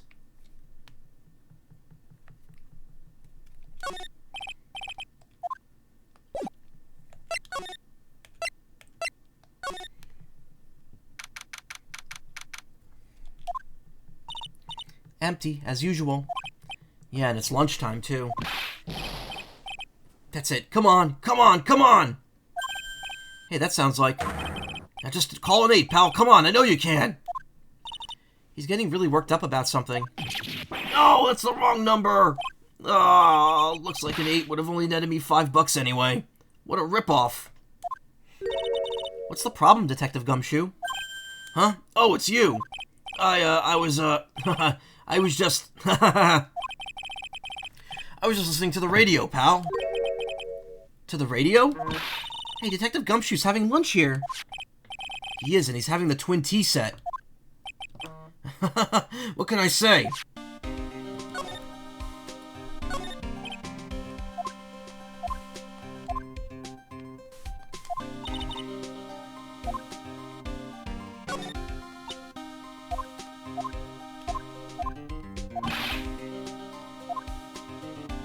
It's all the same stuff.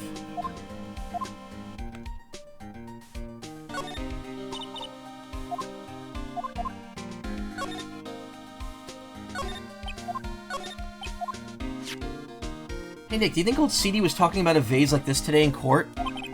Does look like it's ready to fall over any second. Looks kind of fragile, too. If Mr. Armstrong charged $10,000 for every vase a customer broke, he'd be able to pay off his loan really quickly. If you have people with that kind of bill, Maya, they will hit you back.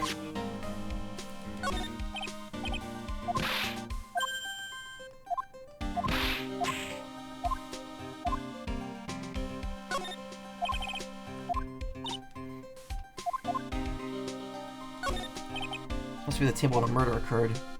Yeah.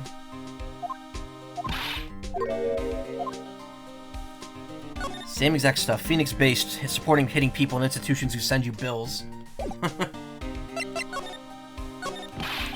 This is a nightmare. How am I supposed to look Maggie in the eye now, pal?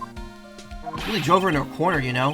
You always blow apart my testimony. Why have today of all days didn't you do it? Sorry, there just wasn't any holes in it for once.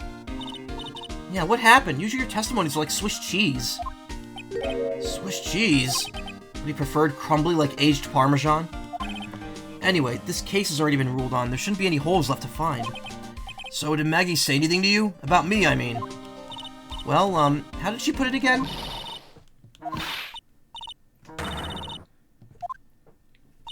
Something like that. Please, Detective Gumshoe, I didn't mean... Why is this happening? He's banging his head against the wall, Nick. Oh man, poor Gumshoe. Totally caveman-brained. So, did you like the twin tea set? Never paid that much money for lunch before. I was so nervous my hands were shaking. So, how did it taste? Well, for $20, I guess. I don't know how to describe it, really. It was... delicate? Delicate? You mean you liked it? It didn't taste bad to you? What's the matter with him? Looks like he's thinking. That's it! I've been trying to think of the right word to describe this taste. And I just realized. It's bad! That's it! It tasted bad. It's kind of hard to admit it to yourself when you paid $20 for it, you know? Maybe you should have found out about that price after you'd finished eating. Hey Nick, maybe that's why Glenn Elg came here. Maybe he heard about the super fierce twin tea set. If by fierce you mean fearsome. Speaking of Glenn Elg, that reminds me. I still hardly know anything about the guy. Why don't we ask Detective Gumshoe what he knows, seeing as he's here? So what were you all excited about earlier? Huh? That's right, you said you were listening to the radio or something? Oh, that was nothing. I wasn't excited. Come on, Detective Gumshoe, you can tell little old me. What were you listening to? Nothing, really. It was just the, daily exercise show.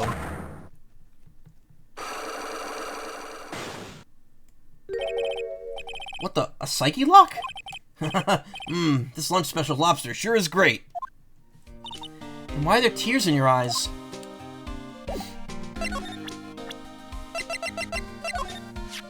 This guy was a real programming genius. They called him the walking computer at the place he worked at. What happens when he crashes, though? Does he just stop moving all of a sudden? He wasn't literally a computer, Maya. Gumshoe's psyche maxes out at 1 lock. Anyway, there's nothing between Maggie and the victim. Yeah, that's what we found out yesterday, too. Hey, Detective Gumshoe, don't you have any more information that's a bit more fun? Fun? Oh, I know. So have you paid a visit to where Mr. Elg worked yet? Might as well. His workplace? Where's that? Computer firm called Blue Screens Inc. or something like that. Sounds like a real stable company. This could be fun, Nick. Let's go. Computers aren't really my thing, Maya. We'll be fine. I know all about that high-tech stuff. Wonder about that. It's just around the corner from this joint. You should go take a look. Computer firm called Blue Screens Inc., huh? Take that!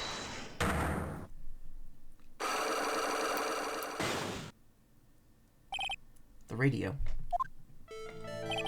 Alright, Detective Gumshoe, tell me the truth. What were you listening to? No way, pal. Now that you've made a big thing out of it, I'm not going to tell you. We'll see about that, pal. Considering all the noise you were making while you were listening, it's pretty clear what kind of radio program it was. I'd say it was related to... Take that! I'm right, aren't I? You were listening to the lottery results, weren't you? You thought you could try to win big, just like Glenn Elk did. It's like you could see right through me. Huh? I've cracked him already? See, pal? That's why I said it was nothing.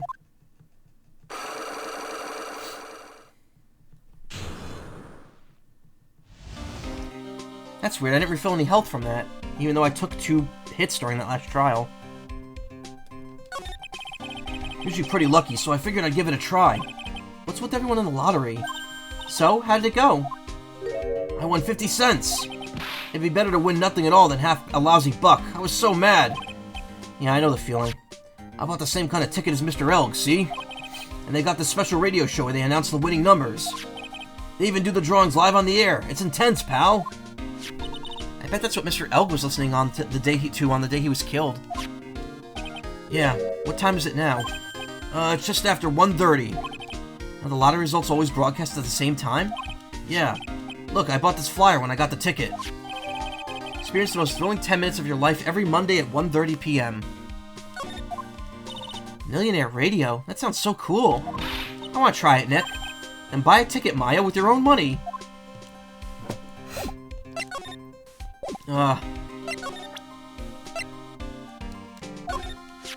Apparently everyone's listening to this show now. That's because everyone wants money.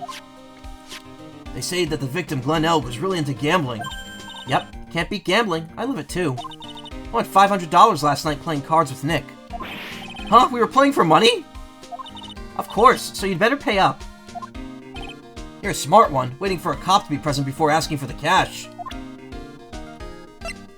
I mean, doesn't Phoenix pay her to work there?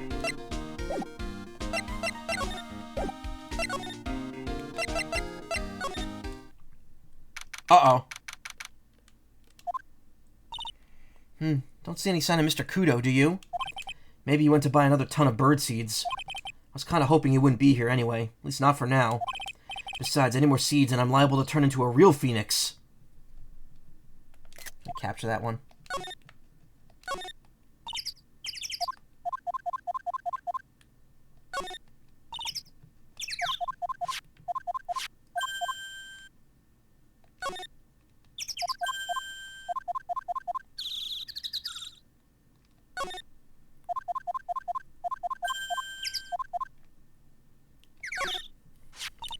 Hey, check this out. I wouldn't get too close to that if I were you, otherwise you might be in for a shock. My phony must be lurking someplace nearby. Just imagine a tiger loose in the city. Meanwhile, the real Phoenix is like an abandoned chick lost in a vast urban jungle. Huh? Don't worry, someday you'll grow up and become a ferocious tiger too. Don't lose hope. Why is she trying to pep talk me into becoming my phony?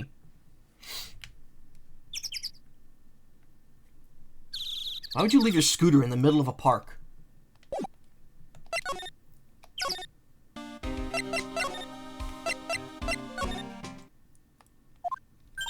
Huh? Mr. Armstrong's talking to someone. I'll be back next month. Oui, natural element. I'll be waiting for you. If you haven't got it by then, I'm afraid it might get a little hot around here. Imagine someone who's always so chill looking. Yeah, they are. No, I will have everything ready, I promise. That was Italian. I love fire, you know? I love the way it crackles. No, stop it, I beg you. Then don't let me down. I'll be watching you.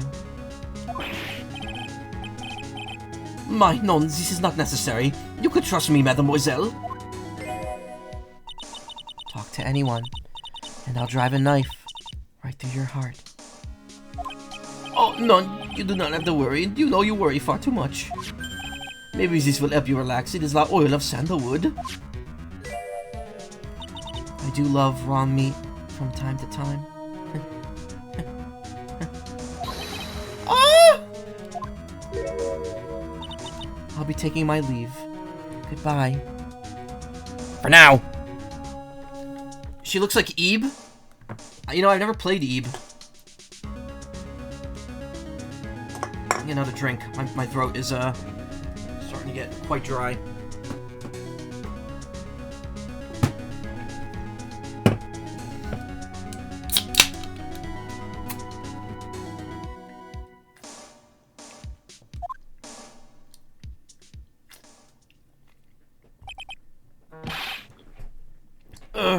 I have the shivers. I must rub some of my oil over my body before I comes in nervous wreck. Ah, my nose.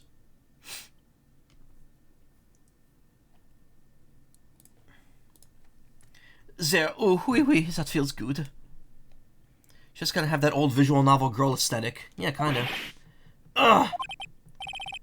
Oh la la, excusez-moi, monsieur. My eyes, my eyes! Your eyes? If you have the trouble with your eyes and need this, la oil of sandalwood. Isn't this just the leftovers of what you were just using? You don't exactly have many customers, do you, Mr. Armstrong? Non, you are right, monsieur, but perhaps that is the perfect time for you to visit me, non? That way I can give you my undivided attention and cook for you la dish supreme. Putting on a brave face, huh? That's what girls do, Nick. But you are right, business is very difficult these days. Perhaps the name is the problem. People do not understand it. They think it is tray. I just want people to think that my restaurant was exclusive. But I think you just serve fast food on cheap plastic trays? Nick, that's the kind of thing that can make a girl cry. Have you forgotten that Mr. Armstrong is a man, Maya? But this restaurant is my life. It is everything to me. I will defend it to la finale. No one will take it from me. That woman just now. So who was that woman you were just talking to? Oh la la, you saw that? Well, yeah, sorry. So, who was she? She looks so polite and graceful. Polite? Graceful? And she likes raw meat and fires, right? Yeah, we just heard this.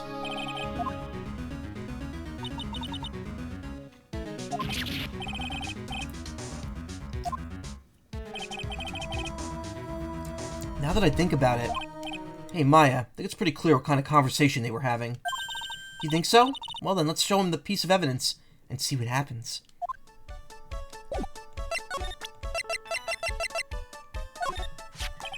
So long as that paper exists, I am but a delightful angel with broken wings.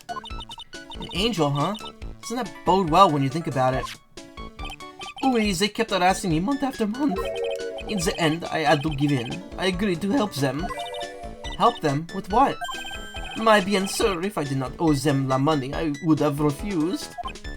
But my hands were tied. Please, what did you agree to help them with? None, I cannot say. If I tell you that woman, she will slice me up and eat me with the salad garnish. Ew. I really hope he doesn't mean that he'll literally be sliced up and served with garnish. I'm going to guess that woman has something to do with your loan contract, am I right? Ah! Please, Mr. Armstrong, tell us about that woman.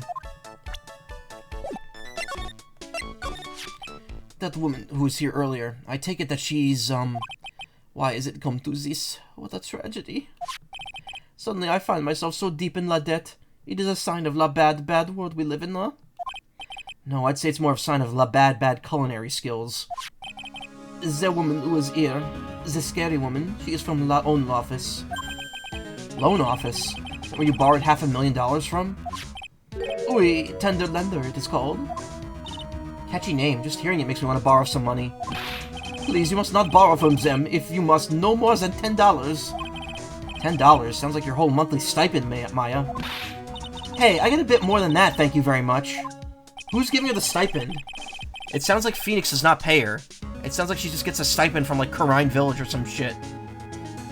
So Tender Lender is the loan office you borrowed $500,000 from, huh? I wonder if they've got anything to do with this case. I am a weak woman. When I am upset, I have to buy something nice to cheer me up. Thanks to him loaning me that money, I have to pay back $500,000 now. I am like his slave. I have to do everything that he tells me. Who's this he? La Tiger. The Tiger? Oui. He is the manager of the Tender Lender, a terrifying man. La big city mobster. When he shouts at me, my knees start trembling and his voice is ringing in my ears for 3 days. As soon as I hear the noise of that battered old scooter he rides, I start to cry. Big city mobster who rides a battered old scooter. Does this guy resemble me by any chance? Oh, no. This man has a presence, a most formidable personality. Although, oui, he does have less spiky hair, just like you. Oui, there is a resemblance there, I suppose. Sounds like this loan office is worth checking out after all. If you want to visit the Tender Lender, it's just beyond Vitamin Square. Hey, Nick. If he needs money, I can loan you some, as long as it's less than $3. Thanks for the offer. Just beyond Vitamin Square, huh? Well, I'm gonna head back to the precinct now. Got a big meeting starting in a bit. About Maggie's case, you mean? No, that's pretty much wrapped up now. There's another big case going down at the moment, so she's been pushed aside. Okay, well, see you later then. Bye. Bye. Bye.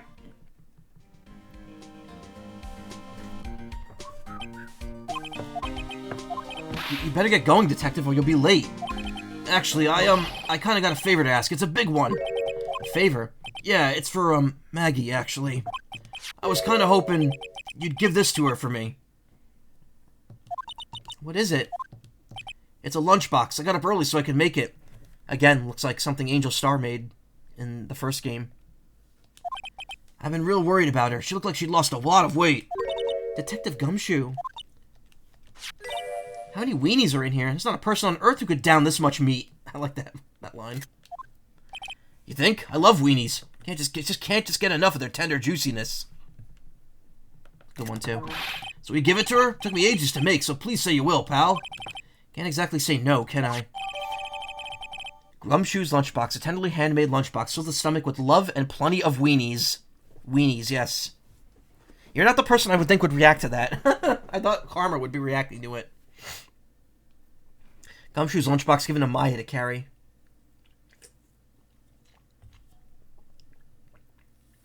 Weenies and rice. Maybe I'll eat it myself if I get hungry. Don't forget, okay? I'm counting on you to give that to Maggie. Holy shit, no. What? No. What's wrong? He's finally gone.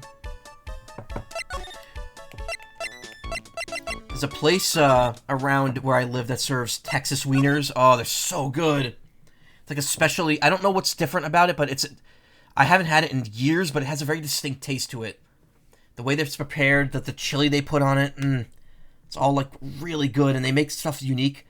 I haven't been to this restaurant since I was a kid, and it's still around. I checked the other day, and I'm just like, oh, Nessie, we have to go up there. I've never seen anyone else refer to them as weenies. Oh.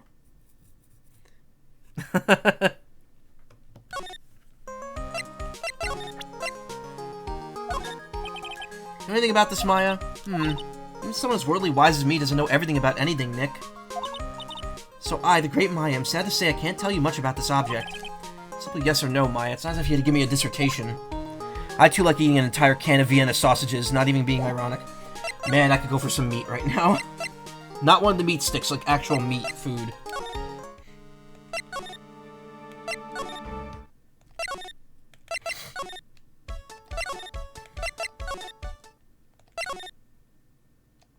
Alright, let's go to blue screens first. That was just a My Family Culture thing. No, it's people refer to them. Wieners. Wieners, weenies. Look at this dude's posture. Incredible.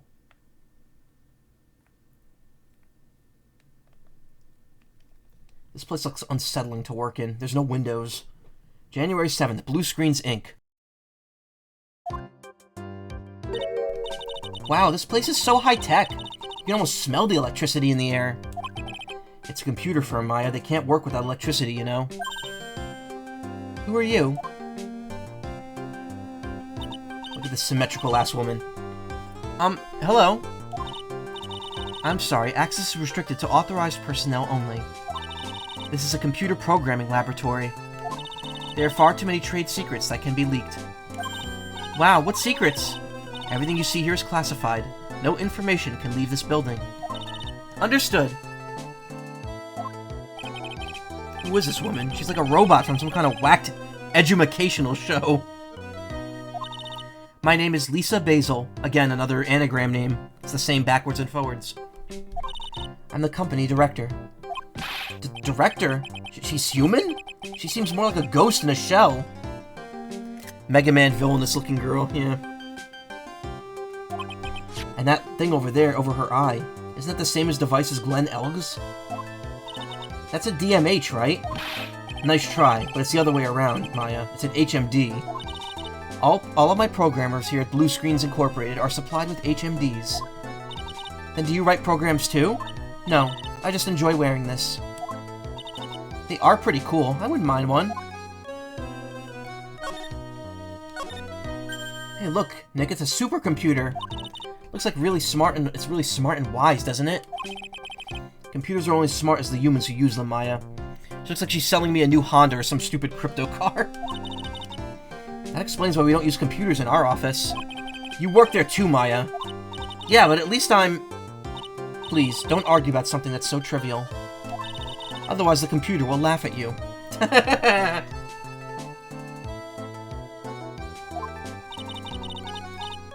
She said she'd laugh at us, Nick.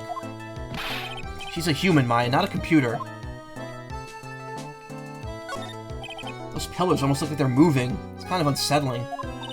Nah, they just look a bit warped or twisted or whatever the word I'm looking for. This office was designed with a futuristic feel in mind. Futuristic? Yes, we tried to imagine what things might look like in the future when we designed it. Clearly, we've missed the mark. It helps to soothe and calm the soul. They need to provide him with blue light protection glasses. Do those exist back then? Well, the HMDs have blue lenses, so maybe. On second thought, Nick, I agree with you. This place is really unsettling.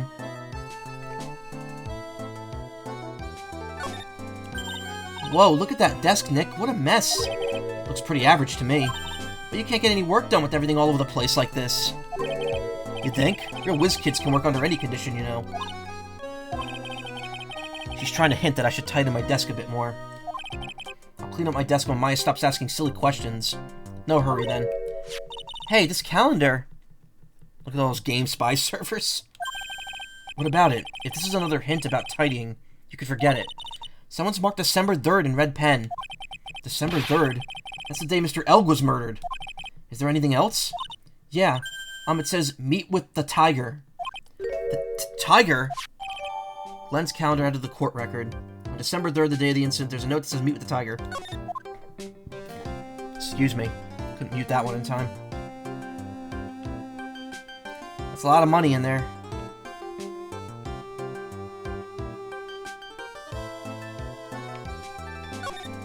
He's really pounding that keyboard, isn't he? Wow, I bet that's where the pro and programmer comes from, huh? Guess I shouldn't be resting on my laurels. Gotta expand my skill set and all that. Yeah, that's a good idea. Maybe I could become old CD's apprentice. That man's back is fucked. Yeah, I just said that earlier. I said that when I first got here. He's snails, yeah. Uzumaki for real. Uzumaki if it real.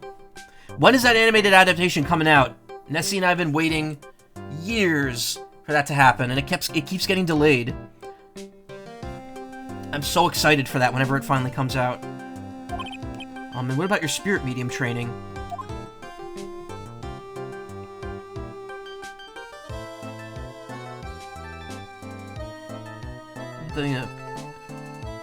This gal in this room, yeah. Always watch the live-action movie, I guess. Yeah, but I want to see the animated adaptation. It's gonna be good.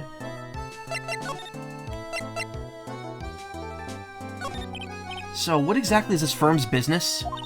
I'll try to simplify it so that you can understand.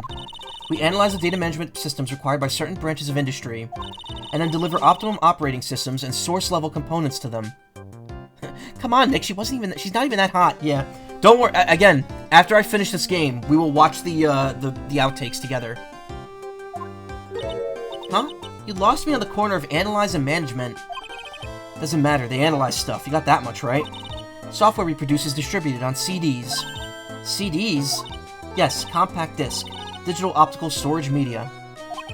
Of course, CDs are used for software as well as music. In the Discord or on the stream. I'm gonna try on the stream. I don't know if we'll get slammed for showing anime footage. Blue Screen's a terrible name for a computer business, like calling a car shop Dead Engines. Well, the joke they made when they mentioned the company's name is that Maya says, huh, sounds like a very stable company. It is a small firm, but all of my employees are first-class programmers. Let's ask one of them what they're doing. Excuse me, what are you working on right now?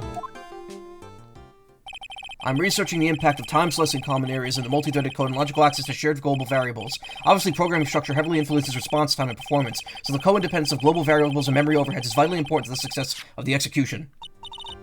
Well, you get the idea. This is the sort of thing we're involved in. Did you good people all follow that? Yeah. Your blank smile just said otherwise, Maya. To be honest, Dead Engine sounds like an amazing car shop. Yeah, sounds pretty cool. Would you mind taking a look at this? I'm sorry, that data is super admin restricted desktop access password protected. Super admin restricted desktop access password protected? What? This is madness! No, Maya. That is Sparta. She won't tell us unless we say the right code word. A code word? Sesame.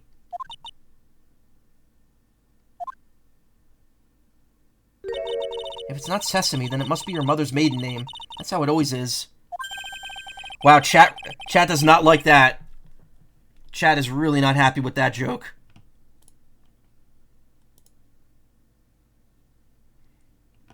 Yeah, you guys, y'all hated that.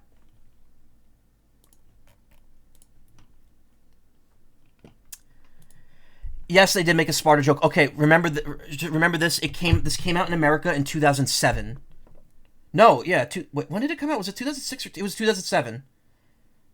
Ace Attorney, Trials and Tribulations came out North America in October 2007. The movie 300 came out in 2006. So, at the time they were writing it, it was not an outdated meme. It was overused, but it wasn't outdated.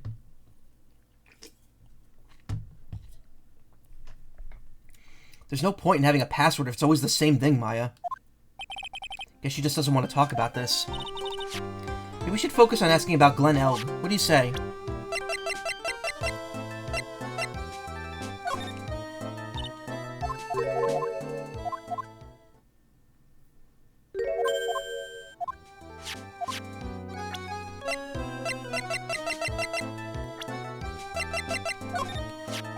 About Mr. Elg. He was a top programmer. I would even say he was a genius. But he did suffer from one or two bugs in his personality.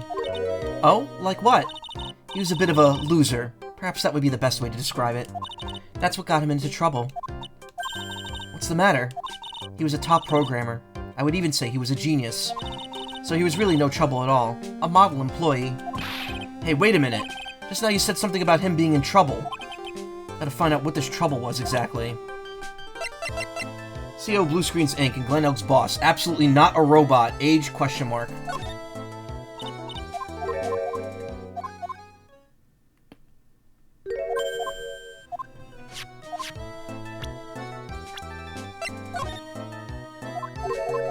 she clearly doesn't want to talk about anything, but, But Glenelg.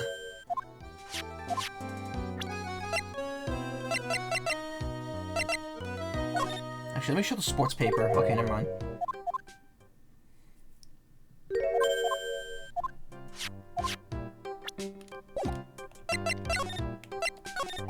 You know about what happened, right? You know about what happened, right, Miss Basil? You mean about Glenn being poisoned? Yes, I know. It's terrible. Can you tell us anything that might be helpful? I don't think so. A police officer was here earlier, too. But I couldn't tell him anything either, because the waitress who committed the crime has nothing to do with Blue Screens Incorporated. Oh. What about Mr. Elg's desk? Have you cleared it out already? No, not yet. In fact, we still left garbage right on the floor.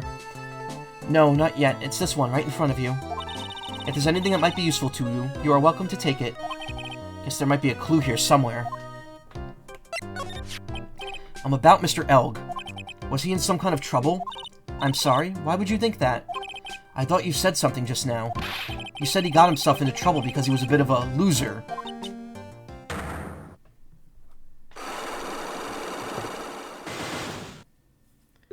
Why she got that cyber eye shit too? She literally just said it's because I like wearing it. That's the only reason she has it on. 3 psyche locks. Guess Mr. Elg is like every other man with his own pile of secrets.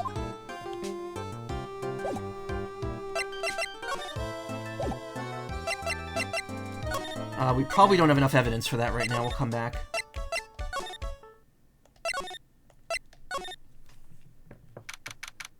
Win through compromise. January 7th. Tender Lender. This place gives off a really strange vibe, doesn't it? Looks like the tiger isn't in his lair. And that is, as they say, a very good thing. Welcome. Talk about a creepy voice. Makes your soul want to shrivel up and die. You're here to discuss alone? No, not exactly. I'm here to talk about that suit on the wall with that badge on it. Why is that just here? The manager is away at the moment. Wait quietly, please. Thank you, Ebe. She's gone, just like that. Guess we'll have to come back another time. This is the perfect opportunity, Nick. This place reeks of suspicion. Come on, Nick, let's take a look around, okay? Think it'd be okay? Of course. No one will ever know. Coffee? Ah! I'll leave it here for you to enjoy. Quietly. His name's Yakuza Kiryu. Yes, thank you. Do not touch the desk, please. That's a very gold-looking desk. Nick, let's get out of here. Now she wants to get out of here. What's this? It's a punching bag. What? No way. You wouldn't catch me walking around with a bag like that. She's gonna kill, isn't she? You'll see. What do you mean, walking around?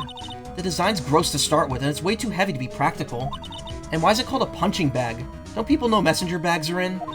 I knew it. I was right before back at Tribulations. Paris fashion is more my thing. I really, really hope she's pulling my chain on this one. That's one impressive desk on one impressive rug. It's solid gold, Nick. Gold! Just look at that shine. Only real gold shines like that. Would you really want such a shiny desk, though? I don't know, but let's see what it's like to sit in a solid gold desk.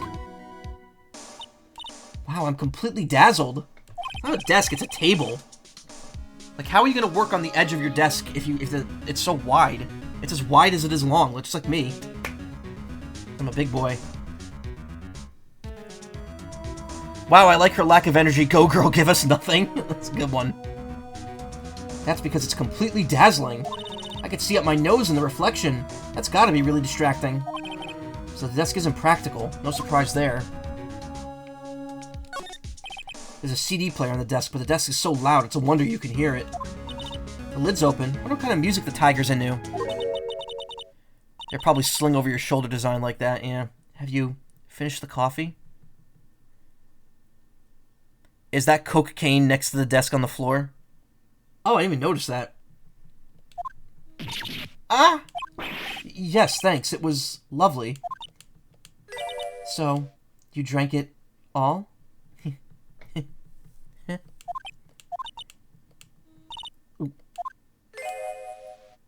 If you touch anything else that doesn't belong to you, There's always another cup. That coffee, it was laced with something. I'm almost sure of it. Nick, my stomach. It's killing me. Oh, wait. Maybe it's just the burger I ate for breakfast. I sure hope so. Better take a look at that CD while we're still alive and have a chance. What the... What? It's not the Rocco soundtrack, is it? Claw of the Tiger? I know she means... I know it's meant to be a parody of Rocky, but I just think of Rocco's Modern Life, which I actually just watched recently at a party I was at MFF. Thonk.jpg. It's a demo CD. The artist's name has been handwritten onto the disc in pen. MC Bomber. What? This must be the CD Maggie told us about. Let's listen to it. I bet it's heavy metal.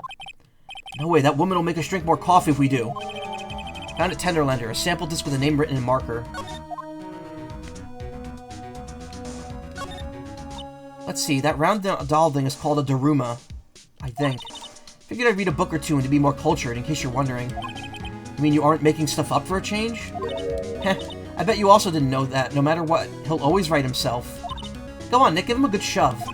Only if I feel like dying.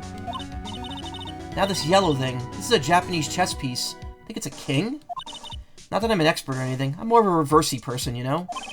Assuming she knows what she's talking about, these exactly aren't your typical mobster wannabe items. They're not trophies, are they? Ooh. Hey, there's a piece of paper sticking out from under here. What is it? A repair bill? Looks like he did some repair work on his car. Does he even have one? $15,000 to replace a bumper and a light? That's insane! Car's registered to the Cadaverinis? Huh. So it's not even the Tiger's car? Why would someone else's repair bill be in the Tiger's office? Car repair bill for $15,000. Paid by they say Tigre there. Paid by Tigre to the Cadaverini family. Not conditioned to remember the Nichijou cake bit when I see the Shoji King. I don't think I've ever watched that. Ad? An ad. I didn't authorize any ads. Win through compromise. I wonder what that's supposed to mean. Must mean something if they took the trouble to frame it like that. Yeah, well, it still doesn't make any sense to me. That... Ah! That's Tenderlander's guiding principle. Oh? Compromise the customer to win. That Taco Bell one with the chalupa box. Nice. But also, why there ads? I'm not authorizing ads on this channel. That's pissing me off. Oh, I see. How about you, Nick? Wait, did the connection reset, maybe? Maybe that's why. No, I'm still alive.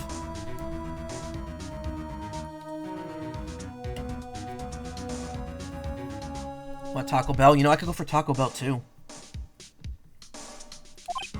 Yeah, well, as long as we don't have to compromise my hair, I'd say we're okay. Can someone get this lady some life juice, some fucking Teletubbies, some apple juice? What reference is that supposed to be? I have no idea what you're talking about. That's one slogan no business owner should ever have to explain to their customers. Ugh. Oh no, someone's dropped the ashtray on the floor. That's going to be a nightmare to clean up. Yeah, it's all over the rug and everything. No reference, this lady just looks dead as fuck. I accidentally knocked over a really big space here once. Cleaning up was such a pain. It was one of those super antiques where you have to burn a ton of charcoal. How'd she manage to knock one of those over? Aren't they supposed to be super heavy? Oh hey! There's a book of matches here too. Matches, huh? Places don't give those out much these days. Hey, wait a second! What is it? Look what's printed on the cover. It says Tribulations. Matches used for advertising, found lying in Tenderlander. These matches could come in handy. Might be able to use them. Yeah, the pilot light for the office boiler keeps going out. Swing and a miss, Maya. Swing and a miss.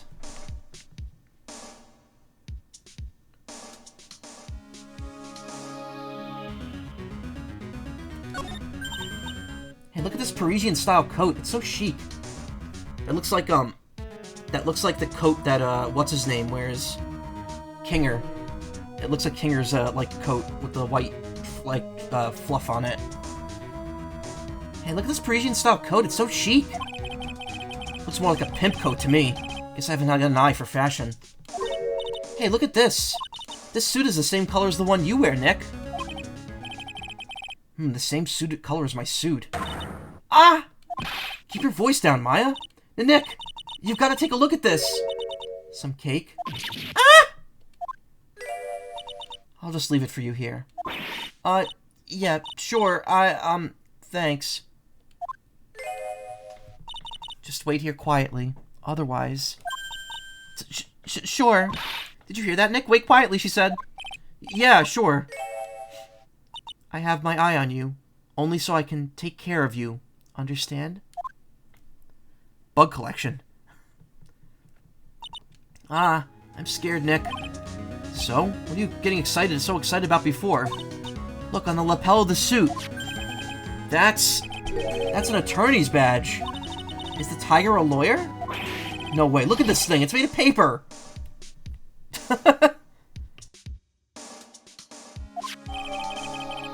Paper badge found at Tender Lender. Made of cardboard and painted to look authentic. Painted to look authentic.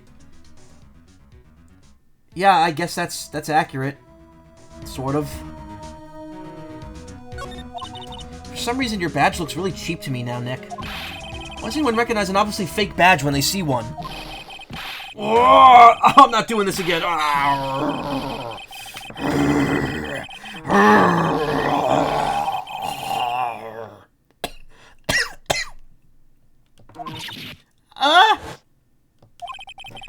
Come out from under the desk, Maya. What do you two do snooping into my office for? Nothing. We were just... Oh, my precious carpet. He's got ash on my rug. You're gonna wish your ugly feet never came through my door. Only heard fart when that happened. What?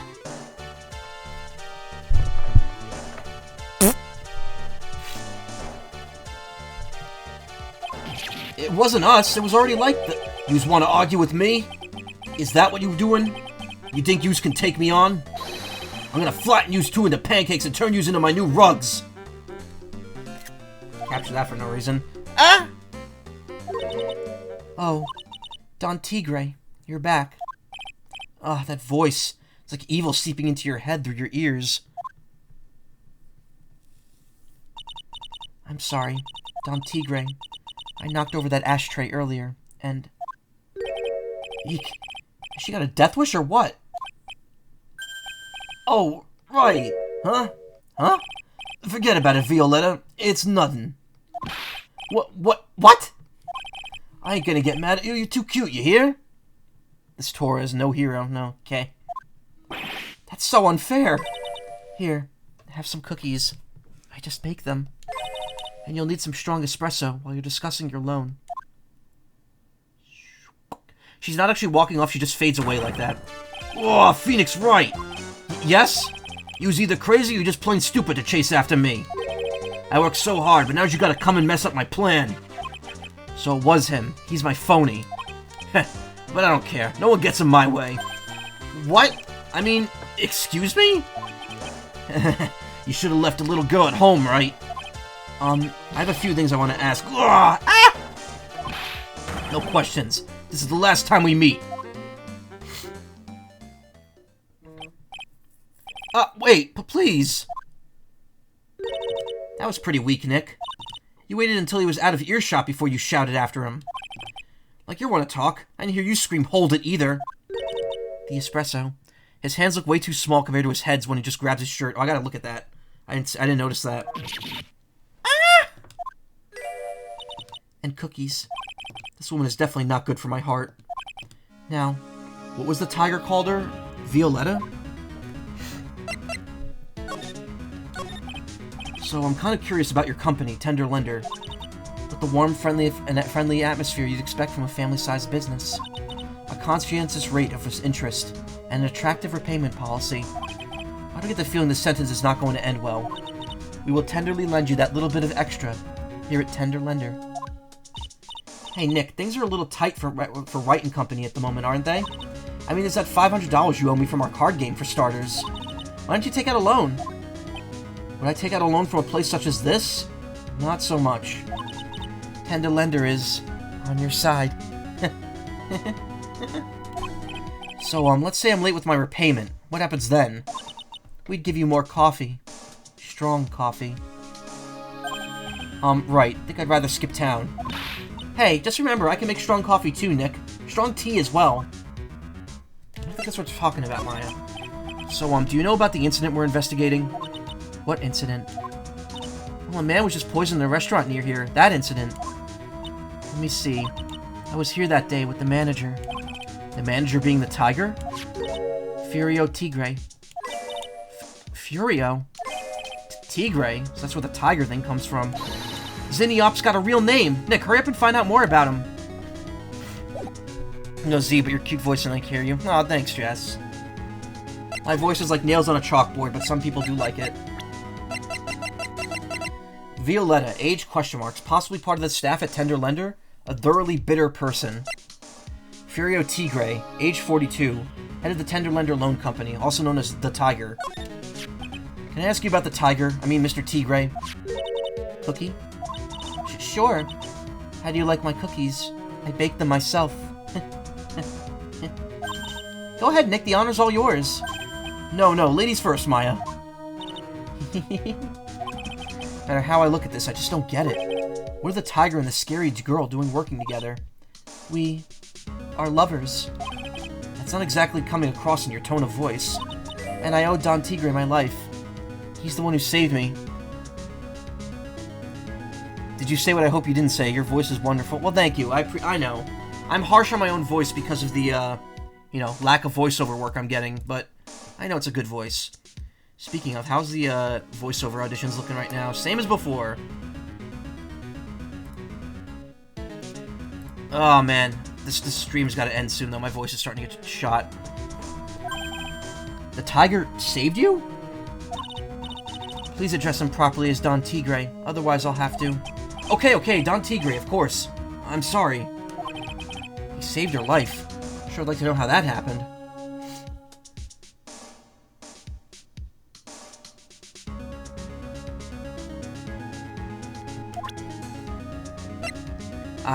I made you a cookie.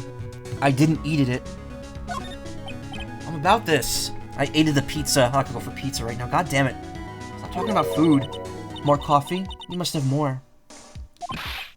No, thanks. I've had enough, really. I'm so thirsty.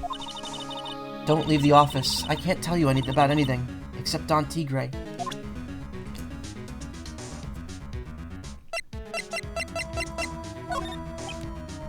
About this. Saved your life. I'm very frail, you see. Just recently I died. Once. You died? About 4 months ago. The doctor said to abandon all hope. I guess they were expecting her to take a boat ride across the River Styx.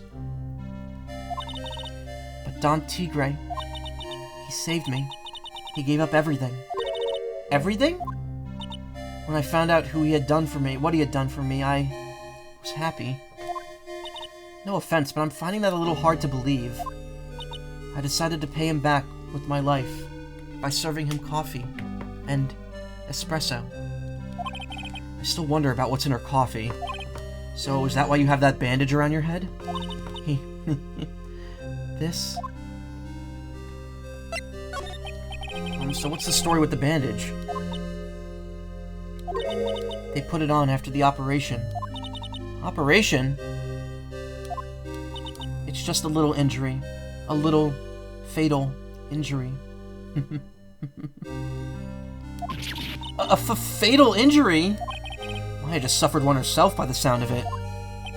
So that's the injury you were talking about before when you said you had died once.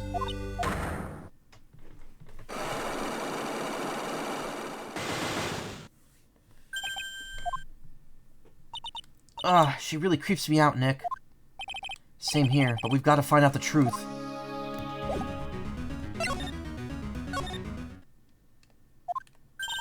There he is! Old Seedy's back, feeding the pigeons again. There! Take this, and you get out of my park! Like I thought, he's really mad. Come on, Maya. Just keep your head down and let's sneak away while we still can. What? Why? Hello, old man! What are you doing, Maya? Huh? Ka! Hey, he just turned his back on us. I'm not surprised. I bet I really hurt his pride in court this morning. Hey, Mr. Kudo. Pigeon.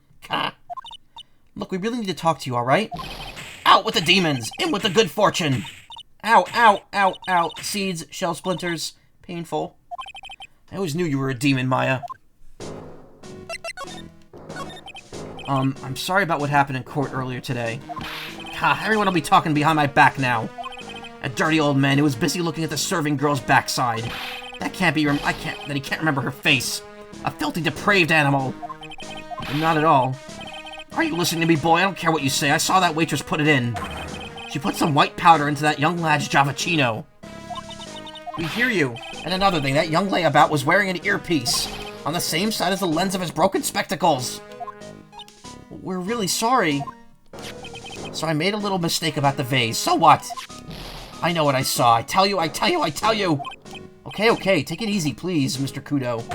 Don't tell me to take it easy, you spiky-haired brat. Take this! You said you were a craftsman, right?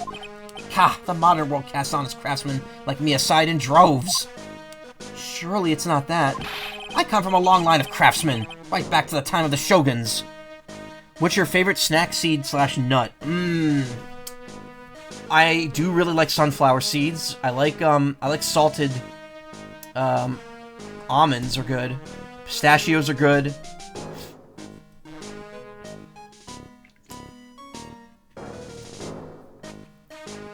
Pumpkin seeds? Pumpkin seeds are delicious. Pecans? Your nuts is cracker nuts. Huh. Do you hear me? I didn't become an embroiderer. I was born one. Actually, I'm kind of in the same situation myself. I wanted to stick my fingers up that dribbling old judge's nose and scream right down his ear hole, "Objection!" Oh, so did you want to become a lawyer when you were young? I don't think that's quite it, Maya. I think he's just in a bad mood, that's all. I've got a tsunami of frustration inside and it's ready to burst out. Let him start rambling now. I never shut him up. What should we do? Suck it up. Guess I better let him talk. So there's not much call for craftsmen these days, then? Of course not, you idiot. I'm all I'm good for nowadays is running errands. Errands? Everyone takes advantage of the elderly. Buy some bread, Gramps. Take the dog for a walk, Granddad. Feed the pigeons, old man. What am I, some sort of 2-bit community handyman? Well... Buy some bread, now that I can understand. What's the point of feeding some seedy pigeons? Why don't people say what they mean? Get lost, that's what they're trying to say. Oh yes, I'm just an inconvenience, you see? At home, at the restaurant, I just get in the way, don't I? I'm sure you don't. Wait a minute, what did he just say? At home and at the restaurant. Hold up, by restaurant, are you talking about Tribulations? Did you get asked to run an errand there too? Yes, I did. The very day that young brat was poisoned. What? Candied almonds are your all-time favorite because of a farmer's market in my hometown. I was just sent a bunch of nuts, actually. Covered nuts. I gotta try some of them. Oh, right, I'm starving. I forgot about that. Yeah, but I want to eat now because I'm almost done. I'll just eat when I'm done. The errand. Errand? So on the day of the incident, what were you asked to do? Glad you asked, boy, because I'll tell you what I was asked to do. All of a sudden, that young lad slumped over the table. The serving girl collapsed. And I broke the vase. It all happened so fast, I was in a bit of a daze, you see. Should I keep bringing up food? No, it's okay. Then the owner shouted over to me. Excusez-moi, you call the police. There's a brand of cracker nuts called Nagaraya. Excuse me, that was a burp. Nagaraya here, it's tasty. Call them yourself, I should have said, but I didn't think of it at the time. So did you end up calling the police? Like I said, I was in a bit of a daze. Did you call them on your cell phone? Ha! Do I look like I'd have one of those newfangled thingamajigs? I used to call people on their cell phone. I went out looking for a payphone, of course. You went out looking for one? Couldn't find one right away, you know. Wandered around for 5 minutes or so. 5 minutes? So for 5 minutes after the incident happened. Yes, sirree, the owner was at Tribulations on his own. Why didn't you mention this in court this morning? Well, I would have if you'd given me the chance. Why you all bully me out of the courtroom?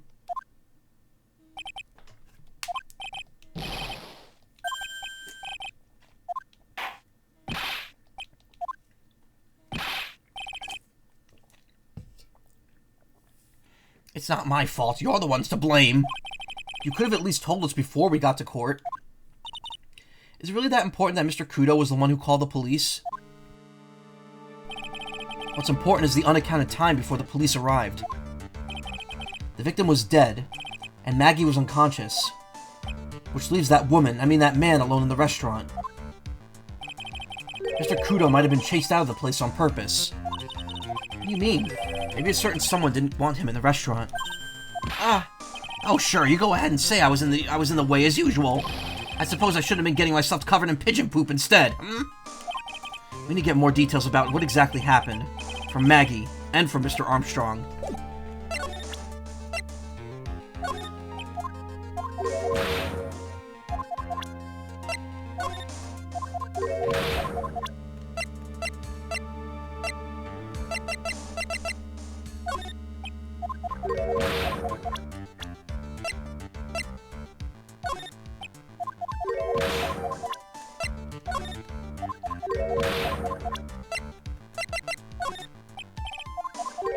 Okay, dude's got nothing to say about no one.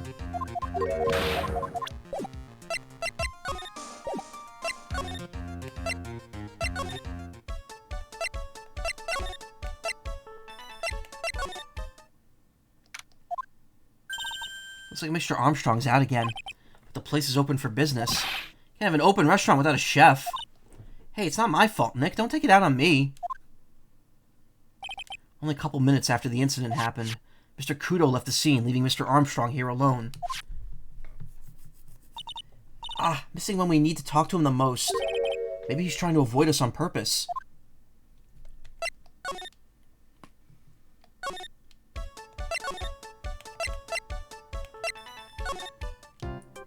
I don't think I have enough for Glen Elg yet. I don't think I have enough for either Psyche Lock yet. Oh, Mr. Wright! Hello, Maggie. So they finished questioning you?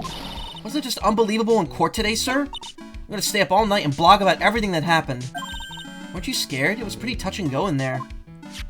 Yeah, but you totally nailed that old man. Well, he was all over the place with his testimony. He's not the only one. Huh? What do you mean?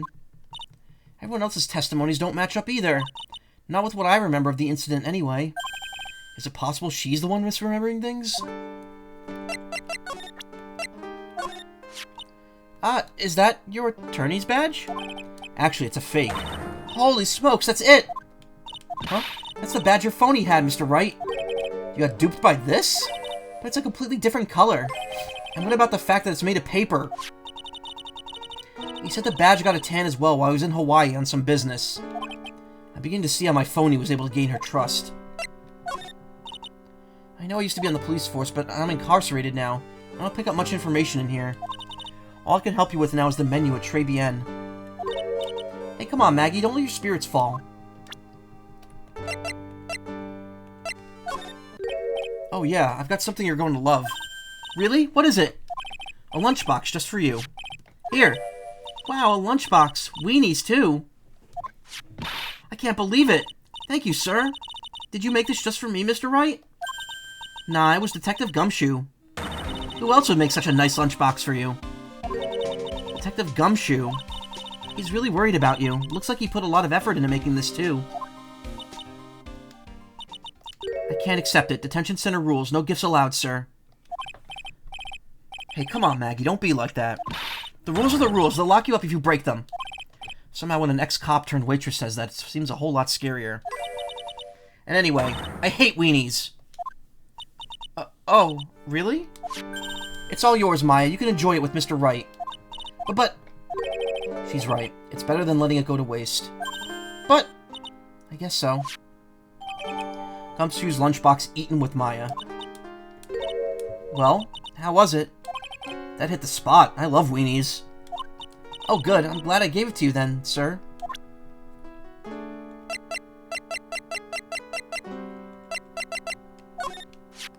Oh, yeah, that's from when I was carrying a customer's breakfast over to them. This ketchup splotch, you mean? My whole face was fire engine red thanks to that stuff. But you spilled the ketchup on your apron, didn't you? I don't see how... The ketchup-covered omelet went flying and hit the customer in the face. Oh. Talk about a tomato red face. Makes me wish I could have seen it myself. Yeah, I guess. It was kind of a sight to behold. Something about that's really not sitting well with you. What, the eating the weenies? Not accepting of the weenies? Potassium cyanide? I've never heard of that poison before in my life, sir. Okay, maybe I have, but I've never seen it before. That's the truth. I wouldn't even know where the nearest potassium cyanide dealer is in the first place. Potassium cyanide dealers? Sounds like another group of drug pushers to avoid. In any case, this definitely isn't something you could pick up just anywhere. Oh, curse my rotten luck. The criminal must have stuck the bottle in my apron while I was unconscious.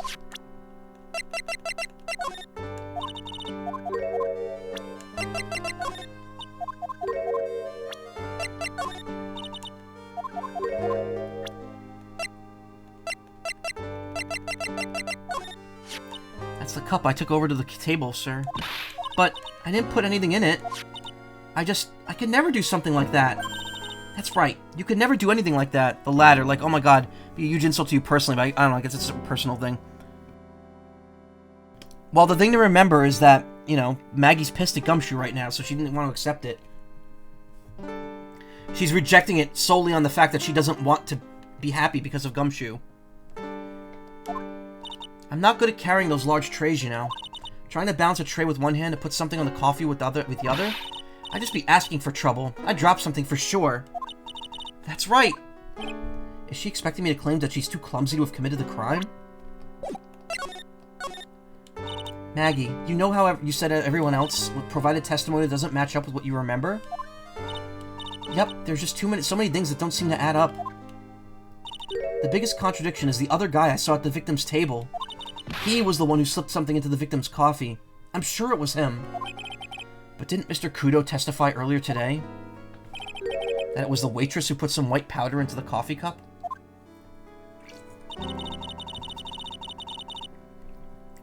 So you think it was this disappearing man that did it? Well, it's not the only thing that disappeared. The CD vanished as well. You know, the CD with the writing on it. Oh yeah, the MC Screwdriver album, right? It was MC Bombermaya. That name was scrawled on the sports paper as well. They never did find the CD at the crime scene, sir.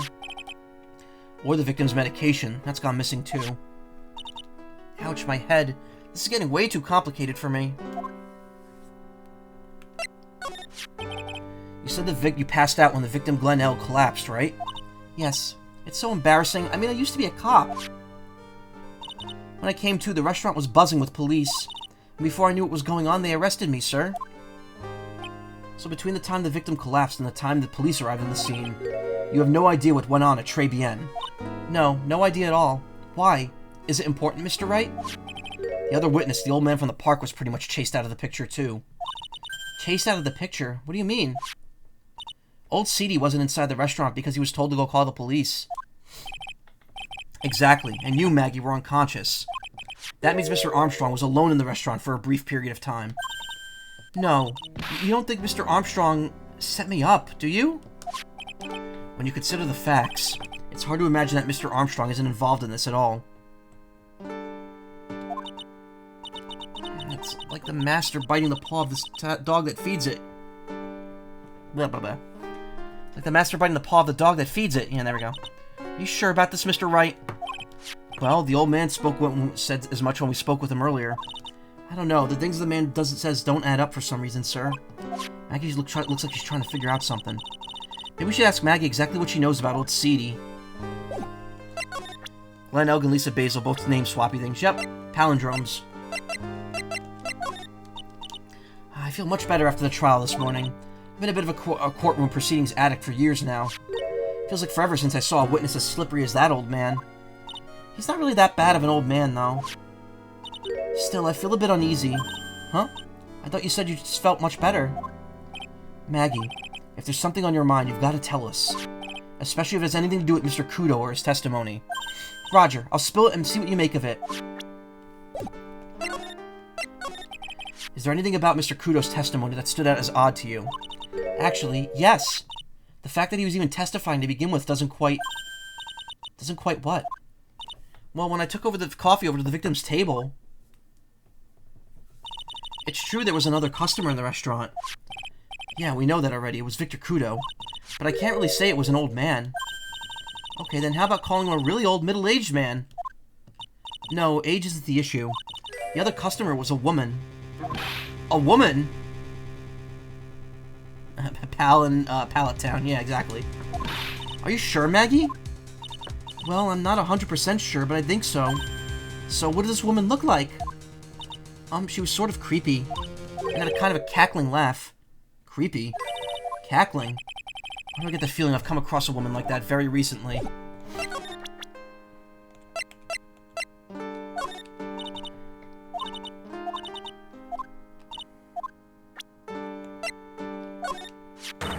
Holy smokes, that's him!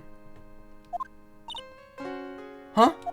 That's your phony, Mr. Wright. Just look at that ridiculous suntan. For the record, I'm not sunburned like an overdried tomato, so I don't know how. He told me he'd been on a business trip to Hawaii, and that's where he got the tan. I'm not hearing this.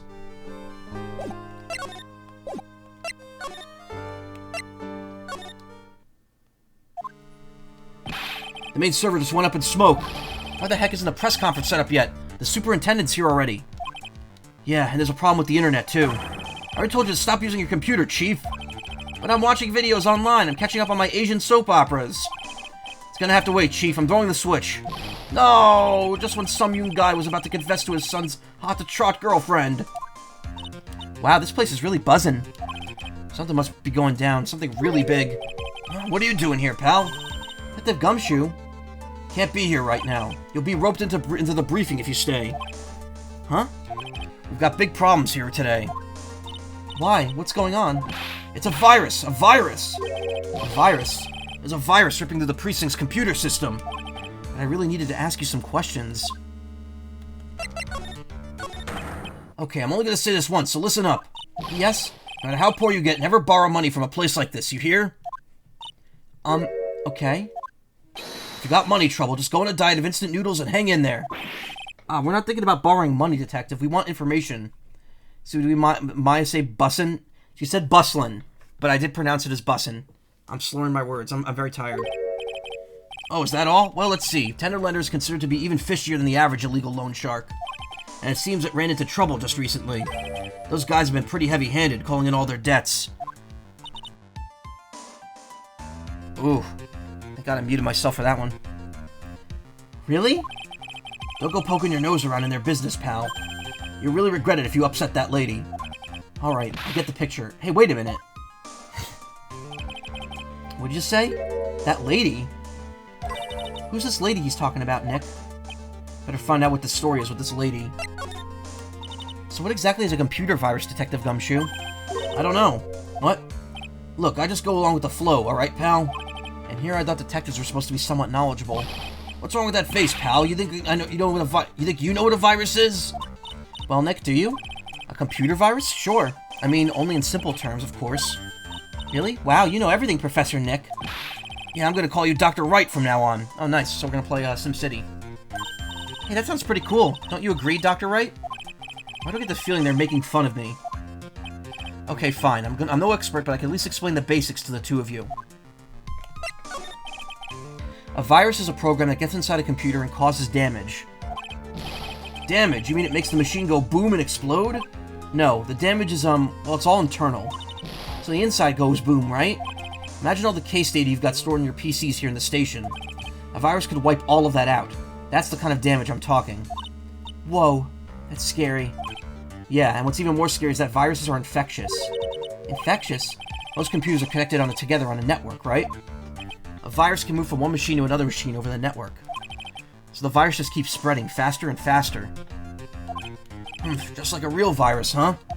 But, Nick, why would anyone want to make a program like that?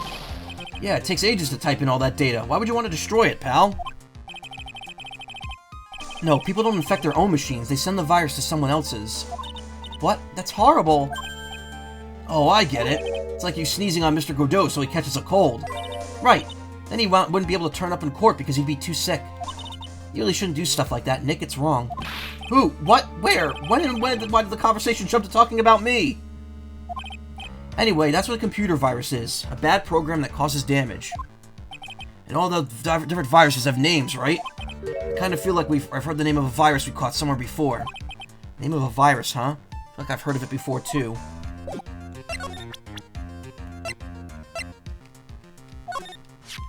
That's the girl who works over at Tender Lender. You want to stay away from her, okay? I mean it. She does look kind of unforgiving, doesn't she? That should be the least of your worries, pal. What's that supposed to mean? What could be worse? Yes. Her name's Viola Cadaverini. She's the only granddaughter of Bruto Cadaverini. Bruto Cadaverini? Do you know who that is, Nick? Never heard of him. Bruto Cadaverini is the boss of the Cadaverini family. The Cadaverinis? That's one scary-sounding name. We can't touch them. They're way too powerful for the police. But you're thinking of taking them on, aren't you? No, I don't remember ever saying I was going to.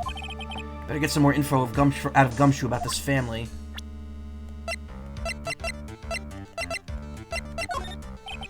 What do you think about this, Detective Gumshoe? Sorry, pal. Can't discuss anything connected to the case. Hey, I thought you said you were going to help us out. I can't help you out if I don't have any info. Yeah, I suppose the retrial's only just begun. Detective Gumshoe, about this. What, I'm trying to concentrate on Maggie right now, so I can't— Oh! This is it! This stupid name. I remember it now. I thought so. Here it comes. Don't just nod to yourself and keep me in the dark, Nick. What's going on? It's okay, Maya. You don't have to cry about it.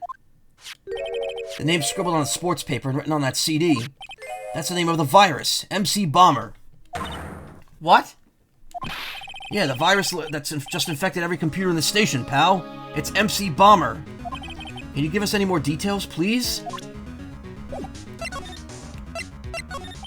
I'm not sure if I really want to get involved in this, but who are the Cadaverinis? Who are they? A scary bunch of people, that's who.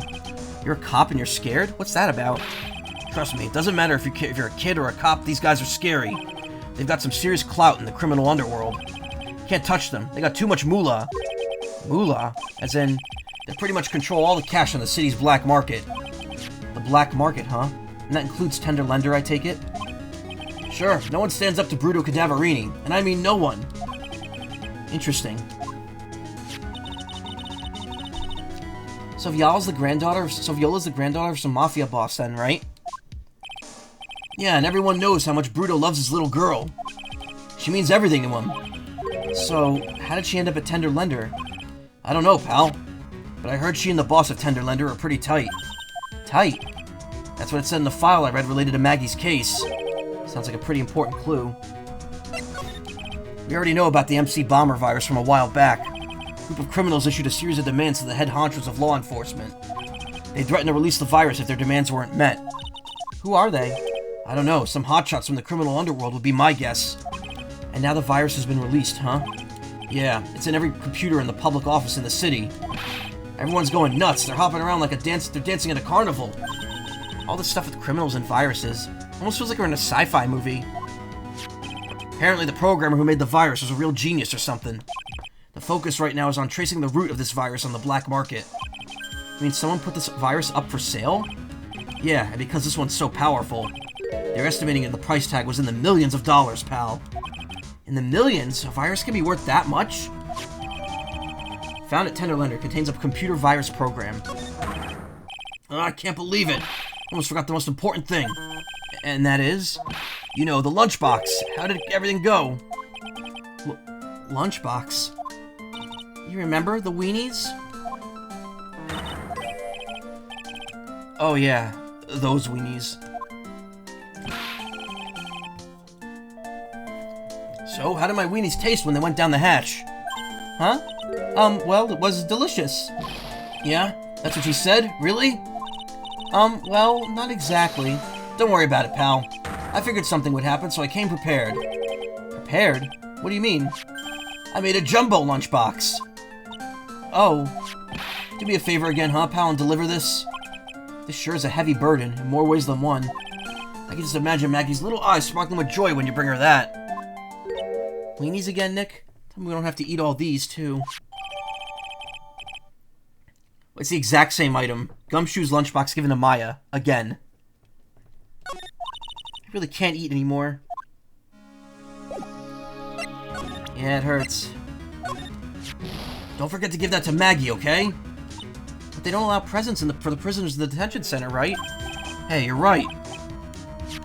Well, it doesn't matter. I'm counting on you to get it to her somehow. I'm a lawyer, not a delivery boy, Gumshoe. Delivery boy.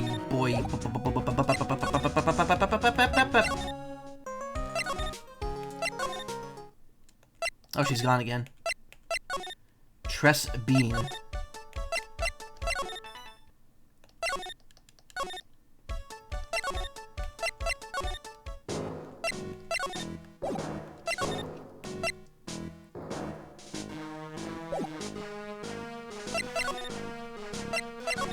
I think we're ready to break Lisa's thingamajigger.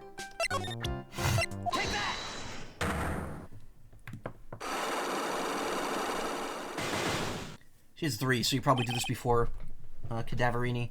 Lens troubles. So how about you tell me what kind of trouble Mr. Elg was in? Oh, I already have full health. How did that happen? I'm sorry, sir, but we don't deal with troubleshooting here. Perhaps you'd like to speak to someone in customer service? What's she talking about? Guess I better just take a shot and see where this goes. Miss Basil, let me ask you something. Did Mr. Elg's troubles have something to do with this?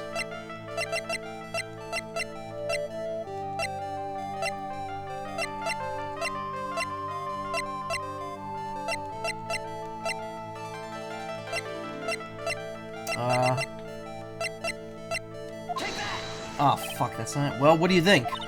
I'm not sure. Let's ask one of the programmers. Excuse me, can you answer that man's query, please? The data queue that manages system tasks for troubleshooting requires that the multitasking simulation for local variables be put in sleep mode so that the data transmission on active nodes can be bundled correctly according to the source code. Obviously. I'm afraid that is the situation, you see. Did you good people follow all that?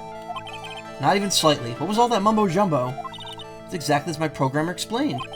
Guessing I picked the wrong piece of evidence here. Would you like to input another question?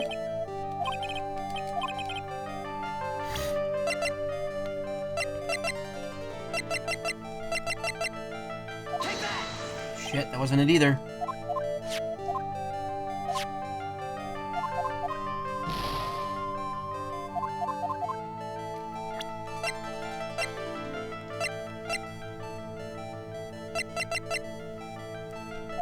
There we go. What is that? A lottery ticket. There were a ton of these on the victim's table at the scene of the crime. And what is the relevance of that? The victim, Mr. Glenn Elg, had a gambling habit, didn't he? I don't think that's a logical conclusion based on the facts. Everyone dreams of being rich. Even I listen to Millionaire Radio. She's right, that is a bit weak on its own.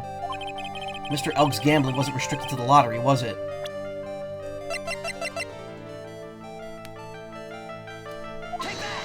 What? Everyone likes to gamble from time to time. But be careful. If you're careless, you could lose everything. Your money, people's trust, etc. Looks like I got that one wrong.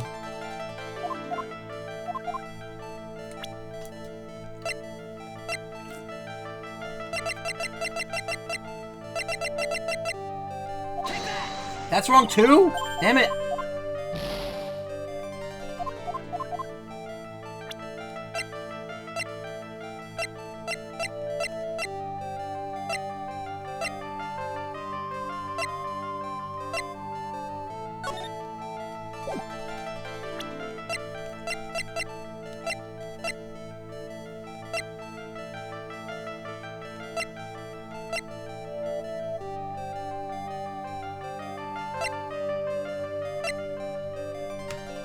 Would up-and-coming careers be a gamble?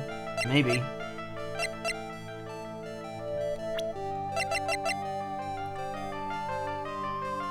Maybe the prescription? Why? No.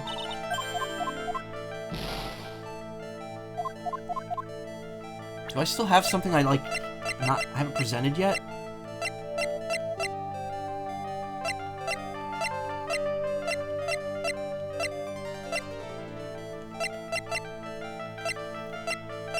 I don't think I have the evidence for it.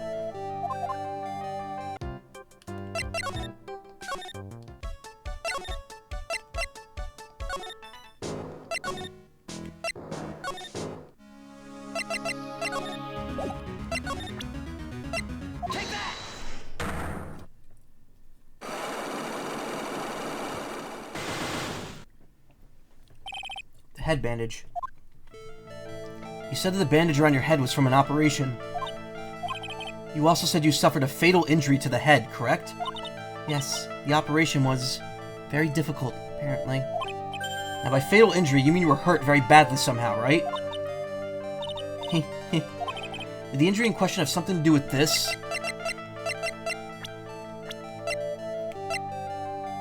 Take that!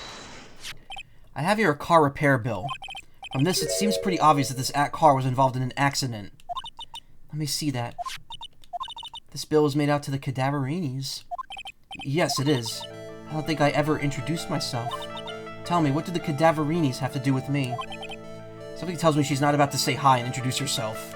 Alright then. Relationship with the Cadaverinis is very strong, and here's why. The Cadaverini family crime syndicate seems to live for his granddaughter, age 78. Granddaughter of crime boss Bruto Cadaverini.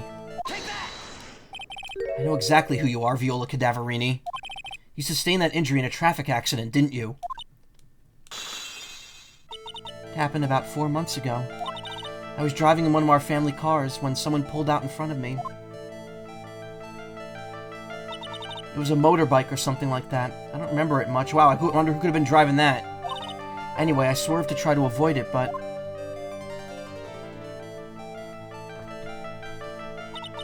I took a blow to the head. A bad one. Yeah, I can imagine. So what happened to the person on the bike? I'm guessing they didn't get get away with the injuring the Viola Cadaverini, right? I don't know what happened to them. They ran away, or so I heard. Ran away? If they'd stayed, I'd have... Is it possible? Could the person who committed the hit and run be... It was this man, wasn't it? He was the cause of your accident. That's why you wear seatbelts, kids. Yeah, exactly. It wasn't Don Tigre. I refuse to believe it. We collided, the motorbike and my car.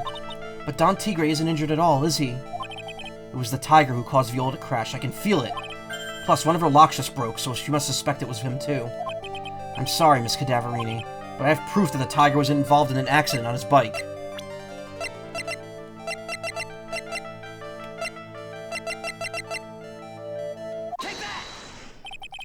Not exactly a motorbike, but Mr. Tiger rides around a scooter, doesn't he? And you'll notice that the front wheel guard is badly damaged. Miss Cadaverini, you know the truth, don't you? This repair bill was paid by Furio Tigre. The Cadaverinis who have known for ages who caused the accident, haven't they? It's possible, perhaps. Somewhere inside me, I know that may be true. I knew it. But Don Tigre still saved my life. The operation was very complicated. It was very, very expensive. How much are we talking? Very, very, very expensive. She seems kind of hesitant about giving an actual figure. Probably should back off there. Well, anyway, it was the tiger who paid for it all, right? After I recovered, Don Tigre told me. He said he paid for the operation because he cared about me. I believe him. Really? But do you honestly believe that to be true? Do you want to know what I think? I think the real reason he paid for the operation wasn't because of you, but someone else. Perhaps I shouldn't be saying this, but your grandfather Bruto controls a lot of the dubious cash in the world, doesn't he? And you're his beloved pride and joy. Sure, I don't know exactly how much the operation cost, but if you weren't the granddaughter of Mr. Cadaverini, do you think Mr. Tigre would have paid the money? $1 million.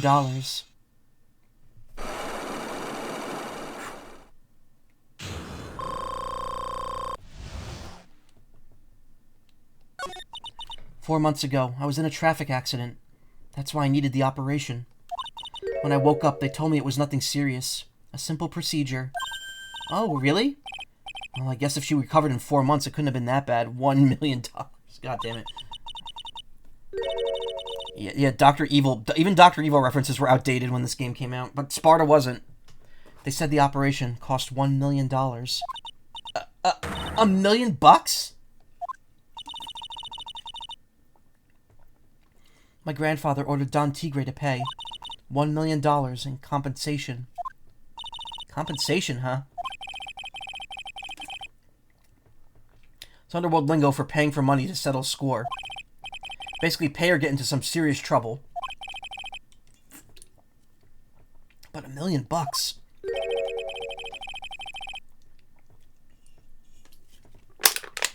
This has to be related to our poisoning case somehow. I want to believe him. I wanted to trust what Don Tigre said. He said it had nothing to do with my grandfather being Bruto Cadaverini. I wanted to believe he helped me because he cared about me, not about my grandfather. But I knew that wasn't really true. Wow, I'm so sorry. What he did to get the money was... it was... evil. He said it was all for me, so I... helped him. You helped him? In what way?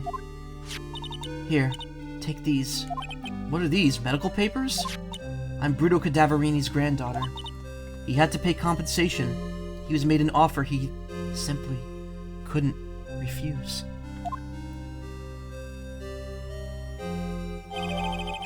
$1 million bill for cranial surgery. Payment was due last year. Oh, I feel so bad for Viola. It's inexcusable. Huh? There are two things that I consider inexcusable. How about The Godfather's outdated? The Godfather's timeless. You can make a Godfather reference at any point. Poisoning and betrayal. Only a coward would hurt people using either of these tactics. Uh-oh, Phoenix is starting to remember stuff. Is everything alright, Nick? We should get going. Right after we finish our espresso. Yeah. I won't need to convince Viola of anything else, so I guess I could get rid of this. Parabill thrown into the trash.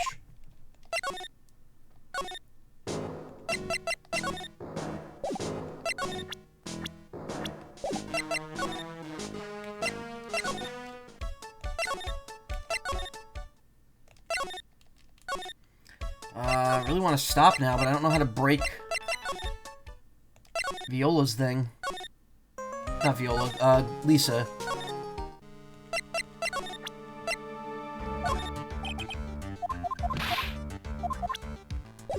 Back ad. Well, if you're leaving and coming back, you're gonna get ads.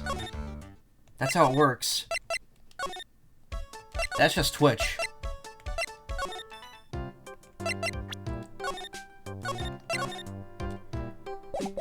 Again, later than I wanted it to go, but, I mean, we got nothing else here. That was being a benign ass, but you're back. Yeah.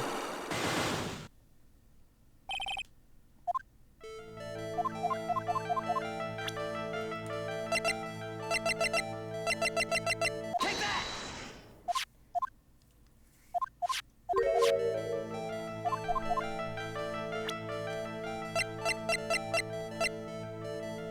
Mr. Elk's gambling wasn't restricted to the lottery, was it?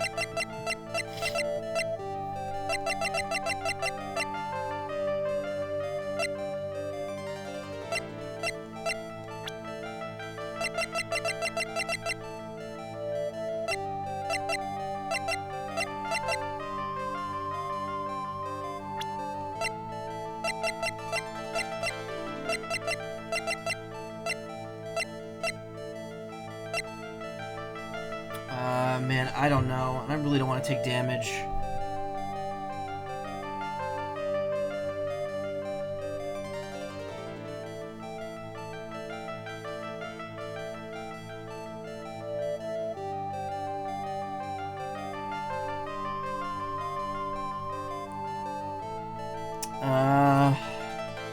What else could he gamble with?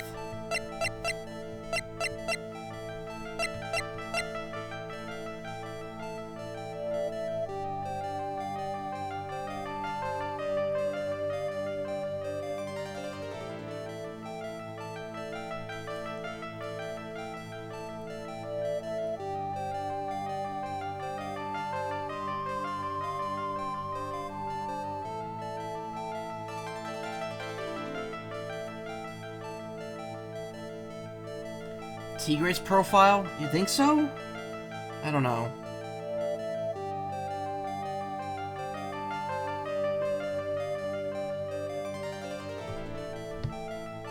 Elk's profile? Take that! No, that wasn't it.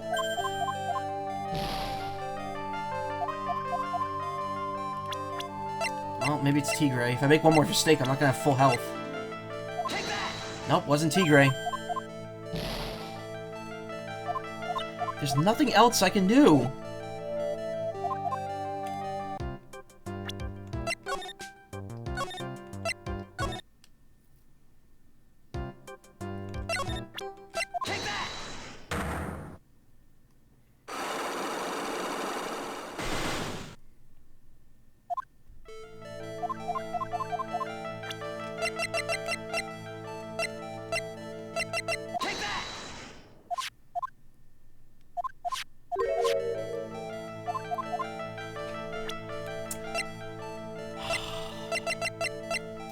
It wasn't this.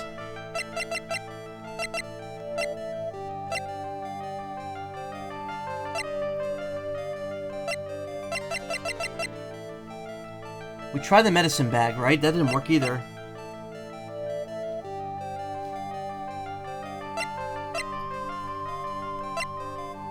We tried Glenn's calendar as well, and I don't think that worked.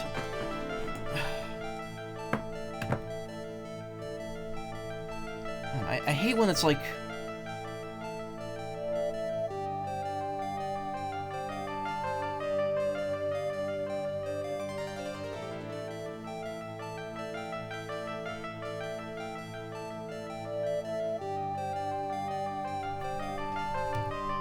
MC Bomer, the way you worded that is funny. Okay, I found it out. We missed this down here. I thought I looked at everything here. Wow, look at this mess. Looks like they're all betting tickets. What kind of betting tickets? For betting on which horse will win a given race. They're horse racing tickets. Oh wow, his drawers are stuffed full of these. Looks like they're all losing tickets though. Horse racing betting tickets found in Glenn Elk's desk. There's over 500 of them. Wow, that's like me collecting trading cards recently. I've gotten a ton of trading cards. And I got more coming tomorrow. How many tickets would get you, what, a buck down at the recycling center? But I didn't know you were so hard up that you try to profit from the dead, Nick. I'm just taking them as evidence, Maya.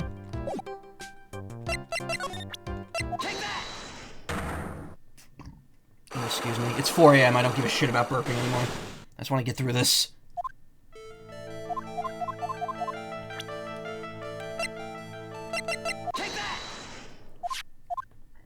Alright, now we should be good.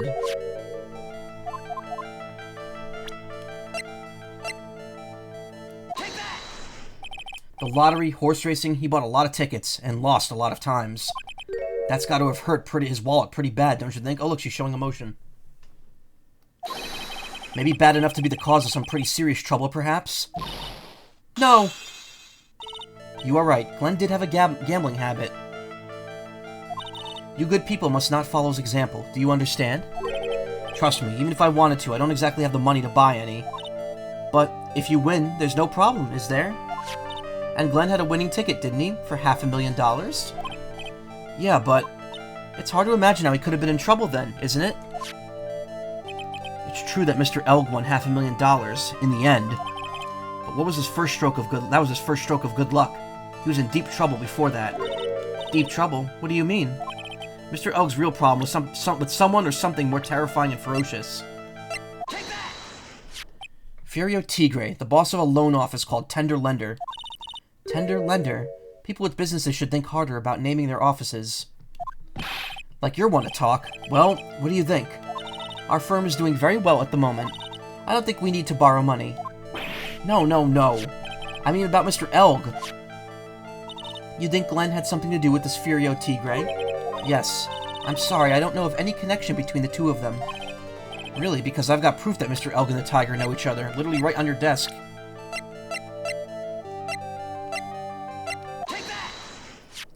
Furio Tigre, aka the Tiger, is the boss of a loan office called Tender Lender.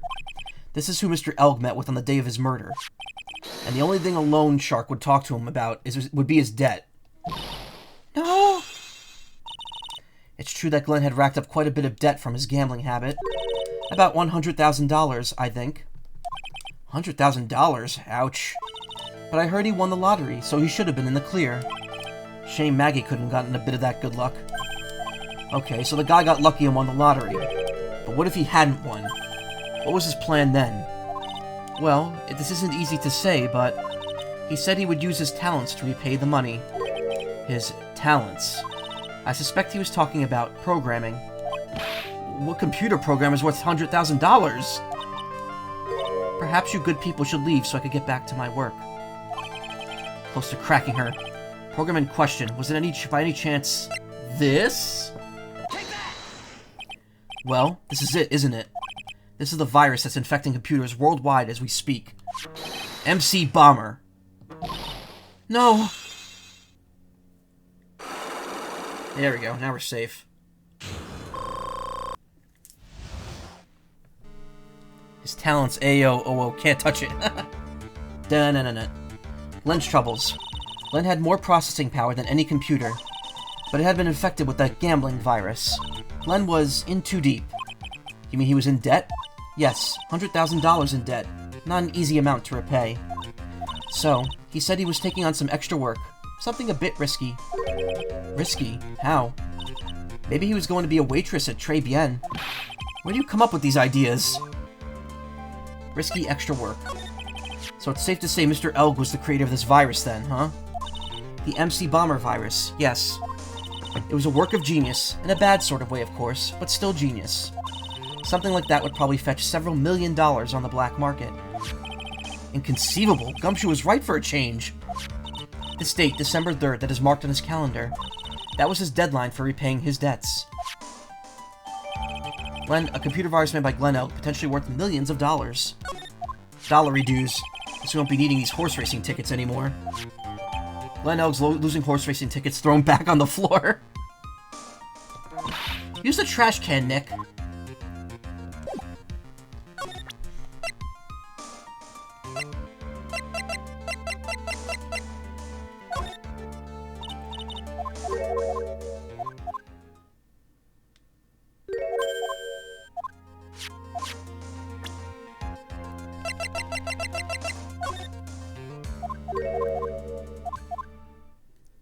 Having worse luck than Maggie right now. Yeah, I know your internet's not working right. Oh my god, I need to stop. Like, this isn't like I wanted to go past 4 like the other night. Bonjour, I have been waiting for you to return. Mr. Armstrong. Ah, good timing. I was hoping to find you here. I'd like to ask you a few questions. Well, hasn't got anything to say to you, fellas. Ah, it's Zinny Op. What are you calling Zinny Ope? Oh, Ope. Ah! Out from under the table already, Maya. Okay, hand it over. What? You just want to play games with me? I don't recommend that. The medical papers, now! Uh-oh, I think he wants Viola Cadaverini's papers back. You mean this? The $1 million medical papers? Miss Cadaverini trusted you. That's why she said she helped you. Forget about it. That girl's dumber than an eggplant. You just want to know what's sad? I'll tell you what's sad, and it ain't only her face. She thinks she's got power because she's Bruto's little girl. Now that's sad. I can't let you have these papers. Tomorrow in court, I'm going to expose what you did and get the $1 million you used to pay this off. I'm going to expose what you did to get the $1 million you used to pay this off. Are you crazy or something? I don't care if you want to give it to me or not. There's 2 of us here. You got that? 2. Oui. Mr. Armstrong? Forgive me. Désolé. I cannot argue with him. Oh. That really hurt. Is that all you got? I'll be taking those papers now. Armstrong, get that lighter.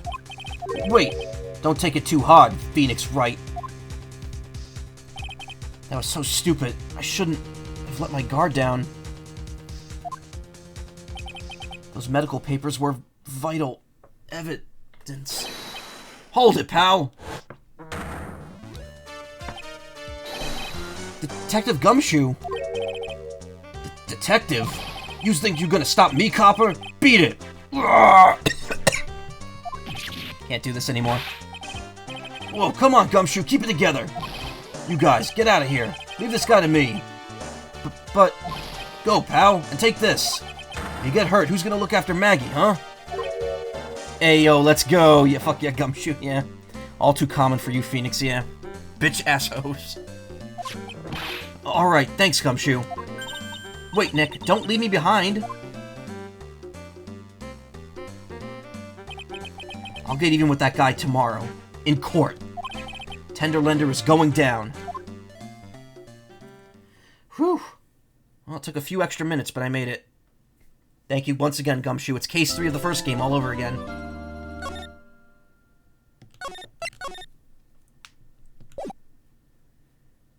Oh lord, not again. He's gonna be in the hospital again. Alright, we're done. January 8th. We'll read this tomorrow. Gumshoe was a licensed gun carrier. I'll sell this in court tomorrow. Yeah. There's only one thing on my menu. Dick. Gumshoe. One of my favorite outtakes. Alright, this has gone too long, just like last night. Thank you so much for coming. Thank you, Zephyr, for the raid. Zephyr Berry. I appreciate it. Thank you for the follows and the likes and the subscribes and the views. You know, all that fun stuff. You want to watch more streams? You can check out my stream page for recommended followers or viewers. Wow, I'm out of it. Otherwise, you could stick around because I'm going to raid Bon Maple Wolf, who's playing Valheim. Phoenix Vor's Gumshoe confirmed. No. Thank you, thank you. Alright, so tomorrow what I'm going to do, start with this, finish this case, then do Pokemon. Thanks for going so long, being such a great entertainer. Thank you. I mean, I don't feel like I'm the best entertainer, but I appreciate it. So tomorrow I'm going to start with this, finish it up, and we're gonna finish up this case, then I'll do Pokemon. If I stream Saturday, it will be the 4th case of this game, and then more Pokemon. So it'll be like split, like 1 and 2, 1 and 2. Anyway, stick around for just a few minutes. Say hi to Bon Maple Wolf. Take care. Thank you for coming. Have a great night, and I'll see you tomorrow night. Thank you. Good night.